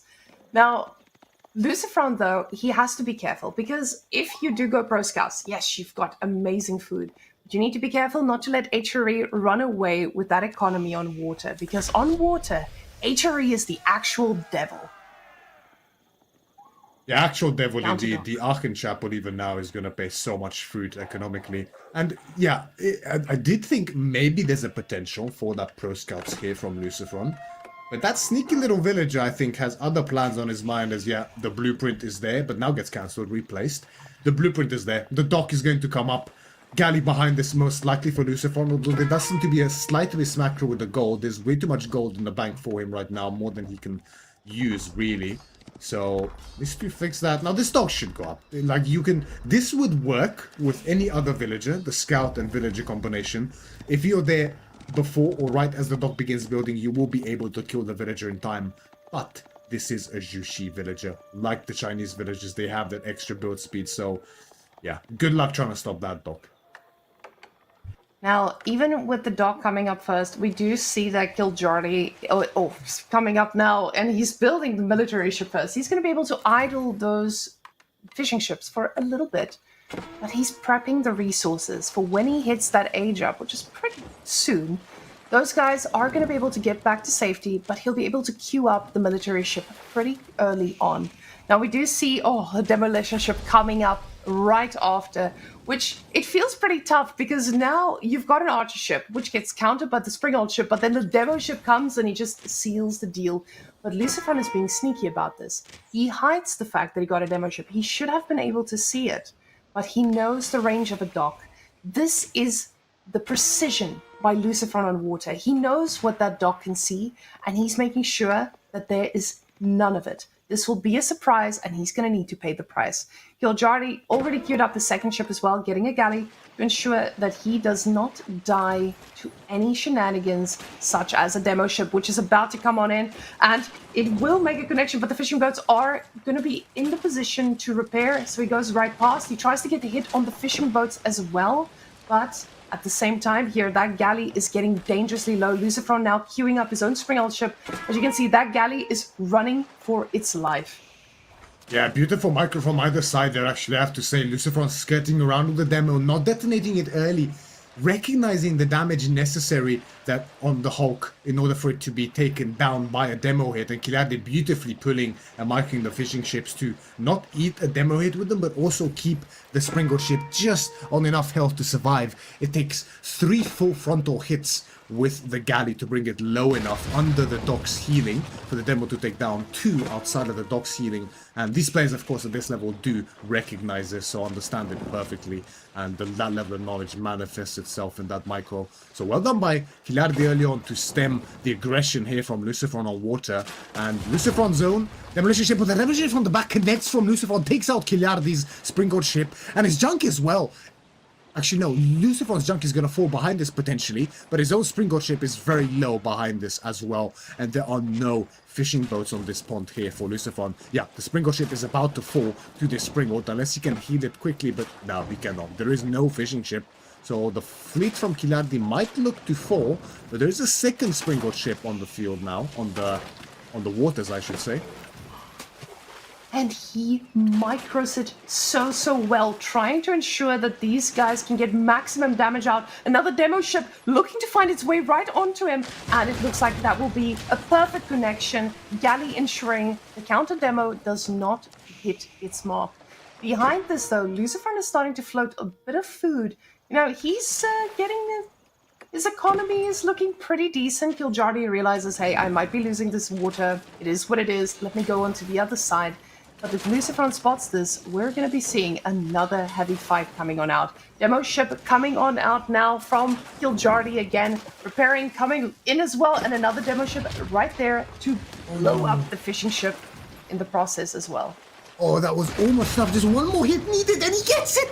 The hit comes in from Lucifron's Springald ship just before the demolition ship detonates, so it falls as well again. The sides are even on that side of the water. The exchanges have been brutal, either side actually. However, meanwhile, a second dock did go up for Kiljardi on that southern pond, and a dock went up for Lucifron as well, who now has the water tempo here with that initial galley, training some of his own fishing ships behind this as well.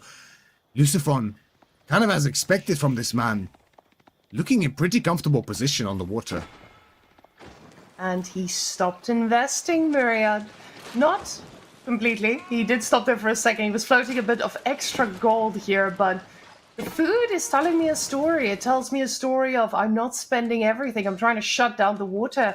We do see that stone finally being utilized as naval arrow slits is coming on out. Kiljardi a little bit focused on the vision there, and the scout is hammering away. He does connect onto Kiljardi's ship again, and Lucifron making ships, but not over-committing on this now. Lucifron also, you can see adding that second dock. Maybe that's exactly what he was waiting for here. The wood income is looking pretty good, so he's spending every bit he can while allowing himself that little bit of leeway onto the gold to make demo ships as needed. Yeah, precisely right. And Lucifron is going to look to reinvest once again. He was sliding with that castle age before, like you mentioned, thinking, maybe I'm ahead enough here. But I think, he's playing it safe. You want to at least fully secure one side, really. You can then maybe try to contest the other side. But now both sides are still under contention here as Lucifron overextends a little bit. The Springle ship barely survives. The galley looks to take some shots, but actually misses on it. The Hawk is going to position, almost gets a hit in, but not quite. The demo is, oh my god, it's so scary for either side here. Lucifron is able to predict every arrow. Yeah. Oh. He's just so good at knowing exactly where it will hit and when he needs to pull off. We now see that these villagers are running a little bit low on the food department, so they do move out onto the next berries for themselves.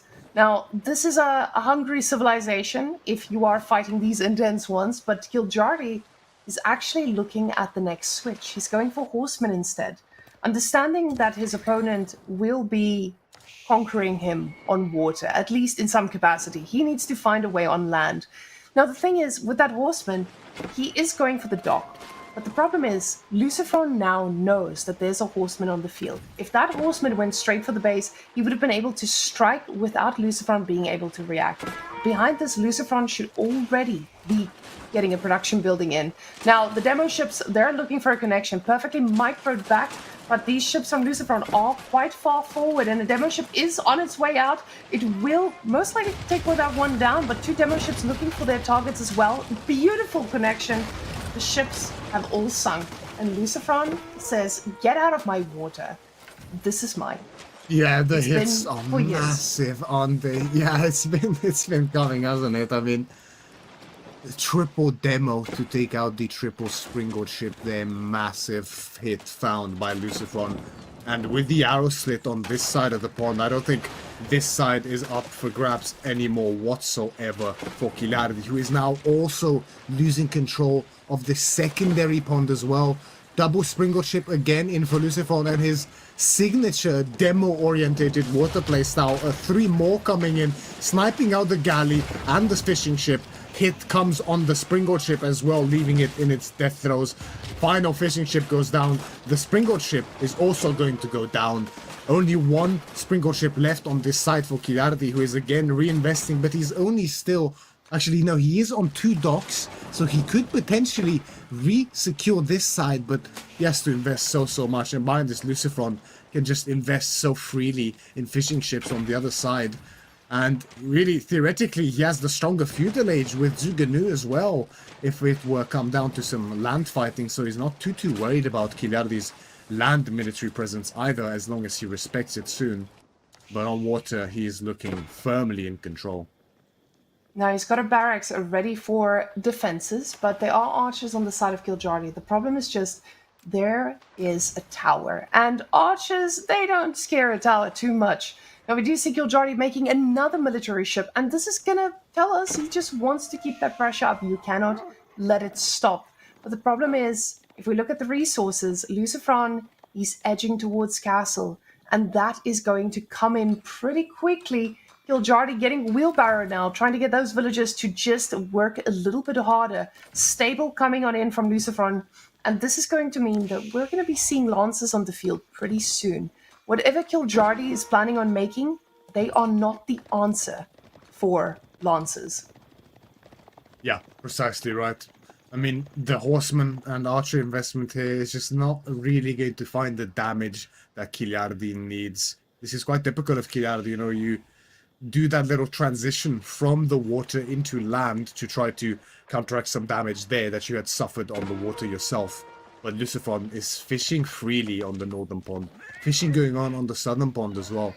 Bit of idle time on this wood line. Picks up a couple of villages, it looks like. So, decent damage found there, but I mean, the Manlu Academy is coming in. Kiljardi is so far away from his own age up.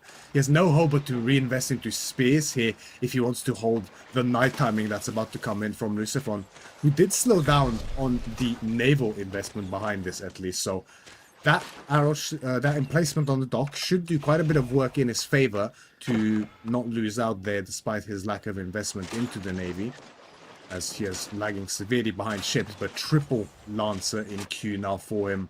And I feel like even if he loses the stat side of the water, he still has the north side, and the damage that these Lancers can do might prove a bit too much for Kiljardi.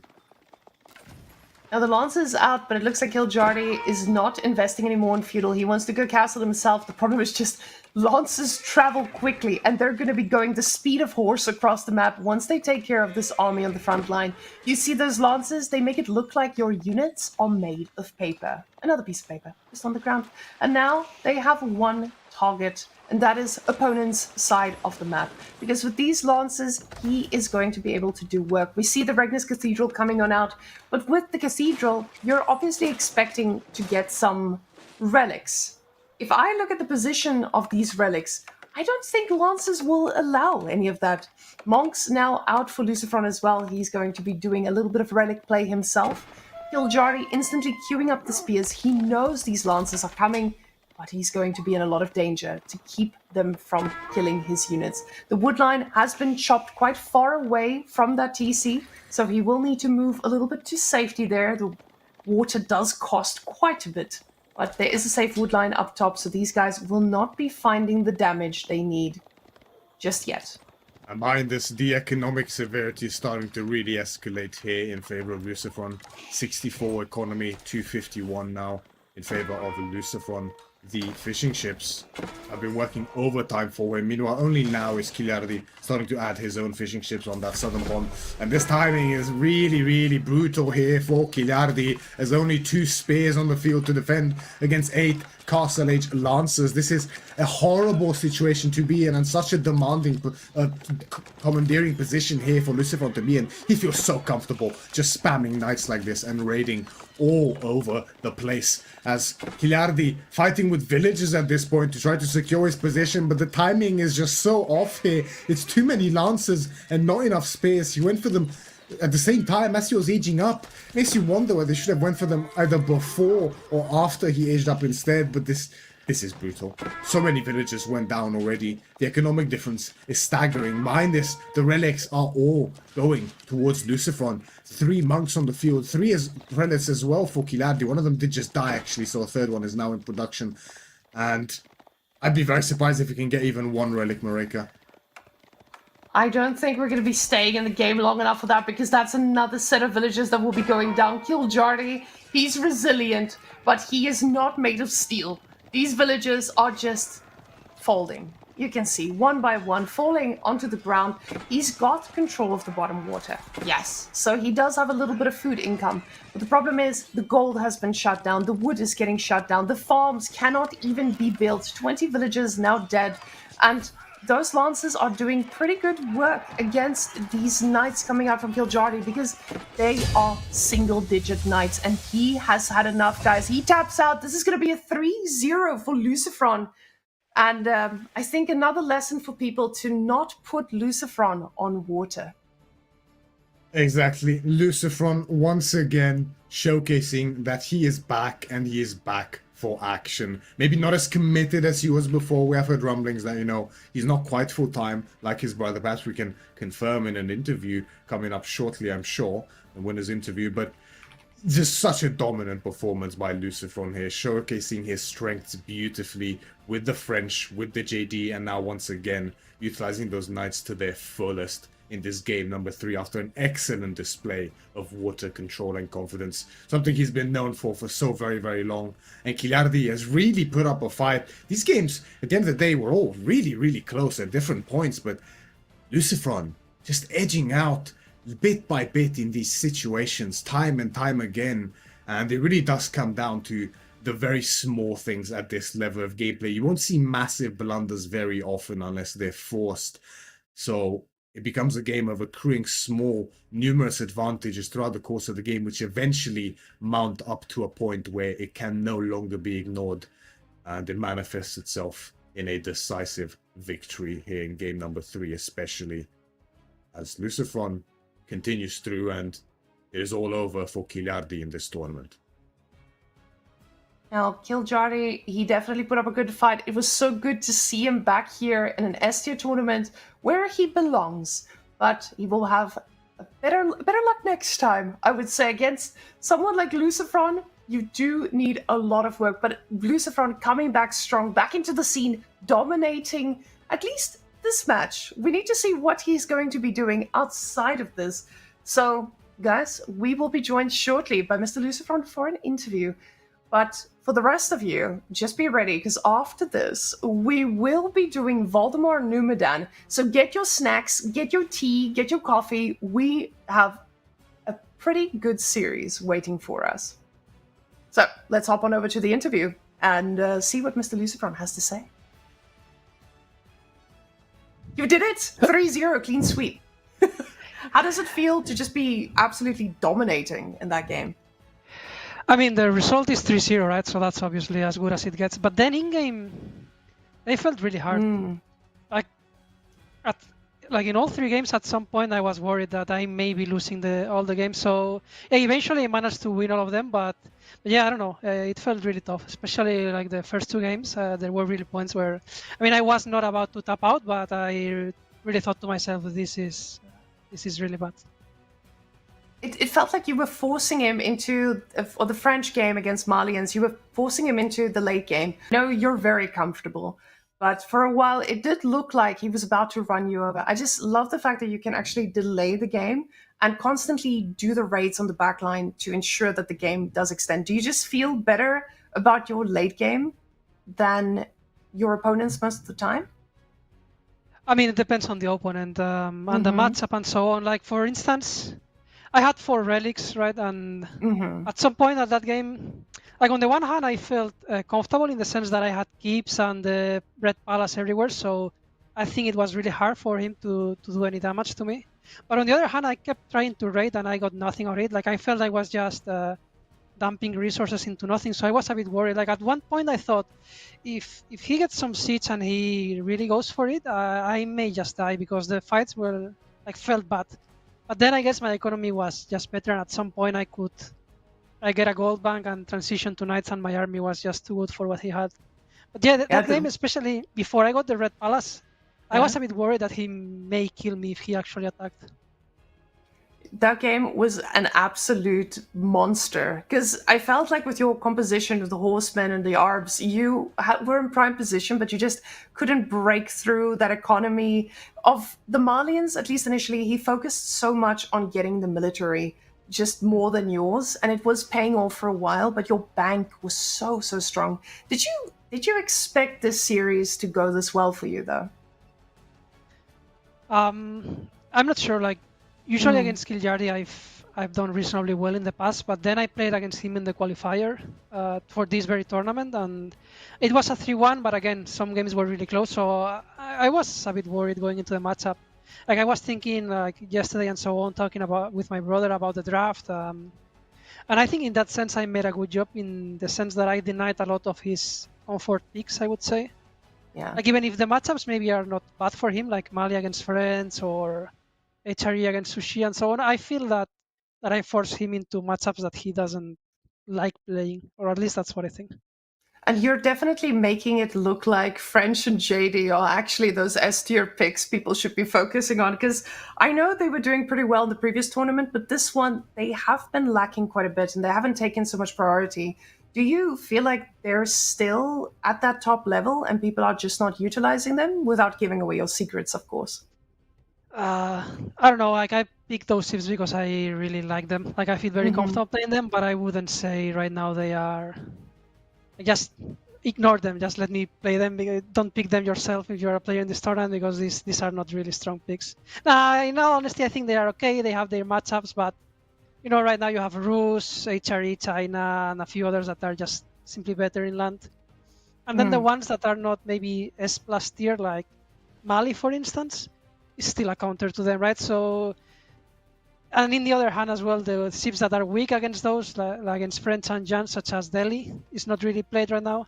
So it feels like everything is against picking them, but they are still, like, I would say, my most comfortable picks to pay. So that's why I still pick them, even though I don't think they are objectively that good. Okay. Now, my final question to you will be: Is Lucifron back? I mean, like, I've been playing already for, like, practicing for 3 months after more or less an 8 or 9 month break. Honestly, I thought I would do better. Like it's been harder than I thought to get back in shape and so on.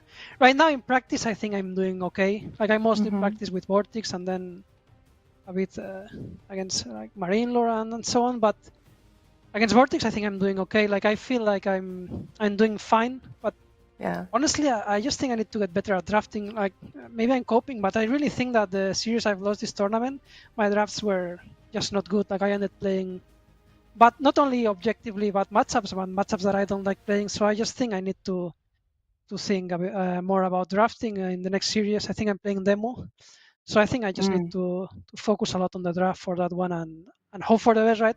I think if I win that matchup and I make top 8, that's already a result that I can be happy about.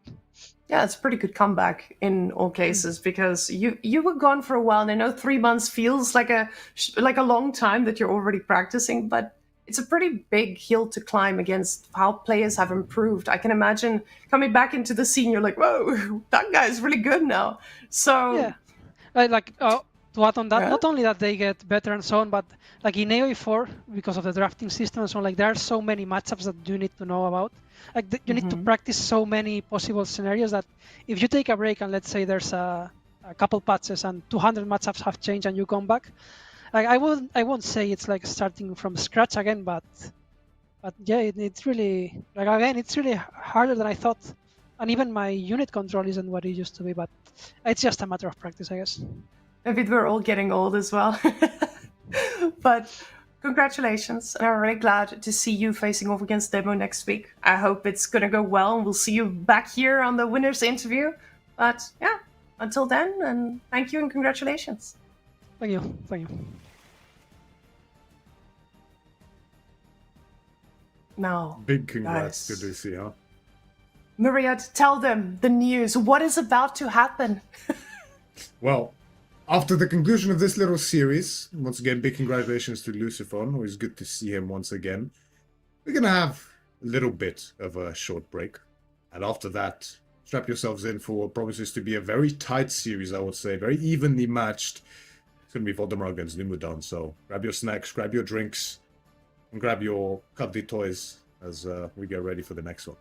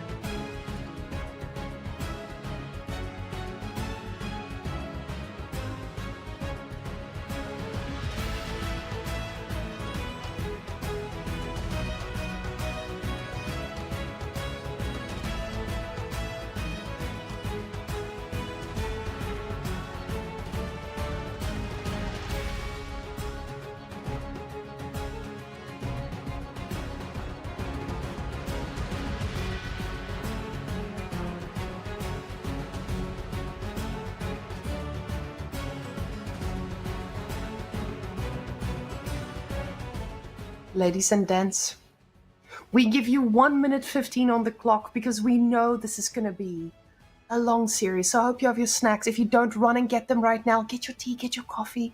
We are going to be here for the ride. The ride of Numadan versus Voldemar, the late game kings, and we have Mongols versus Zushi, actually, on Dry River. We've seen what Mongols can do on Dry River, but I don't think we've seen Zushi up against them in this current meta. So I don't foresee this game as going to be the longest one. Let me just put my predictions in right now. No, it's quite possible that it's not, right? I mean, you know, everyone, please heed Marika's words. Get your snacks, get your tea, get your coffee, everything you need. It is likely to be a long series. We'll have to see. It's just the way these players work, right? We can see the head-to-head stats here, as Numadan definitely favored in terms of stats overall, although Valdemar's put up a better fight recently than before, winning all of his games in their last several meetups. Right, so definitely better now for Voldemar than ever before, but Numadan has that experience. He's been sort of at the top for a very long time now. Also back from a hiatus several months back, and is looking to perform better than he ever did before, as we load into the game starting now between Numadan and Volda Esports' Voldemar, spawning here on Dry River in the knockout stage. So whoever loses this series is eliminated for good. Voldemar in the north side of the map in the color yellow as the Mongols, facing Numadan in the color red as the Jushi's legacy. As we mentioned, the playstyles of these players tends to favor the late game in most situations, which can often lead to longer games than you otherwise would be. Both players pride themselves very much on their macro and the ability to handle those larger economies, and they do so quite well, I do have to say. We'll see how much they do so, but the dynamic here is quite clear, isn't it, Marika? I mean, there's one thing Mongols do really well, don't they?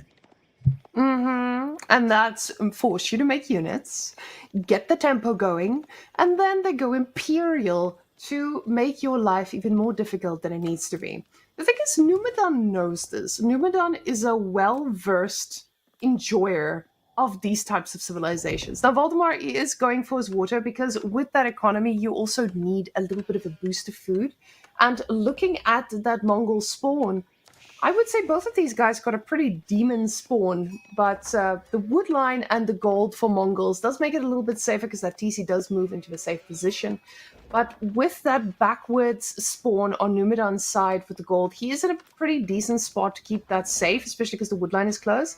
The problem is just Mangadai, they don't really care about how close your gold is to your wood line. You're going to need to invest into it. And every investment that you make, they capitalize on, because that just allows them to be greedier and greedier. You can see the interesting notion about Voldemar's spawn here. He has actually one of the most ridiculously good Mongol spawns I have ever seen, but he just was short of scouting that stone before placing his Uvu. Otherwise, I'm sure that's something he regrets a little bit now, but I have noticed this quite often. I feel like Voldemar often has some pretty incredibly good spawns, not only watching his games, but also sometimes facing him for sure. It reminds me a bit of Marine Lord in that regard. However, Meditation Guns is on the way now for Numadan on the berries, the stone, and I think that's actually it. Doesn't seem like there's much of wood coming under there outside of the straggler trees. I don't think any of the wood line is actually in range. Yeah, it's just one straggler tree, so one of the most conservative Meditation Guns we've seen for a while. But this matchup should be interesting. So Mongols, as you mentioned, Marika, are notorious for that Imperial timing with the Kargana Palace. However, that did get shaved just a little bit in our latest patch, whereas Jushi, I think they were left virtually untouched, if I'm not mistaken. And Jushi, similarly with something like China, or Rus for that matter, they can do a very, very brutal Castle Age all-in, courtesy of those there, even feudal, if they so choose. So I feel like in that case, Jushi should be favored here, and actually Numadan, it is going to be a dog play instead of the deer. Now, getting out here on the water is probably going to help him immensely to keep up with producing and trying to shut down that aggression we do see from the Mongols. Now, with Voldemar, going into a pretty standard age up, I'm going to assume there is just response from Numadan. He knows what's coming. He knows exactly what he needs to prepare himself for. But unfortunately, I don't know if there's anything in the arsenal of Zushi that can respond to it. Now, we do see that he is investing on 4 fishing boats there on the water, on Voldemar on that side. And that usually allows you to overfish pretty quickly, but it also gives you that boost that you need. Because that's the thing. Usually people go for around 3 fishing ships on these little ponds, I guess. And then they will have food for a very long time. Mongols doesn't care about that. They can go for as many as they want, try to gather as much food as they want, because once they get enough for Imperial, they're sorted. That's exactly all you need, and then you let the free units do the talking. Especially with the fact that your TC can move where you need it to be, this makes it a lot safer to be the Mongols. Now, I will really appreciate seeing what the full investment is, but getting a stable here is pretty surprising. You get the stable, but I can assume that this is also allowing you that mobility to just shut down if there are any pro-scouting shenanigans, but also just have that mobility to raid. Now, on this map, we do have pretty standard deer spawns, but because of the water, we don't usually see pro-scouting coming through. But with these guys, I'm mentioning it because I know that both of them do sometimes do some unorthodox things. Now, luckily, it is just going to be a barracks. So luckily, no crazy shenanigans, and already countering exactly what's coming out of Voldemar's base. Yes, the UFO has been spotted out, the stable's construction as well, so Numadan will answer in turn with his own spearman to deflect the Keshik play from Voldemar here. Both players sitting at a dock ahead. Second dock on the way for Numadan as well. I think actually fishing has already commenced there. And looks like Voldemar's also going for his second dock now, just south of his initial one. And I mean, the early feudal timing here from Numadan is it's a very Jushi specific thing to do. It's one of those funny cases where if he just went dock in the Dark Age, he'd be in an even better position, right? It's one of those funny dynamics. But of course he didn't because of the threat of spears. And it's this kind of assumption of how things go that can really influence this decision making in these matchups, which, you know, at the risk of maybe getting countered, you can sometimes predict and do something opposite of like going for that dock. But now we have the archer range follow-up here from Voldemar. It should be archers, not Mangudai. It's just a bit easier to pilot that way. But either choice makes sense, doesn't it? That is usually something that I'm asking as well. When you go for the archers from Numadan as well, now these are not. They're getting Jiganu out against these. Are probably going to trade a little bit better. But now with that archery range coming on in, it does make his life a lot easier. So he can easily respond to what Voldemar is doing. And we know that Jiganu, they fare pretty well against said archers. But we'll see if he goes for the normal archer, as Myriad is called, and that is why we know Myriad is a Chad in this game. Now, with both of them being on double fishing, we're starting to see that little bit of aggression coming on through, and this wall is so important. Remember what I said about those Mangudai being so volatile? Or, well, Keshiks, they do the same thing. And getting that wall so far out is ensuring that he has a pretty safe spot to either re-wall when they do break through, or just get his units into a spot where he can respond. But they're coming in quick, and that wall needs to finish just as fast. Yeah, you're left in a bit of a tricky position here as Numadan. Now, technically speaking, your economy is stronger. Technically, your army is also stronger. But the mobility is something that can never be underestimated, as we see Quadruple Keshik really making its mark here. The spears fall so quickly. A third one is here as well, which will also fall. In these small skirmishes, this healing is so effective from these Keshiks. A fourth spear will fall, and not even one Keshik has fallen yet. One will maybe go down, just barely, for the price of 4 spears. I mean, you're happy with that trade if you're Voldemar, as he re-engages again. And you can see the strength of these Keshiks in these early small skirmishes. Such great value gained by Voldemar there. This is what we're talking about, right? The mobility in these instances can really offset an economic or an army advantage. We have seen Lucifron, especially in the Kiljardi series, expertly showcase that to be the case. Because when mobility is used to its maximal effect, honestly, it is king in AoE4. And the fact that Numadan is actually going for a military ship on the water makes this so much safer for him because of this pressure that comes on out. Yeah, that poor man is blocked for a while, and the archers almost took advantage of that. And that is just because he had to respond. You saw how he was supervising those barracks to ensure that the spearmen are coming out at the speed of light. These villagers, though, they are ready for more food. Voldemar, he's a hungry man, and he needs to go get those berries. The thing is, he's out on the map now. And this opens up to what we saw in our previous series as well, where if you can split your army and keep the pressure up even when they are being aggressive, this can quickly snowball. But now we see Voldemar, he's not looking at slowing down. Instantly charging in, villagers will make their way safely into the tower, and these guys need to realize they're going to be stuck back here. They do realize running around the same way they came, and no villagers were harmed in that raid. But now we have a military ship on the water, which means Numadan is not easily going to get shut down. Now, he's also floating a little bit of food, so trying to spend everything on getting those spears out against these knights, but the archer count from Voldemar is starting to ramp up.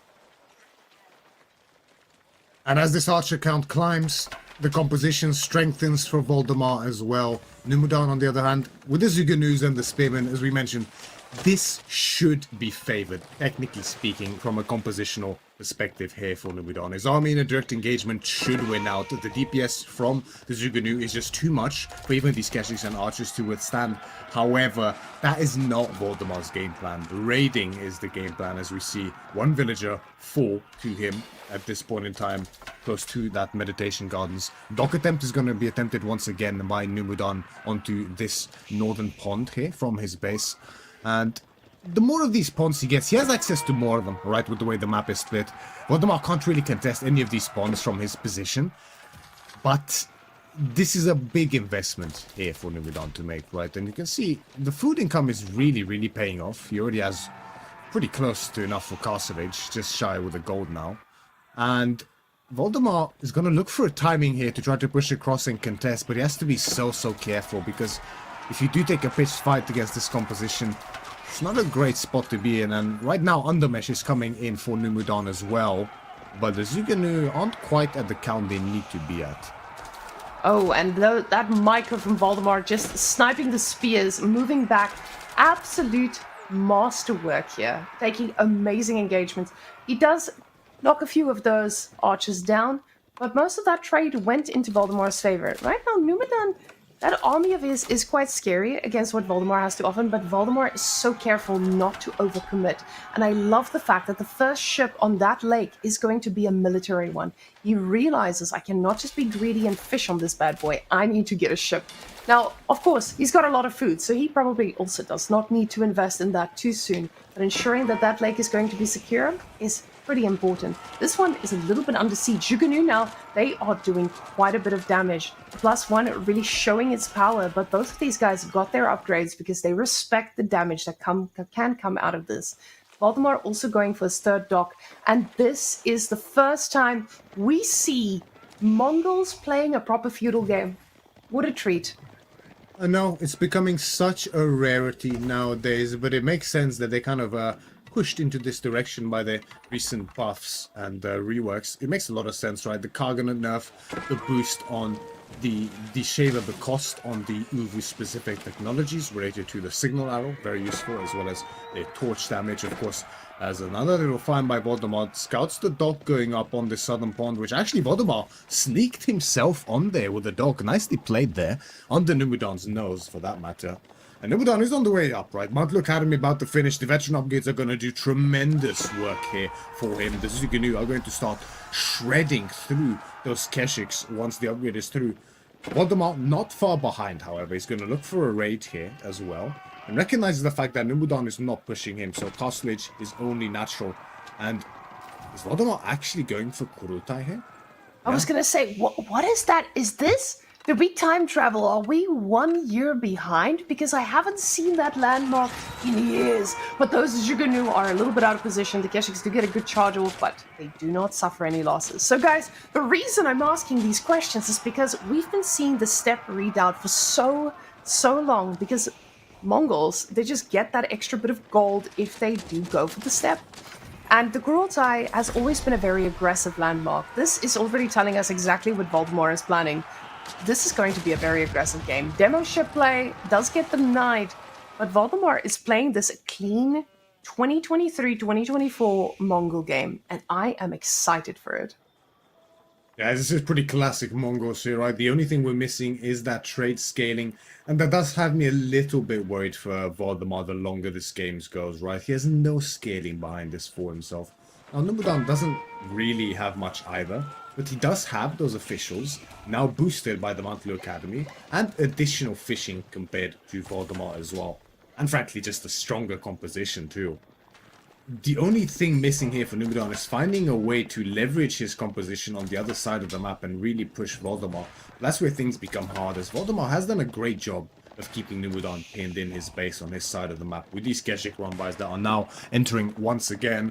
And Voldemar just doesn't care, he just dives in directly here on this side. It's gonna idle out a lot of economy, actually catches a good few villages here on the exit, picks another one up for himself, maybe even two, yeah, make that two, combined with a third from earlier on that dock. And what's behind this? Voldemar's actually cutting production. Could this be for a imp stage without Step Redoubt? No, he's just getting Voldemar. upgrades, yeah. Okay, I was about to say he's No reinventing the wheel here. Yeah, that would be insane. Now, with him going into Imperial, you would probably still see the Kaganet Palace, because now people understand the value of the Kaganet Palace. So, Voldemar playing it a little bit safe here. What I really like is the fact that he's getting +2 range defense, because he's very active with those Keshiks. And honestly, I'm already so impressed with Voldemar's play. This doesn't feel like the Voldemar we were watching last week or the week before. This is a very aggressive, very methodical Voldemar out here trying to make these plays work.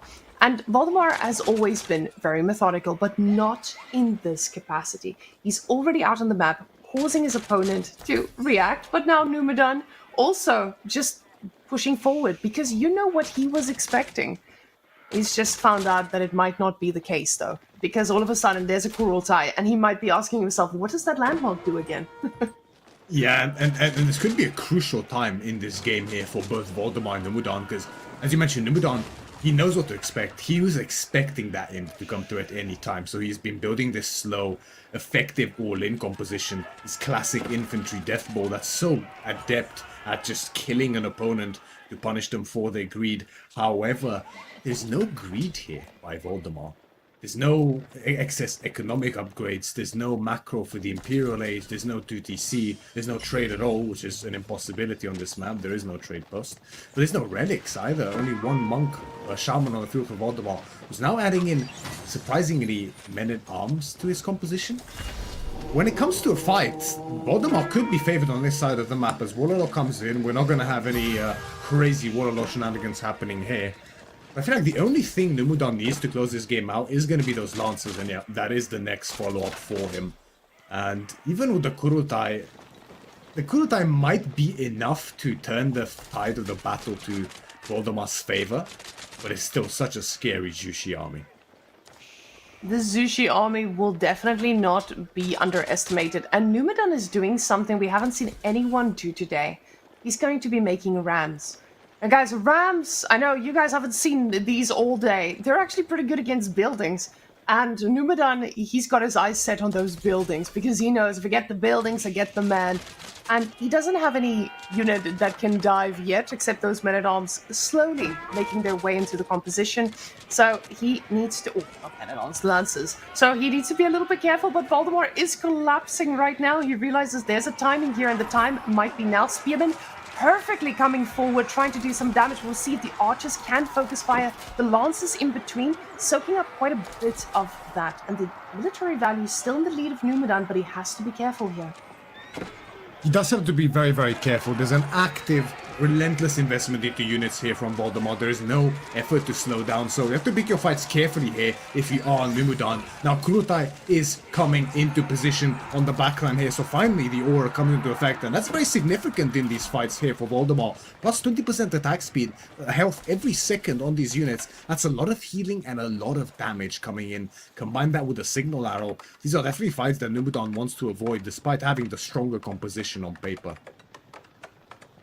Now, Numadan, his economy is looking good. We know that the fish, I was about to say, those fish are about to run out. So everybody has food that will slowly go down. Now, Voldemar has made a few pastures already, but Zushi, we need to go see what that food transition looks like. There's still a few fish out there on the lakes, but not for long. Now, we do see, is that an extra TC? He's going for another TC? Numadan realizes he wants to stay ahead. He's already got quite a bit of an army there, but economically, he could afford to just invest in more vills. Now, Voldemar completely pulled off of gold here. No relics in the bank either. So the problem with his spawn is the fact that there's no access to gold when you are under siege. And he's definitely under siege right now. This is a pretty scary army in front of his base. So he needs to be very, very careful. Voldemar also looking on the outside for the other golds to ensure that Numadan is not being cheeky. But now the question is, Numadan with his 4 relics now, is he going to be able to outperform Voldemar here, who's completely invested every bit of resource he has into this army? Yes, I do think the window is closing for Voldemar in this game ever so slightly. The relic advantage is clear for Numadan, as is the scaling behind there with the second DC going up, already having a pretty firm economic lead already. Keep in mind that not only is it a 7 economic lead, but it's also just that the economy is simply better from Numadan, courtesy of those Mount Lu boosted Imperial officials. The only thing missing for him now is Song Dynasty for that farm transition, which followed by Yuan is going to lead to a huge amount of passive income, courtesy of those pagodas, for which he has plenty of relics for, 1 excess even. Voldemor's going to look for another raid, and this is kind of his only option, right? This is what you have to do in these cases where you know that you are behind. You have to look for counter damage, force counter damage aggressively on the other side, and that is what Voldemor's going to attempt. But, I mean, Numadan, you know, at this level you kind of expect this. You know when you're in this advantageous position that your opponent is going to look for raids. And Numadan still has food to work with. Voldemar is looking to catch some kind of granary transition there on the back. Instead doesn't really find much and is forced to back out. But the more this goes, the better it is for Numadan. The only thing needed for him to really break Voldemar's army here is going to be a couple of Nester Bees to offset that huge archer mass Voldemar has. The crossbows will deal with the men-at-arms and the Keshiks. The Nester Bees will deal with the archers, and there's going to be not much left for Voldemar to contest in this game, realistically. It feels like the Kurultai, it has a timing, and the timing is around early to mid-castle for you to land an attack and absolutely obliterate your opponent. After that, it does feel like it just doesn't scale the same way into the late game, and of course it doesn't. It doesn't give you that gold income that you usually get. Numadan now going for Song Dynasty as well, getting the Zhangyan Tower, which means if he builds more production, he gets 1 free unit apiece, which is always quite nice. But in this scenario, we see Voldemar, he is on the back foot. And Numadan is out on the map doing what he wants. We see walls on the side of Voldemar as well. That Kurultai's timing feels like it was missed just a little bit. Him now also getting siege engineering, realizing that, hey, I should probably start to do some damage now because I just haven't been able to move out just yet. Now, the docks are not going to give him the value for him to actually try and shut down. There's still a little bit of fish on there, but he needs to find some real eco damage. And luckily for him, there's still a lot of villagers on that side, but they will quickly be migrating as we see Numadan pulling them off instantly. Voldemar is going to look to press his, well, I was going to say advantage, but not sure there's much of an advantage anymore really in this game, but he has to force an issue here. He needs to make something happen or Numadan's economy is just going to run away with his game. And it's a good time to strike. Song Dynasty did come in. The food is running out for Numadan. He doesn't have a single farm yet to speak of. So there is theoretically a timing here for Voldemar to do something, as he has a good amount of pastures behind this. So his food income is definitely more stable than Numadan's behind this. But the army from Numadan is really, really solid. The spear front line, some lancers as well, crossbows, Zuganu, double Nester Bees, 2 additional ones in queue now as well, stopping the raids on the gold. This is going to be tough for Voldemar to break, but the food is building up in the bank behind this. I wonder, is there still some, okay, I was going to say, there might be some Imperial Age shenanigans on his mind, but all of that food just went into units once again.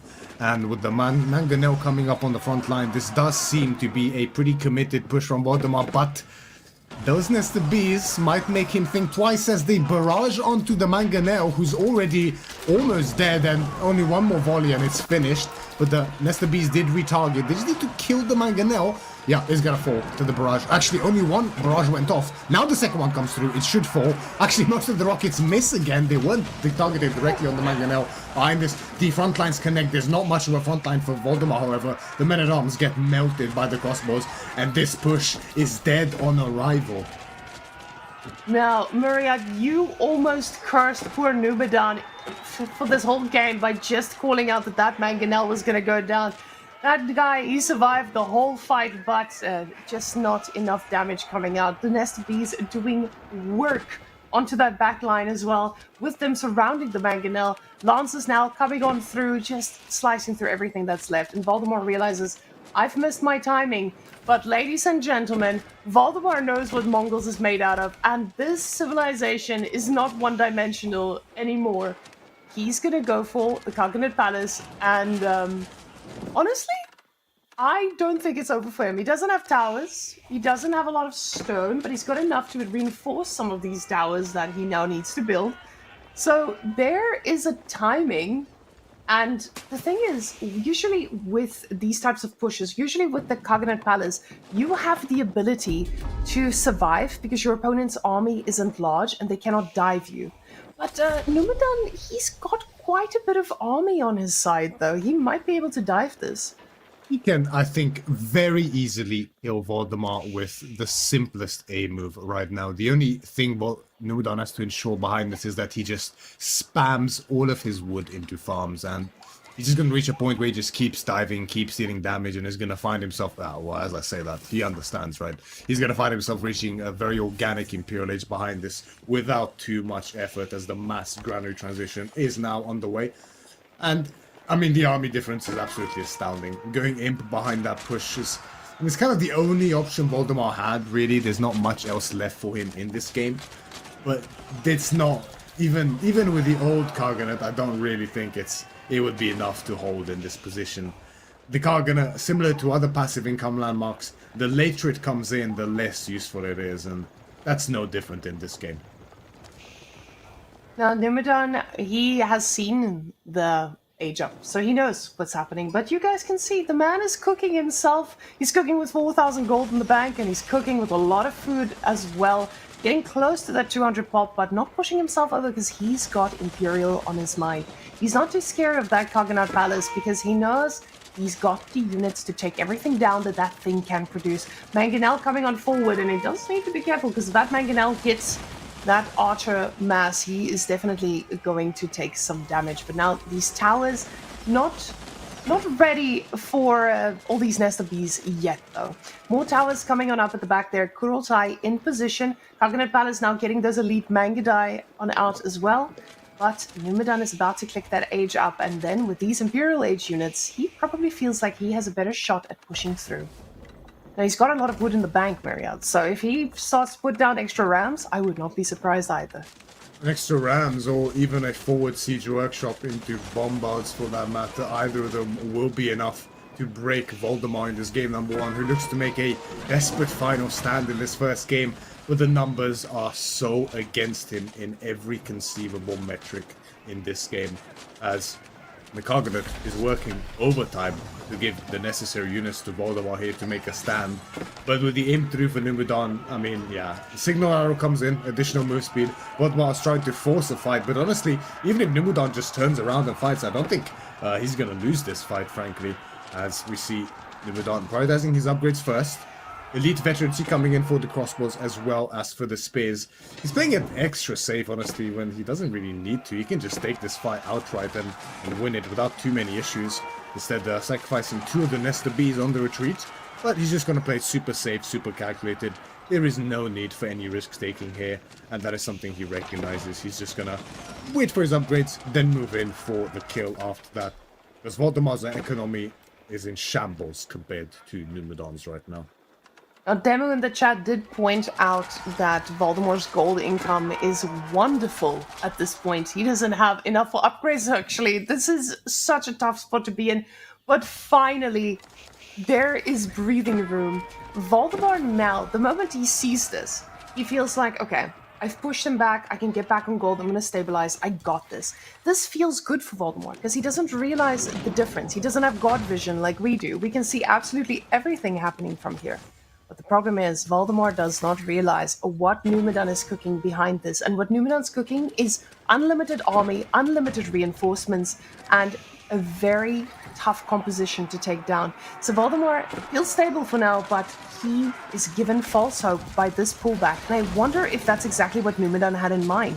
Is he just pulling back to make him feel like, okay, now you've got breathing room, but instead my push will be even harder. Because now he's allowed Voldemort to go out on these resources that he's most likely going to be able to go and kill right after. Absolutely. It's just very careful, very calculated play here from Numadan. Something I think he does very, very well. He's a very patient player. If I have to say something about Numadan, that would be it. He doesn't overstep his boundaries, at least in most situations. There have been some fast Mongol shenanigans where he definitely was limit testing a little bit. I'm sure he would agree to that one. But this game he's playing super methodically, maybe even over passive, I would say. I mean, he can just A-move and win at this exact moment, but instead he's still waiting for more of his upgrades.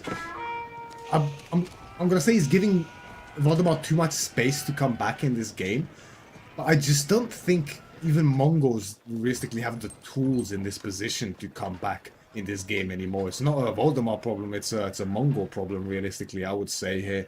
As we see additional TC coming up for Voldemar behind this. But there's no trade. Gold is becoming an issue. Horseman raids are going to become instrumental here for Numadan in this game. And it's just a matter of time, honestly. Now, that composition feels quite scary because you look at this and you're like, okay, what am I actually supposed to do regarding this? And the problem is there's just so many things you need to do something against. These horses are just going through everything, and even when they're not, there's another raid doing the same thing. That is the problem at this stage. He now has Mangudai, and we can see those Mangudai, they don't do too well when standing still. The whole point of them is to keep him running, but the problem is you can't keep him running if you have to micro in 3 different places at the same time, and that's exactly what Numadan is forcing Voldemort to do. Voldemort is a player who has the APM, who has the skill, but with Numadan's constant raids here, he is able to take away that attention and just force him into making these small mistakes. But now Voldemort is desperately trying to make units. We see the supply, and du supply does not lie, because Numadan at 200, he is just looking for the kill. These horses, ready to snipe whatever comes out, but they will be getting out alive. Those 3 knights looking for some real damage. It's a classic war of attrition, isn't it? Incendiary is on the way in now for Numadan as well. Fertilization level 3 in for him as well on the way. This is going to be mass horsemen here. Just raid Voldemort to death. No walls to speak of. No economy for emplacement outposts either. It's just a classic starvation game here from Numadan. He's just going to keep raiding to death. Eventually make a death push. He really is biding his time, I gotta say. We do see the main army mass now moving through that center there, along with the Bombard, with the Nest of Bees here for Numadan. But, again, I gotta say, he's just putting so much respect on Voldemar's position in Kargana Palace here. I thought he was being just overly calculated initially, just waiting for all his upgrades and his timing to go in. But even now, he's just sitting there, menacingly. Numadan knows that he's got the pace of the game in his hands. This map does not offer luxuries such as trade where you can fall back on. He just needs to get control of the resources, control of the map, and Voldemar is going to be starving. Now, the Hui Pal does come out of the Kaganet Palace, so that is going to be a pretty juicy unit to feel like you can siege something down. The thing is, Numadan is tucked safely into his base. He doesn't need any... He doesn't care about any siege coming his way, and that gold is about to run out as well. With the Bombard just securing the deal, the towers will be going down, and Voldemar, yet again, is completely pushed off of gold. He's got that one relic and a dream, And that's all he's got left in this. The woodlines, they're getting thinner and thinner as well, and this army is getting thicker. Behind us, we did see Yuan Dynasty is in for Numadan as well. I'm not sure when that came in, but it's probably been a little while now, so the passive income from those relics is absolutely undeniably massive here for Numadan in this game. Not that even needs it anymore, really. I mean, the lead is astounding. The army value is looking pretty good for Voldemar behind this. It's pretty much all courtesy of that Cargonet Palace. You can see just how much of his composition is those Cargonet units. Actually, we even have a Baltune being queued up here for Voldemar on one of these little ponds, just to help with the defense somewhere. On this pond, just to break through that wall. Interesting move, I gotta say. Demo's all coming in. It's gonna protect the... Picks up a nice chunk of those crossbows there. Massive gold mining operations here. It's a massive gold mining operation that did not get any permits, he says. He's going to be taking down everyone who's complicit in touching that big gold. Horses to seal the deal. Voldemar, we see he's being overwhelmed right now. There are red dots all around the map. Red dots that you needed to see if there is any attack coming. But the problem is, there is every attack coming. They're attacking on every front. It feels like we're watching a historical battle between Sweden and Denmark. And right now, Sweden is reigning supreme. Exactly, there's not much left for Voldemar here to speak of in this game. He's gonna make a last desperate stand on his gold, his last big gold here in this game that he desperately needs to keep staying a while longer in this match here in game number 1. As Numadan is just on all sides, on every angle. As you mentioned, Marika, red dots everywhere, in front of Voldemar's base, on the side of Voldemar's base, behind Voldemar's base. There's just units everywhere from Numadan. The economic count is worse than it has ever been in this game, severely favoring Numadan at this point in time. And you can see the remaster from Voldemar is just not there. Numadan staying firmly 200 out of 200 and is looking to finally break Voldemar. And he has broken the spirit of the Mongols. We saw a different side of the Mongols in this game. We saw a little bit of TC play, the second TC coming out. We saw a Castle Age push. It was just not the same type of Mongol play that we saw out of those fast Imperials, but it was because Numadan was forcing plays as well. Now, more food coming in for Voldemar, but the problem is you can have all the food you want, all the pastures you need, but you need the other resources as well. And the woodlines, thinner and thinner, and red dots surrounding them. Numadan going into every hook and crevice that he can worm himself into, and he's got his eyes set on that singular relic. He knows he's denied Voldemar of gold. He's going to deny him of every drop of it. And I gotta say, even now, you can see it's almost like Numadan is toying with his food at this point. He's just sending like tiny groups of horsemen in to pick off villages randomly. Meanwhile, he's just chilling with bombards and STBs, just inching forward, killing Uvus and towers that are unupgraded on the way. This is just typical Numadan. I remember exactly, I don't know exactly who, but I remember someone saying, I think it might have been Krakedy actually, who is in chat, I do see him, who said that, you know, after an hour-long game against Numadan once, please correct me if I'm wrong, Krakedy, he asked him if he enjoys these types of games, and Numadan was like, oh yeah, they're my favorite. And I think he actually meant it, and we can see that being manifested here. This is Numadan in his prime. These drawn-out games, even when he's been in a winning position, but finally, it's too much for Voldemar. GG is cold as Numadan takes the lead. This was quite a commanding game from Numadan here. Both of these players showing a side to them that we didn't see as much of before.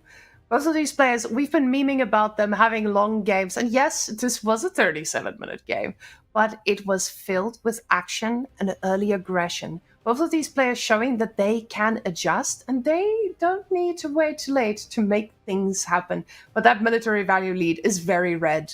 And if it's red, it means that you're dead. That's what Numadan would say in this case. Poor little Voldemar could not keep up with that Zushi economy. Guys, there's a reason this civilization gets banned.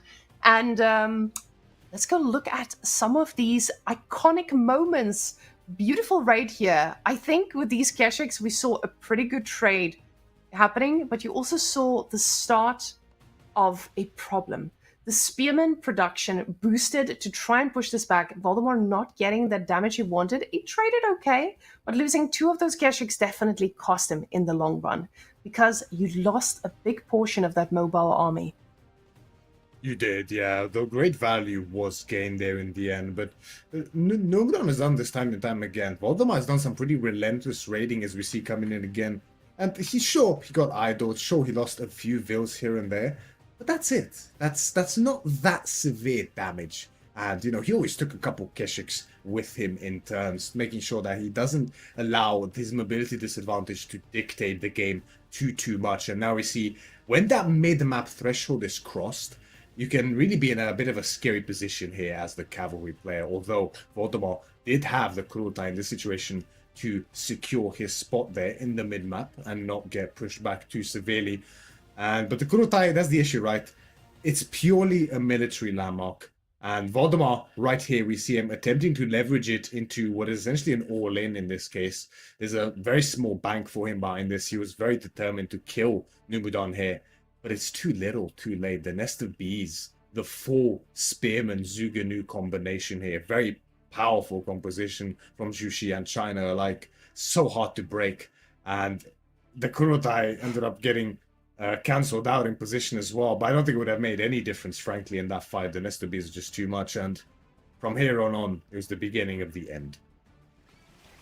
Twitch chat, I don't know if you're ready for the news that I'm about to break you, but we have Gorge. And you guys, you know what Gorge foretells. Gorge foretells a very long tail between civilizations, especially civilizations who thrive off sitting back, relaxing, and let the economies do the talking. French, an aggressive civilization if they want to be, but Lancaster, they have every tool in the box to shut this down. Ladies and gentlemen, that's going to be Gorge. And we have the 2 strongest sitting back civs we could find. These guys, they've played Gorge before, and we've seen what they've done to us and what they will do to you. I would like to see more of that aggressive playstyle that we saw in the previous game. And I would like to see that from Knights Myriad. Otherwise, this is going to be a wonderful, wonderful keep creep onto the rest of the map. But honestly, I'm excited for it. I really want to see what Voldemar does with the Lancaster. As we know, there are nerfs that hit them pretty hard. And I say hard because, yes, but those manners have less HP. I don't know if that was the problem for most of it. And a lot of these players haven't had the opportunity to practice for this. So where do we land now that Lancaster has had a few nerfs, but French is still French? Where do you see this going, Mr. Myriad? It's going to be a pretty interesting one to watch unfold. I think it's hard to call, frankly. Honestly, it's a very similar situation to the Mali French game that we saw earlier, right? I think Lancaster functions in a lot of similar ways. They have those manners which can substitute for Cow Boom, right? You just keep adding them tremendously and eventually the economy kind of explodes, right? I don't think it's as drastic as the Cow Boom in terms of the explosive effect of the economy, but it is steadier throughout the game. It also gives you wood, so it's a little bit more adaptive than Cow Boom. So those dynamics are slightly different, but I think the mashup might go very similarly, right? I do wonder whether we'll see a Dark Age opening here from the House of Lancaster specifically, as that's been very popular for day pushing in the past, but of course that is pretty much history at this point in time. And there's still a lot of value to be gained if you do deny that gold from the French. Surely denying Burst Scouts or delaying it is pretty good value, no? Oh, do I want to see a Dark Age barracks from Lancaster? Oh my gosh, Myriad. Now I'm just getting excited about aggressive plays. But ladies and gents, we are rolling on in to game number 2. Let's see if it's going to be Denmark or Sverige. We'll find out soon. There we go. Oh, no, never mind. We're still staring at each other. Wonderful. Oh, I don't mind ladies, that, right? we've got a barracks. Guys, Voldemar in the yellow. He's not going to let it mellow. He's making a barracks. This is going to mean some Dark Age shenanigans, and I'm ready for it. Numadan, on the other hand, let's see if he is ready for that. Because now you have a choice, right? Numadan on French, he can go for all the gold he needs in the early game, try to shut it down with archers, but this is still pretty scary. Yeah, exactly. It's definitely scary. I mean, Lancaster, they have so many great tools available for them with those manners. The economy becomes so smooth. So, you know, getting off to a great start with these spears, it's nice to enable that even further. But French can never be underestimated, because when they do regain that gold access, the knights are going to be coming, the raids are going to be starting, and they can be pretty rough for Voldemar. If he gets locked into an excessively long feudal age and starts taking damage, that can be quite rough against the French with full map control, even if you are House of Lancaster. But they have been newly nerfed, haven't they? And the spears are in position. Harassment is going to start on the gold mine. Question is, will there be a tower? Although I tempted to say I don't think so already, as there's no more additional spears in production. And I don't see a villager making their way across the map either. But it could be good value. Now, what I expect to see from this is a pretty solid follow-up, because Numadan is a guy who's dealt with aggression. He is a master of delay and turtle when he needs to be. He's a master of adaptation. And I'm really excited to see what this actually will look like when he responds to it. But Voldemar did not overinvest, and I really like this about it. So Voldemar, he got the 3 spears. He knew exactly how much he needed to actually do some damage here, and stopped going for his own age up. Now, my big question is, how many manners are we going to be seeing coming out of this? Because, of course, you've shut down French a bit, but you now open up a whole range of possibility just for yourself. Do you now go and just get as many manners as you want? Or are you going to keep this pressure up? So, Numadan, though, he's not going to make any knights. There might be a few horses coming on out, but against spears, that's not your optimal comp either. So you see, he's already focusing on getting all the wood he needs, because he knows we're going to need to go get some archers, and we're going to need them pretty soon. Yeah, he definitely will. There's no gold mining without archers against these spears. That's for damn sure. As Lancaster Castle is going to be coming up for Voldemar on the other side. And the question of manners is interesting, because there's a few approaches you can take here if you are Voldemar in this case. You can go for 6 manners and look to play that feudal age. You can't exactly go castle behind 3 manners. You're definitely going to die. But with some manners, with 6 manners, I think you can get away with that and mount the defense pretty comfortably if you macro effectively here in this early game. The knights will block those initial any sort of cavalry play, so that gives you additional space, and not the knights, the spears, sorry. You see Stone Gathering now on the way for him. On the other hand, you could maybe even try something like a 3 mana fast castle potentially, or even a no mana fast castle with a white tower. But that can be very risky, and I think there's little value up against the French. I think if you want to go fast castle like that, normally it's better to do with those, with the white tower to leverage it into an Earl's Guard timing. But against knights, that's not the most effective idea for sure. So, and you know, fast castle with King's College, although in theory it sounds good to contest the knights with your own knights, the economy might be tough on 0 or only 3 manners. Now, getting onto 3 manners into Fast Castle, we've seen a lot of people make some pretty cool plays out of it. Now, the thing is, I don't feel like Voldemar is the kind of guy who would pull such a thing. I know that I remember watching a game that he was playing against someone who actually took a game off of him with this, who went Fast Castle Lancaster. And he was completely unprepared. Unfortunately, he's playing against a civilization that has an answer to that, and that is French. French has an answer to that Fast Castle Lancaster, because your knights actually deal pretty well with the Earl's Guards.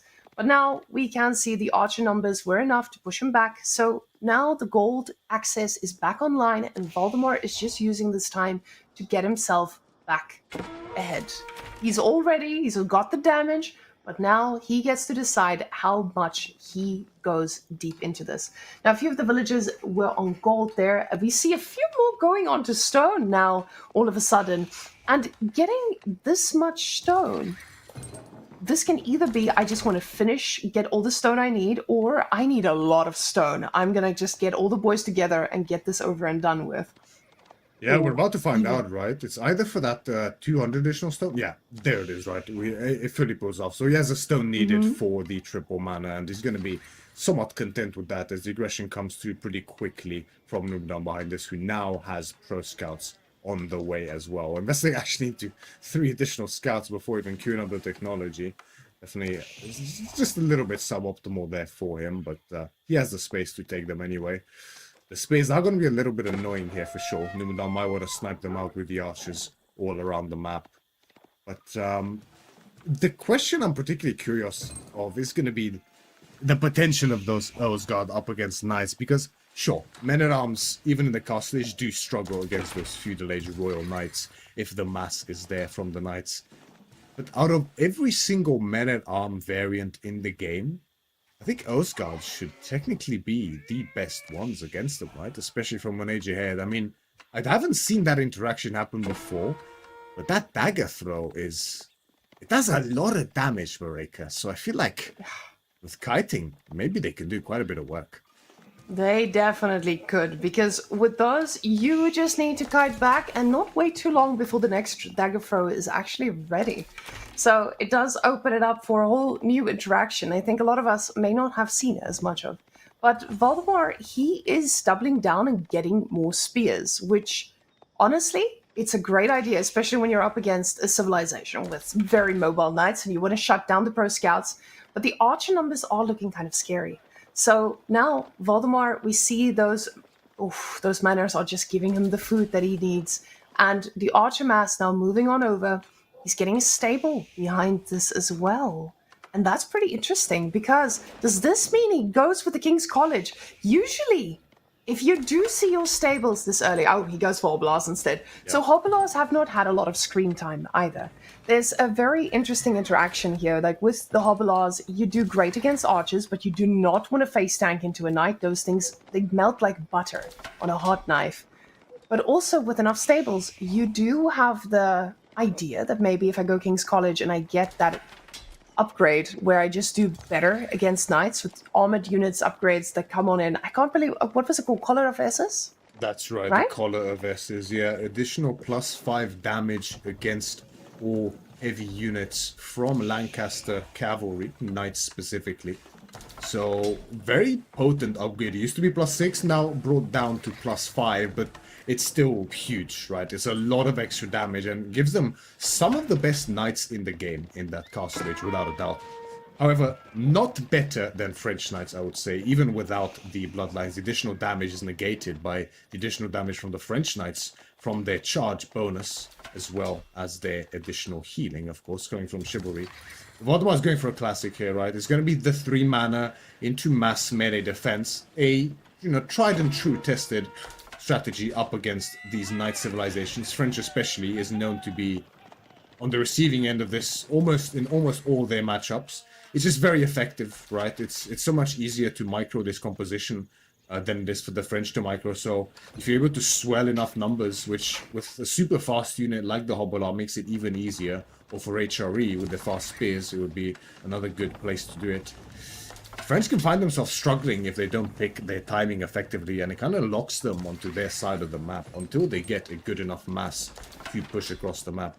But these Hobbelars, like you mentioned, they are best in Castle Age when they have access to the hill training from the King's College. That's not the case now. We're in Feudal Age.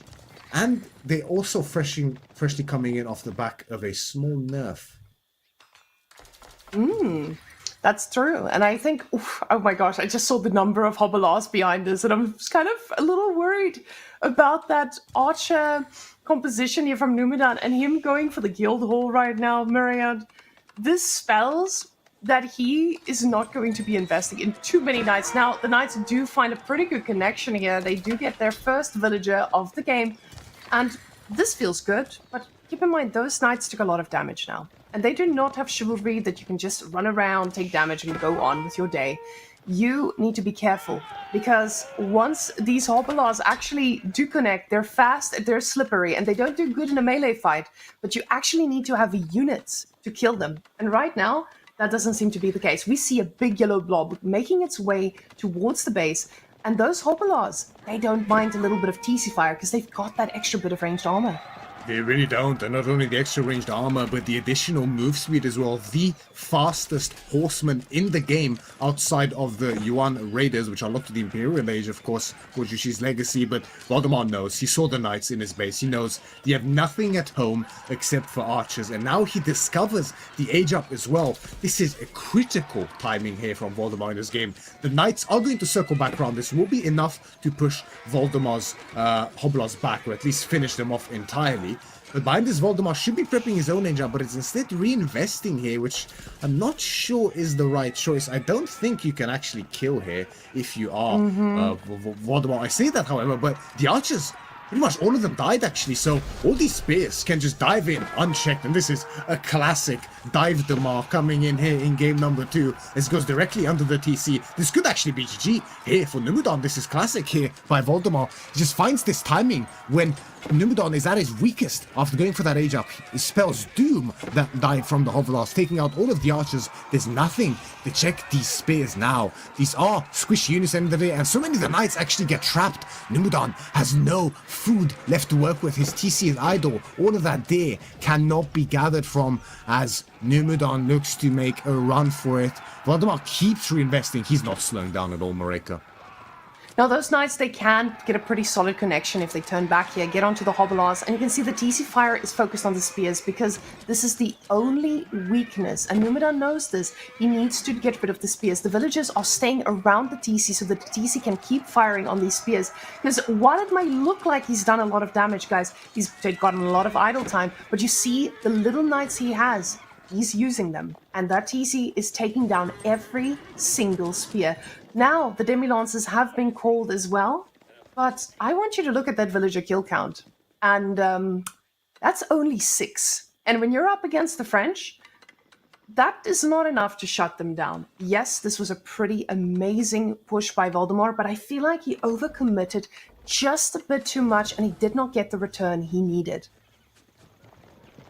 It's tough to say, isn't it? It's tough. It is. Like it's good damage for sure, right? 6 vills, even against French. It's not too bad, but you did lose so many units going for it. But then again, also caused, besides those vill kills, a lot of idle time, and you can see how much Numadan has suffered from that. His unit production is completely stagnant, and again he's getting dove now by the Demi-Lance as well. Voldemar, but this is just all in Damar to the max right now. There is zero intention to go cast stage. This man has adapted his style. We can see it being manifested here firsthand. And this reinvestment, again, is not something you really expect here if you're involved, if you're in Numadan's position, because, I mean, this is so typical. This should never work in theory, but if you don't expect it, it will always work. That's the thing. These types of dives coming in like this, that is always the case. It should never work, but if you don't expect it, it will always work, as that is the value found here by Voldemar in this game. Additional double villager kills now. He went from 6 up to that 11, and I mean, Voldemar, with the manners, he can actually just keep going. And Numadan, I think we need to give him a name as well, because you guys have Kumidamar, you have, what is that, All in Damar, Dive Damar, but Numadan, he's the Holdeman. A whole Mudan, because he's holding and he's hoping and he's making more archers to try and get through this, but Hobblars are joining the party again. Now the little bit of gold is going to get shut down, and they do take a victim along with them. All of a sudden, I do have hopes and dreams here for Numadan. I do still feel like if there's someone who can hold on and survive this, it might be Numadan, but at the same time, All in the Mar, he is looking strong enough. We just need to see if he finds a way to actually break this, because for now, he keeps just... He's sacrificing a lot of units, and yes, the villager kills are starting to stack up, but is it going to be enough? Of course.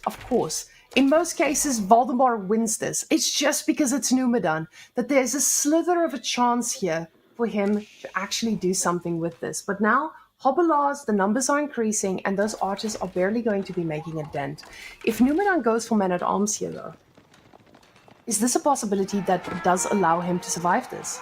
It's something that I think would have definitely allowed him to survive, especially if he did it as preparation in anticipation of this dive here from Voldemar. It's just coming in hot again, right? It's just such a reinvestment in units that's quite aggressive here from Voldemar. And, you know, if Numadan wants to hold out and become Holdudan, it's gonna need to find a way to re-access gold, which is gonna be here on the north side. This is the place that it's gonna have to be, right? He has additional golds on that south side, but that is now being kept firmly in check by Voldemar. So he might have some space to get some gold on this side. He does have the guild hall picking for him as well, but you can see Voldemar is slowly prepping for his age up behind this as well. And the thing is, what I think separates Numadan here from other players who would be under this type of siege, he is idling a lot of his villagers when these attacks do land, which is something that we saw a lot from Louis and CSO. They've mastered the art of being raided and still gathering resources. But Numadan's groups, they do tend to go to one spot and wait for the next engagement, and this is a slight bit of a weakness now that Voldemar can exploit. That means the idle time is actually starting to add up. But you see Numadan is quickly adding some more towers around that gold because he knows it's about to happen. He's got a scout here. They see what's about to happen. So he's going to need to make a decision, and the decision is to commit to these towers. He needs to try and keep this alive. These Hobblars are taking a fight against Castle Age Knights, and it's not going too well for them.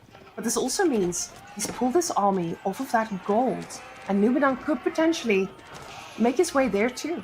Yeah, Voldemar has a lot here though. The flank comes in from around as the archers and knights are in firm position to defend, but the mass here is so great from Voldemar. However, he is dealing with a tech disadvantage for now as King's College is coming up behind all of this, but the idle time here is massive. This could spell doom for Numadan in this game number 2. There's just too many units. There's too many units here from Voldemar, fueled by the deer that Voldemar defended very well in the early game. He still has access to even now at this stage of the game, whereas Numadan is running dry at this point in time as the towers desperately focus down the archers, the yeomen, the spearmen as well. But is it enough? Those Hobblars, they do so much work. They are relentless up against the archers, and the additional ranged armor combined with their speed makes them excellent in these types of fights compared to regular horsemen.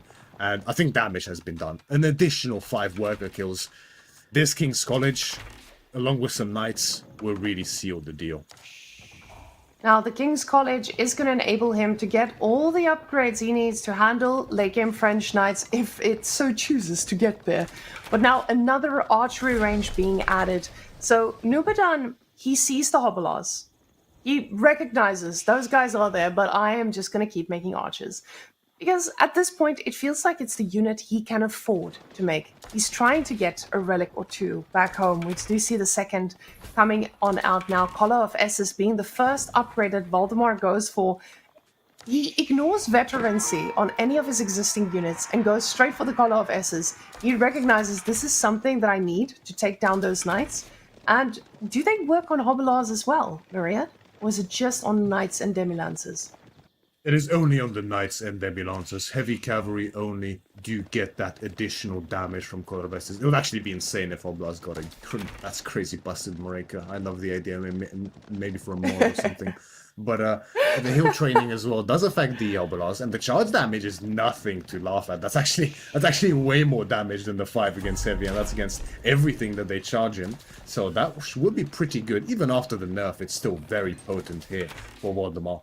But it's going to be mainly knights as the unit of choice here. Knights in combination with spears is definitely going to work wonders here against Numadan's competition, who is now looking for the space to gather up a keep, but beautiful surround by Voldemar. Doesn't jump too early, and look at that horrible trap. Even till he's the mining camp in an effort to re-trap them, but so many vills went down. Another 5. Voldemar just keeps finding dives to kill 5 vills at a time. It's kind of interesting, actually. With the idle time on the gold at the same time. Nice. Beautifully distracts Numadan's army on the south side with the Hobblars, then moves in this north position to pick up another 2 villager kills. So much damage done already. Voldemar just needs to keep building this mass. Maybe get a couple of the relics in, and he can really choke out Numadan. But the plan is very clear here for Numadan. He's really fortifying those golds. Guild Hall is ticking quite aggressively fast at this point in time. If Red Palace comes in, things can start to look quite different. This feels like a game that Voldemar is ahead in, right? He's ahead. He's got his manners. He's just living his best life as Lancaster, but at the same time, he's up against French that does pretty well if they are allowed to wait this thing out. Now he goes for the production buildings, which I think a pretty smart move here because those things have been the cause of a lot of your worries, but he is looking for alternative damage, and you know this is the case. He cannot keep fighting into those in-place towers now onto the gold. He recognizes he's going to keep losing trades in all of this, and honestly, Numadan getting a little bit of a farm transition already. He is hoarding that gold. He's not spending any of it. You see there's nothing in queue right now. He's going Imperial, and he's going Imperial really, really soon. So now the question is just, where does the Red Palace go? Is it close to the TC, or are we going to get it right in front of that big gold? It's a tough big gold choice. has served its purpose. Yeah, it's a tough choice, isn't it? You really want to secure that gold, but at the same time, you really want to boost this production as well on the front side of your base here for Numadan. And of course, there's another gold in the north side there. Really big gold split here for Numadan, actually. Not great for him in this case. But yeah, I do wonder, he has enough stone for a keep. Okay, so it's going to be a keep going up at the front, which means that the Red Palace should go up in that north side, most likely, to secure not only what's left of the big gold, but also that smaller mid-sized gold vein towards the north side as well. Yeah, keep going in the front. It's going to be defended. And this has to go up quite quickly here for Numadan, but I don't think he actually has enough to defend this position as the Knights do spot it out.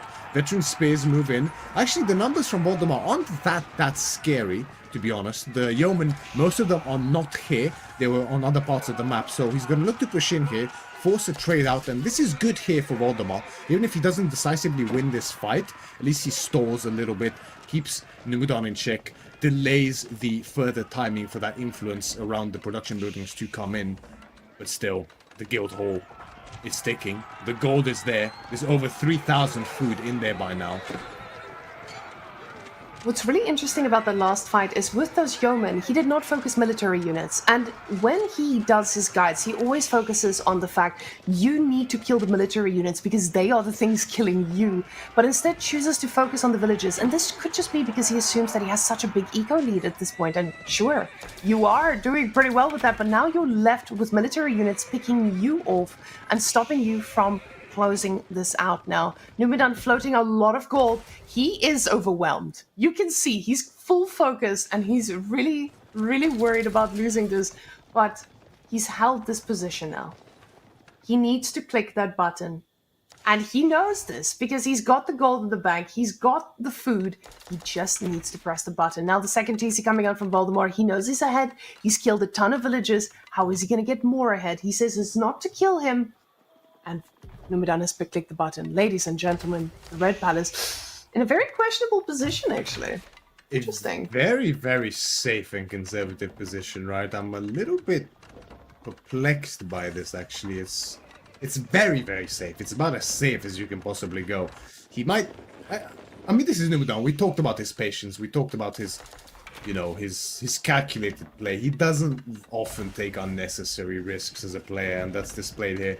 I mean, you know, I myself was surprised by the lack of Voldemar's army in the fight. I thought he would have more, but he invested in that second TC instead, and did not go up to 9 manas yet, right? So that's part of the reason why. Surprising to see second TC before 9 manas. I feel like that's a bit of a mistake.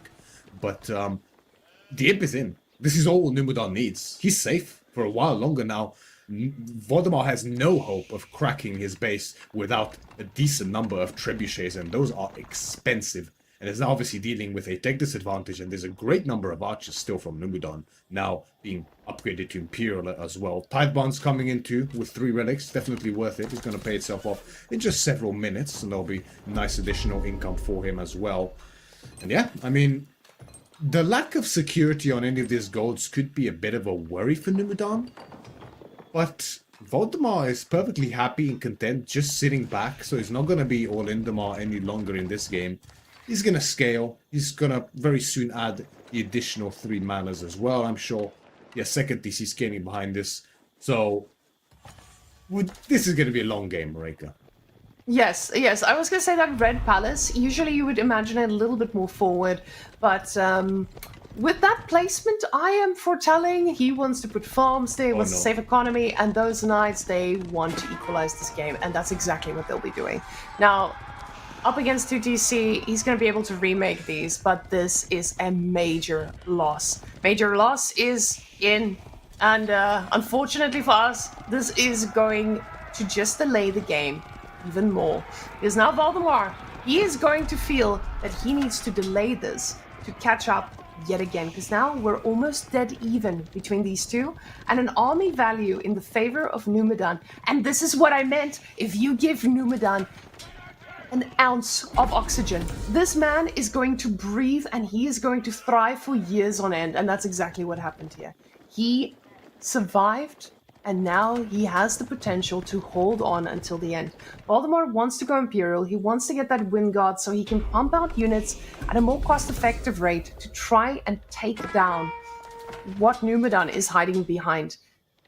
It just feels like Numadan is playing his game right now. He really is. And look at the confidence. He's just surging knights behind this. Not a single additional archer added. And I don't blame him. The confidence boost that must be. The greed from Voldemar getting severely punished. They're moving all those vills out. He was macroing for Imp, Mareka. He had one spear on the field. He was fully comfortable and set to go in behind this himself and get severely punished in turn due to lack of scouting on that side. And this can happen in the game. In like at this level, you overextend or not scout for just a moment, and suddenly you find yourself severely on the back foot as little night raids on the side. This is so painful for Voldemar in this position as he's clambering for an Imperial Age timing behind this.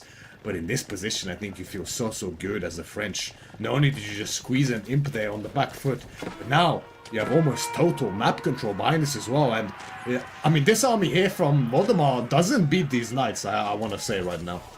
And the archers Remember are there that the collar of S's we were hyping about earlier? Those actually only work on knights themselves, and Voldemar had a lot of resources for knights, but now goes for the Wingard Palace. He's going to be able to get the Demi-Lancers though, so maybe they will help the situation in terms of this knight number, because I was going to say Numadan, he's playing not the late game French comp yet. He's not switched to Horseman yet, but he doesn't need to, because Voldemar is not going for the unit that naturally counters these knights.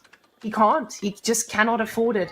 But that Wingard Palace is also a very greedy goose Wingard Palace, because it's out there on your second DC. It's not going to be protected once he actually gets control of that side. And it feels like with this army and what we've seen from Numadan, he's starting to clear out the sides.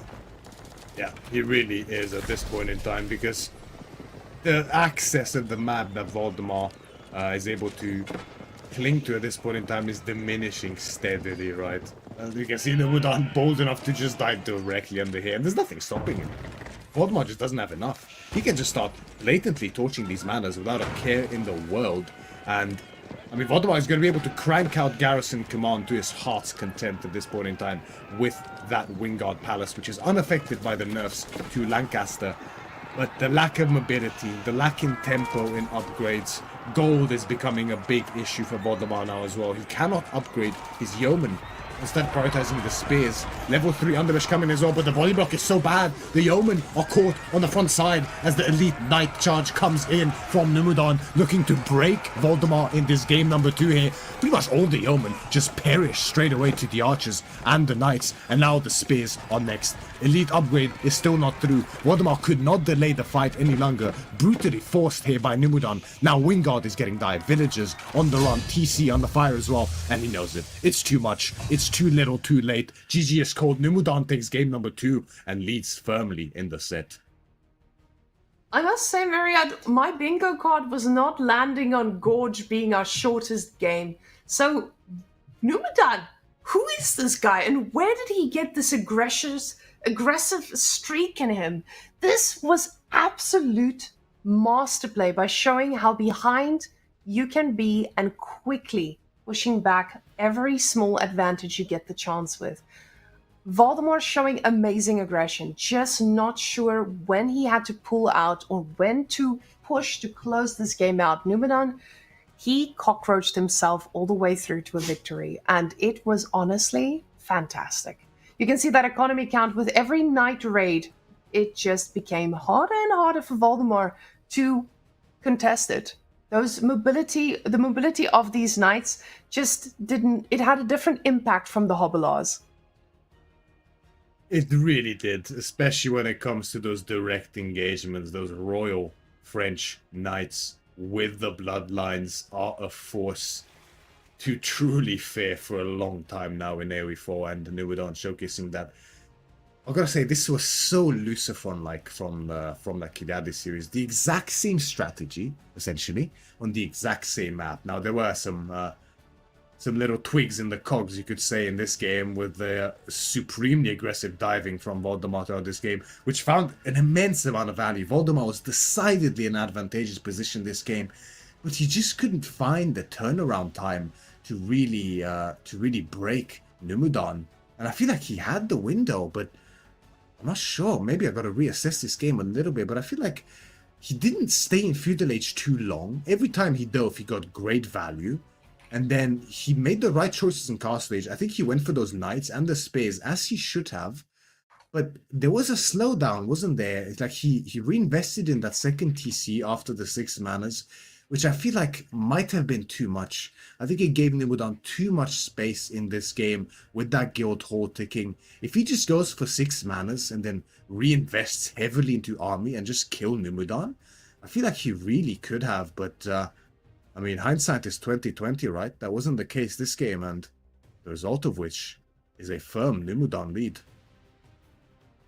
Now, this is one of those instances where I feel like we have seen Voldemar is a very prominent content creator. He's a prominent coach in the community. He's absolutely, I would say, a pillar in what a lot of the Age of Empires content and games are like right now. And he's up and coming for that in that manner. And I think that's absolutely amazing to see that he can still perform at these high-level tournaments in that way. Because we've been seeing that with Beastie as well, right? The more he plays or the more he does online in terms of content, the worse the tournaments go. But Voldemar has been consistently showing up and bettering himself as well. So I think there's usually this balance between, okay, this person, they make guides. They tell us what we're supposed to do. Why aren't they doing that perfectly in a tournament? And it's most likely not because of just them. It's because of the opponent just making it so much harder.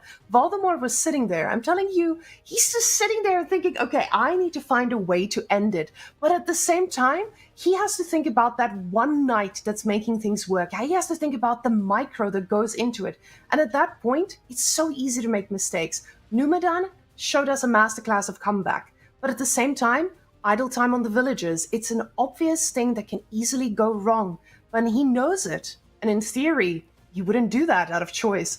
But that just shows you how your opponent being good can force mistakes out of you. So Voldemar, he's shown immense growth over these last few months, and we've been seeing him more and more in these top ranks of the tournaments. But Numadan, he forced mistakes out of someone who teaches us how not to make those. So yeah, that was my rant, guys. Because I see people asking, but Voldemar knows what he should do. Voldemar knows when to attack. It's different when there's... Wait, what is that quote?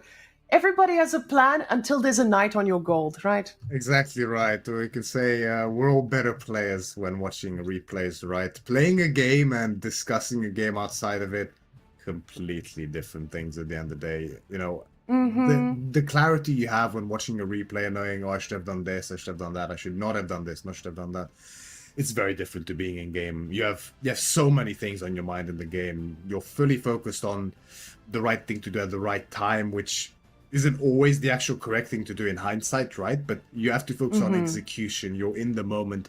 It's very, very different. And yeah, everyone's just a better player when they're watching a game than when they're playing it. That's just the way it is, naturally. So, you know, Voldemar has a lot of the knowledge necessary to understand how these advantageous positions should be played.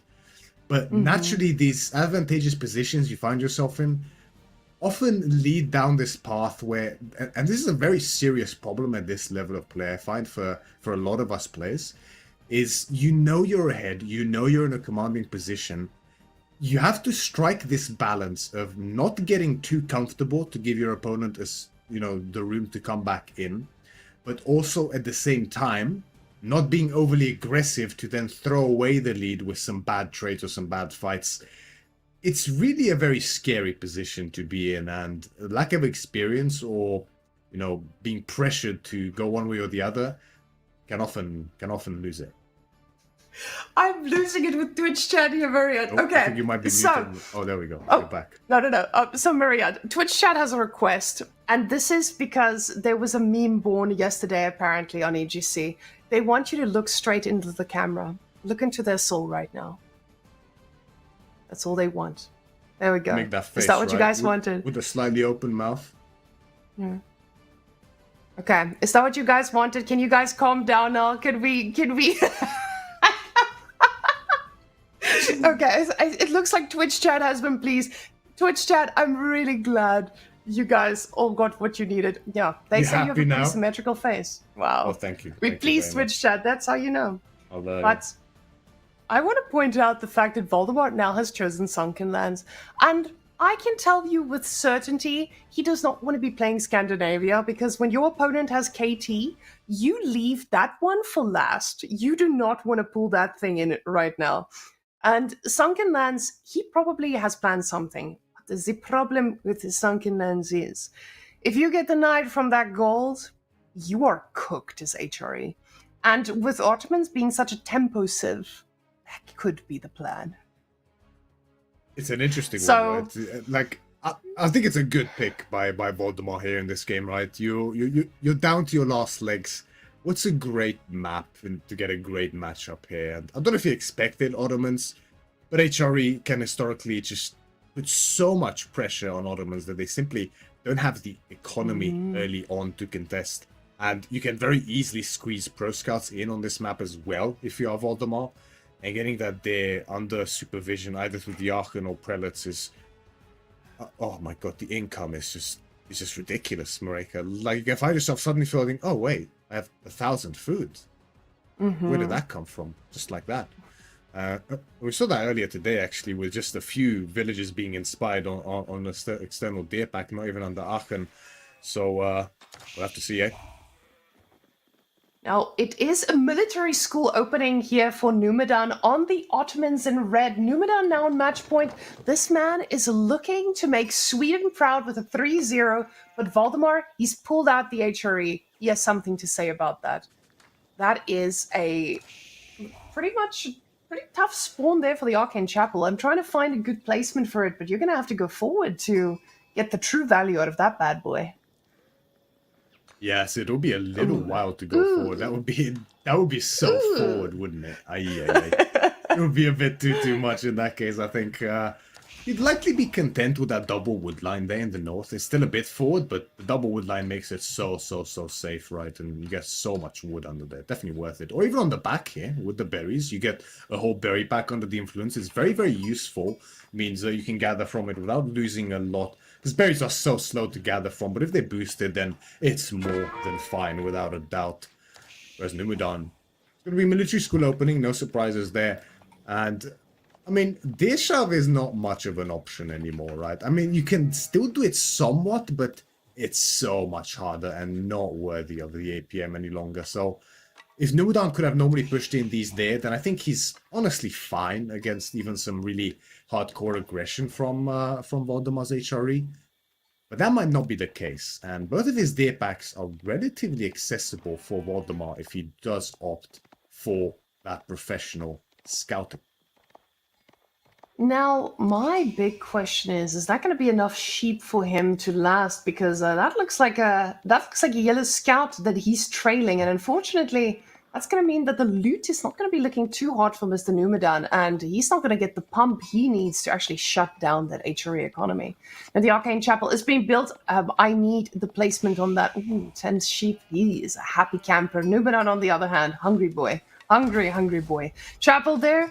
He gets the berries. He gets some solid wood line, but yeah, it's not ideal. It's the best one you could place in the current situation. So it's okay. It's a landmark. It's going to inspire stuff. No, that's great. It's okay.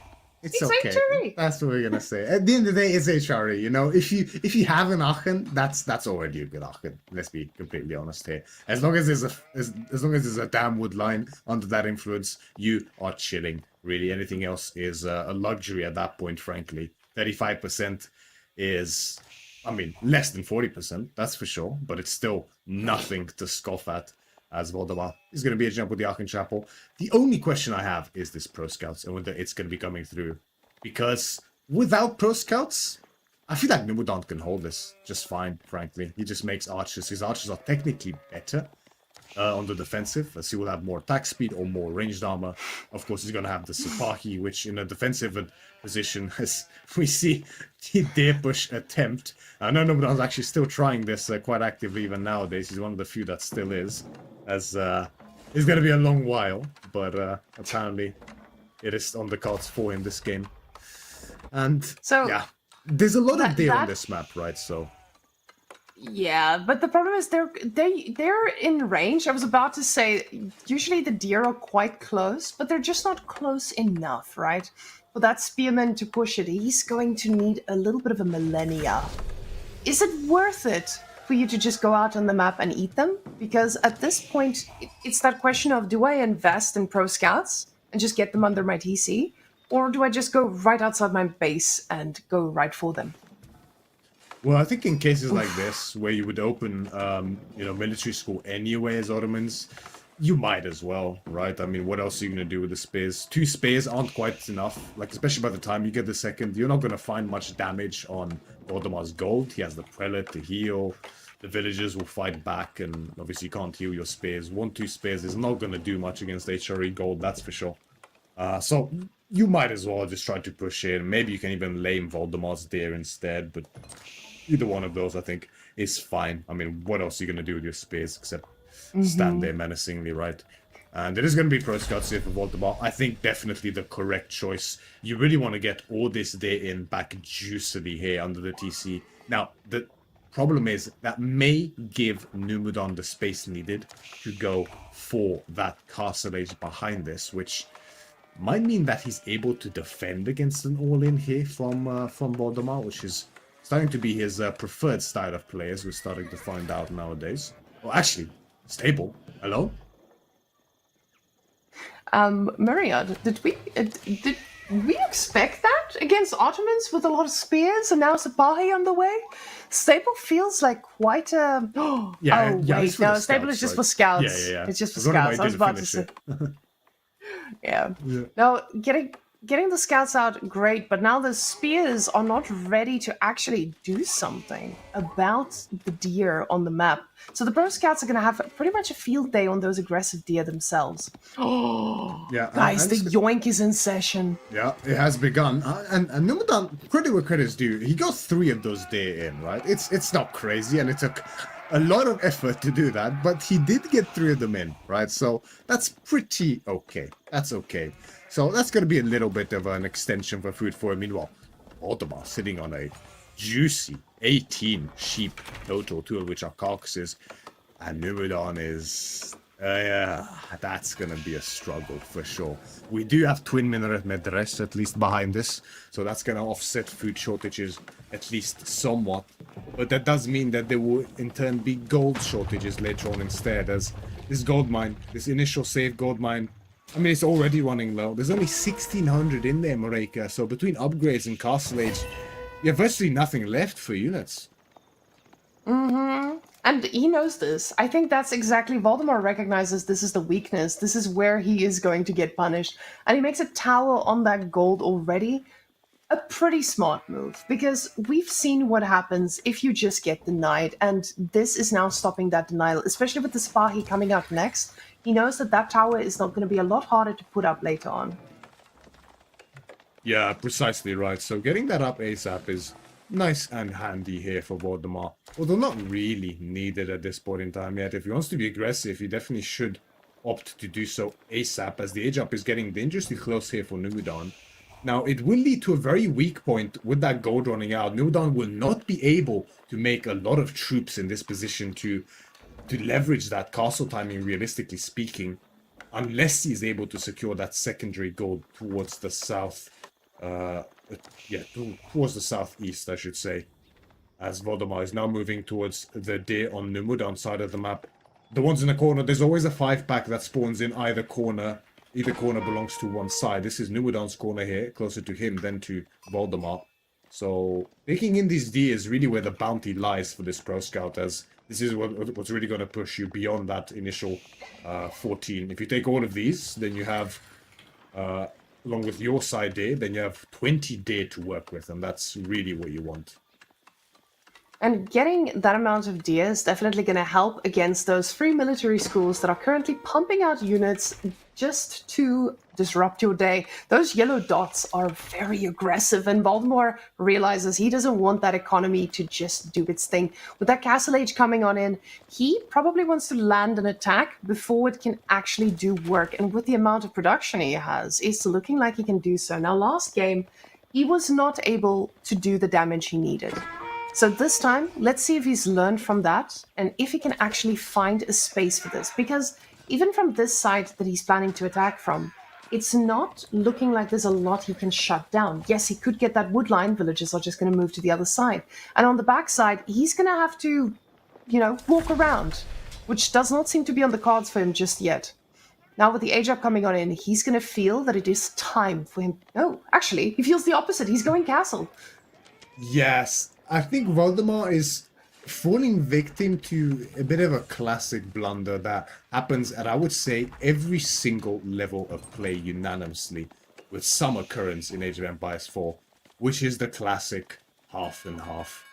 We're having some investment into units here in Voldemar, enough to have a decent military presence, but not enough to actually, cause real damage on the other side of the map. Meanwhile, we have a Castle Age timing, but not a fast enough one to really leverage the timing to get a lot of relics early on here for Voldemar.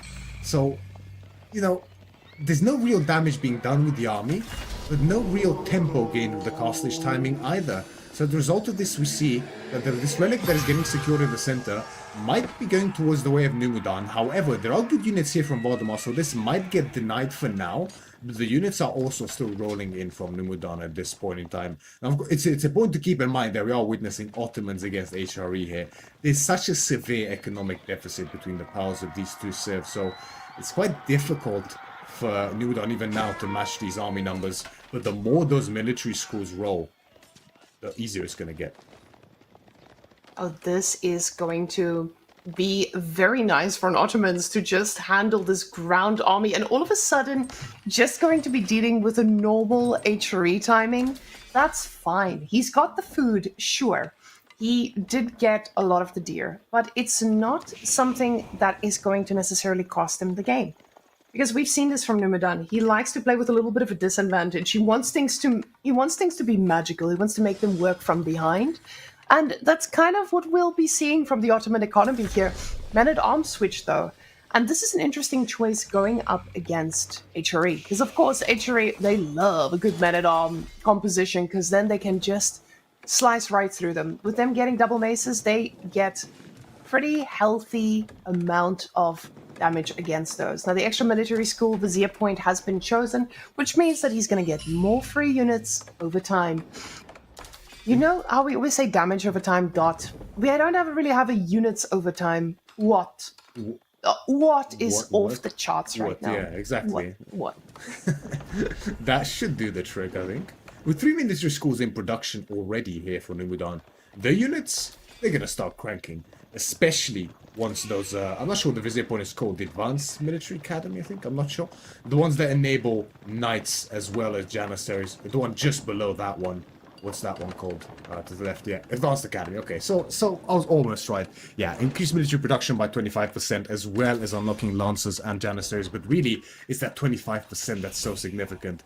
Combined with the Blacksmith upgrade, those units, they're going to start training really, really quickly here for Numadan. And as the day starts running out for Voldemar, if he hasn't been prudent with his farms around that Aachen, it's going to be a bit of a tough one, I think, in the long run, if he doesn't secure most of the relics. Now, picking up that one feels quite nice, right next to the base. He's already brought the other one pretty close himself. Getting those imams just makes this so much nicer when you're playing against the HRE. The HRE, They are a civilization. They flourish just being given a little bit of an opening to pick these bad boys up. And losing a Predator like that is quite expensive in the long run. Now, that Sapahi is going to spot that this is a play for him. But now the composition has switched to mobility. And ladies and gentlemen, we saw Numadan on mobile units. We saw what those knights did in Voldemor's base. Are they going to get to do the same now? The knights, the cavalry advantage from Ottomans with the Sipahi as well. It's always something that's very tough to fight against the Sipahi. Probably the best raiding unit in the game, honestly, outside of maybe Hobelars. The additional range, the additional stats on them, so potent on diving these TCs. Fortitude as well. 50% extra attack speed on this Sipahi. They absolutely melt through villagers and range units if they are left unchecked. And oh, we see, whoa, looks like their first victim has been spotted as they charge directly. The villager dies before it even knows what hit him, still with a hammer in his hand, as the spears are there to meet the rest of the cavalry and deny any further entrance. But they did get discovered. And losing that food is actually quite big, because with HRE, yes, you've made a lot of units, you've had time to build up your army, but a lot of people forget how reliant you get on that free food.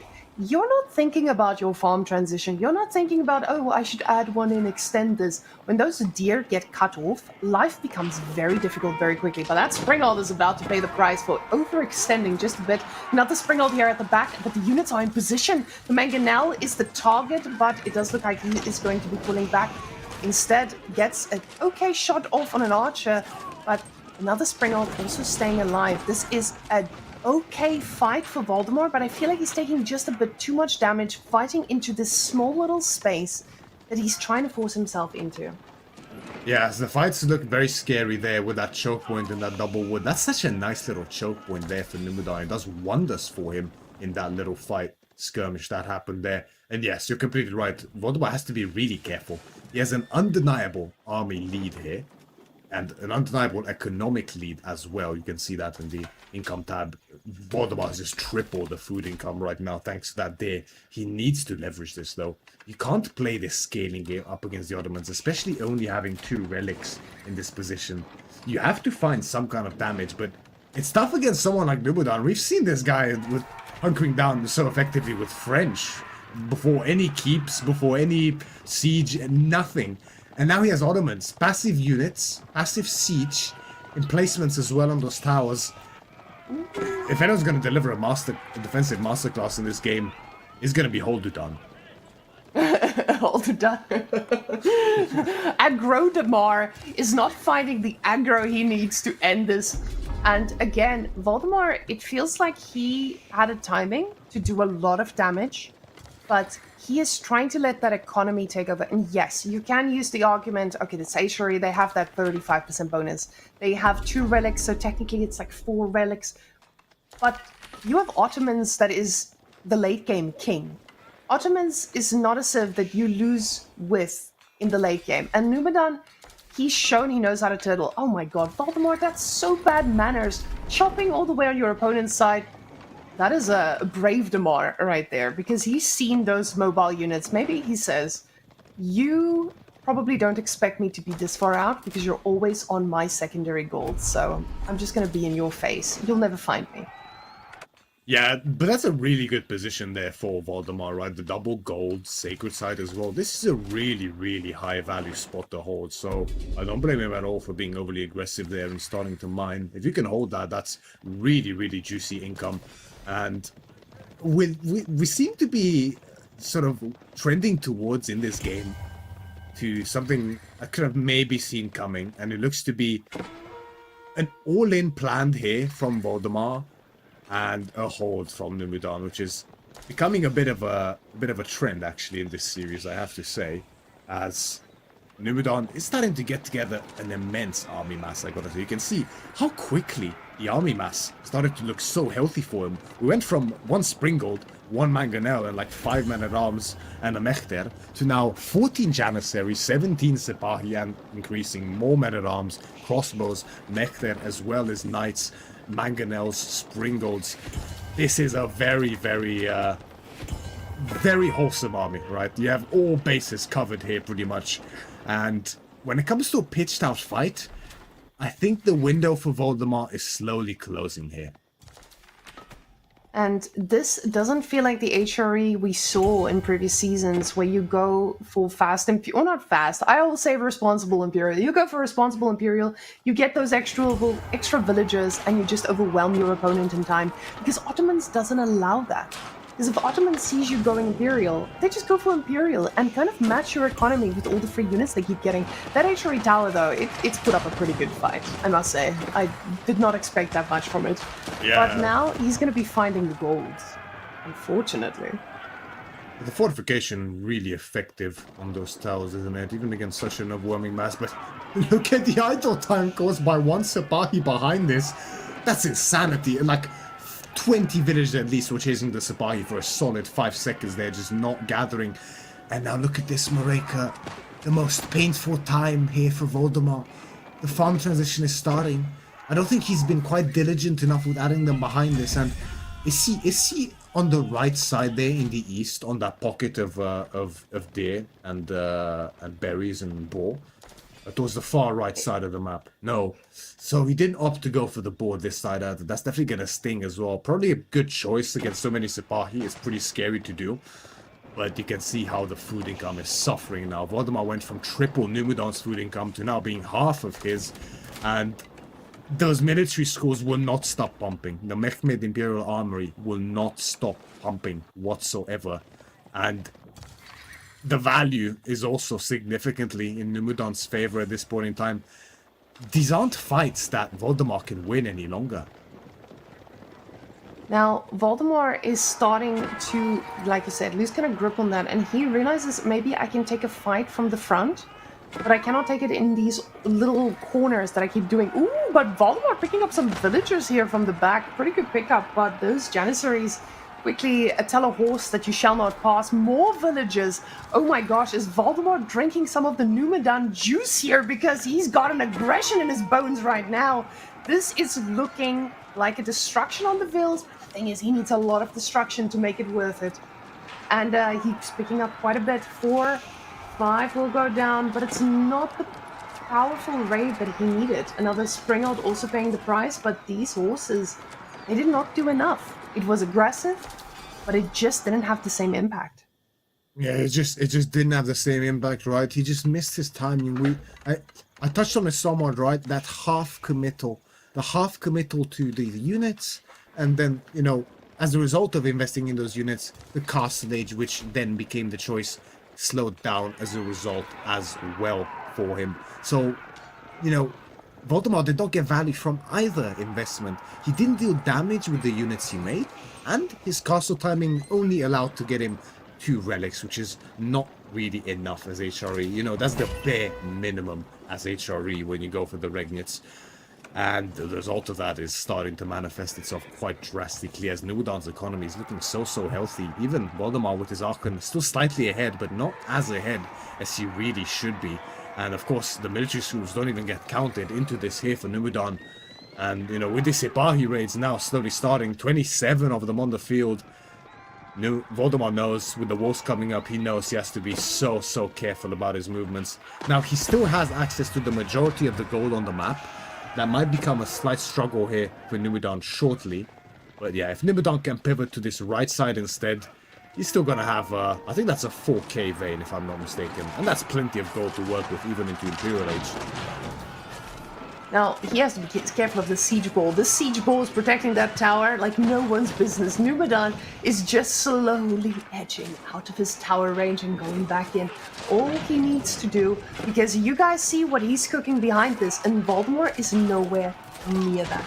He's going to click that Imperial Age up, and the moment he does, this is when Voldemar needs to attack. And the thing is, I don't think he has the ability to break through this. Those Springalds are just doing everything they need. We now see Mangonels coming out of Voldemar as well, but they're very far. And the problem is when they do get here to the front lines, aren't they just going to die to Supplies? Exactly right. That's the pressing issue against Ottomans, right? It might actually feel so hard to kill them sometimes, even when theoretically you should be able to, as something with HRE, with Arkham boosted Deer for that matter. I mean, if any save can kill, that is one of them, right? But that wasn't the case this game, right? I mean, it feels like you need Siege a lot of the time to break Ottomans. But the Sepahi, I mean, name a better unit against Siege than Sepahi in this game. I don't think one exists, except other Siege maybe for that matter. But that's cheating, that doesn't count. So, what do you do here as Voldemar, right? You have a Mangonel, 2 now on the field, but I feel like that's a bit too late, and yeah, I mean, that must be dire news for Voldemar in this game as he wastes no time and goes directly forward here towards the gold from Numadan. We see Janissary guns in queue, elite Janissary tech in queue as well, elite Sepahi coming in for him as well, and frankly, even if it comes to a 4-pitch fight, I think Voldemar loses it because of the sheer strength of Numadan's composition. However, with those Imperial upgrades in, it's gonna be even more one-sided here. And it looks like this is the fight that Voldemar is going to take. He goes on in, he tries to get onto the villagers, but at the same time the Mangonel from behind, it's on to the Springald. I say singular because there's only one it hit. The rest of the Springalds are just deleting everything of Voldemar. And this is the moment Voldemar realizes that Ottoman late game is not something he had signed up for. So now the Sepahis are just going to go right on through, killing all of the siege, and Voldemar should be tapping out any second. There he goes. He realizes, I have had enough. Numadan, Survivor-done, has made it again. And it was, honestly, fantastically done by Numadan again on survival. He's shown us he knows how to... and then just push out at the right moment. So I think a lot of players are just falling into the trap because Numadan is just that defensive, aggressive player you need to be when you want to shine in these events. So he's going to be going up against Beastie next week. And I know these two are practice partners, so no spoilers, but I'm excited for it for next week. Yeah, it should be a very exciting set for sure, as Numadan, I have to say, what an executional display here in this set. The patience to recognize these timings, know exactly when he's behind, when he's on a timer, when he has the lead. So well played throughout this series, I have to say. Really, really well done, and I'm impressed. I feel like this is some of the best Numadan gameplay I've seen in a long time from him. Just flawless execution in most of these games, actually, except for a few hiccups here and there. And this last game especially, when everything seemed to be stacked up against him, which makes sense, right? It's Numadan's map choice. It was Voldemar's map choice, right? He knew exactly what he was cooking. I bet he expected this, the HRE up against Ottomans. It should be a win for HRE, but this happened to me as well. If you just can't seemingly break them in that early Caster Age or that early Feudal Age, they kind of just run away with the game, because Ottoman Imperial Age is honestly probably the best in the game.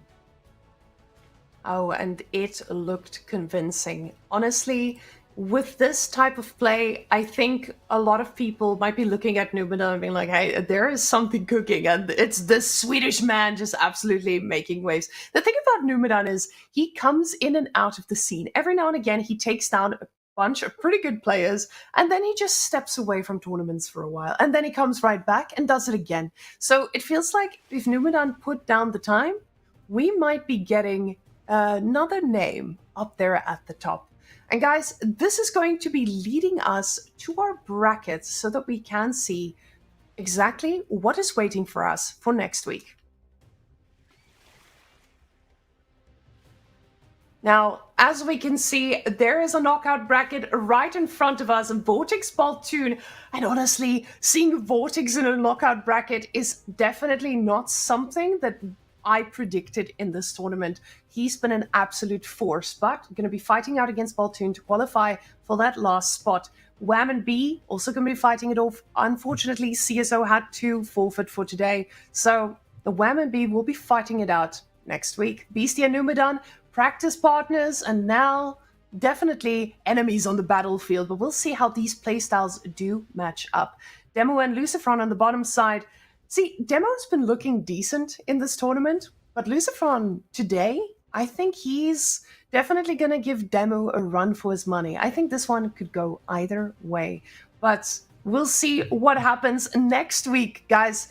And if you enjoy today's show, remember to tune back in. And remember, guys, if you have a free sub lying around, subscribe to EGC. They're always online providing you content, and then you get no ads. We know how much you guys love no ads. So ensure that you stay tuned for next week's show with a wonderful lineup waiting for you and a lot of insane matches. I must say, I'm proud of Voldemar and Numadan for not keeping us here until 1 a.m. They made it decisive. But they gave us just enough to get us ready for next week. And I think that is the perfect set of series we got today. I said today was going to be full of 3-2s, and it wasn't, but it felt so close. It honestly didn't feel like a walkover at all. These matches were close, even though, yeah, I honestly thought there was going to be a lot more 3-2s in all this, but it was so worth it. A lot of them were very, very close, and yeah, I mean, a lot of could have went either way, really. As Lucifron himself was saying, right, like, I bet a lot of the players today came in a bit unsure of how the results will go for them, as we get a little sneak peek at the one and only GG Dog. Having a little lie around, enjoying the games from behind, eh? Very, very nice. And I think we saw there in the bracket, right? The games we have left, the competition is so fierce. I mean, tensions are high as they can possibly get, and there's a lot to look forward to next week. I'm sure practice will be fierce between the remaining players between now and next week, and I mean, there's so much to look forward to. So guys, we'll see you back here next week. Me and Gigi Dog are excited for next week's matches. As you guys can see, actually, I just called her Beastie. Gigi Dog, who do you think is going to qualify next week between Demu and who was our man Lucifron? So Lucifron. Is it gonna be Demu, or is it going to be Lucifron? Oh my God, Gigi Dog, you said that? Okay, what about Beastie and Numadan? Yeah, she predicts. Is it going to be Beastie? Is it going to be Numadan? Numadan, really? Oh my God, guys. She has a favorite here. Place your bets in now. There will be very good odds. No commission whatsoever, we guarantee it. It will all be very, very ethically run. All based off of GG Dog's predictions. So get that money rolling in, guys. Thank you. All right. Guys, enjoy the rest of your night. It was lovely having you all here. Wonderful crowd as always. Now, Myriad, give them that last camera stare as we go into darkness.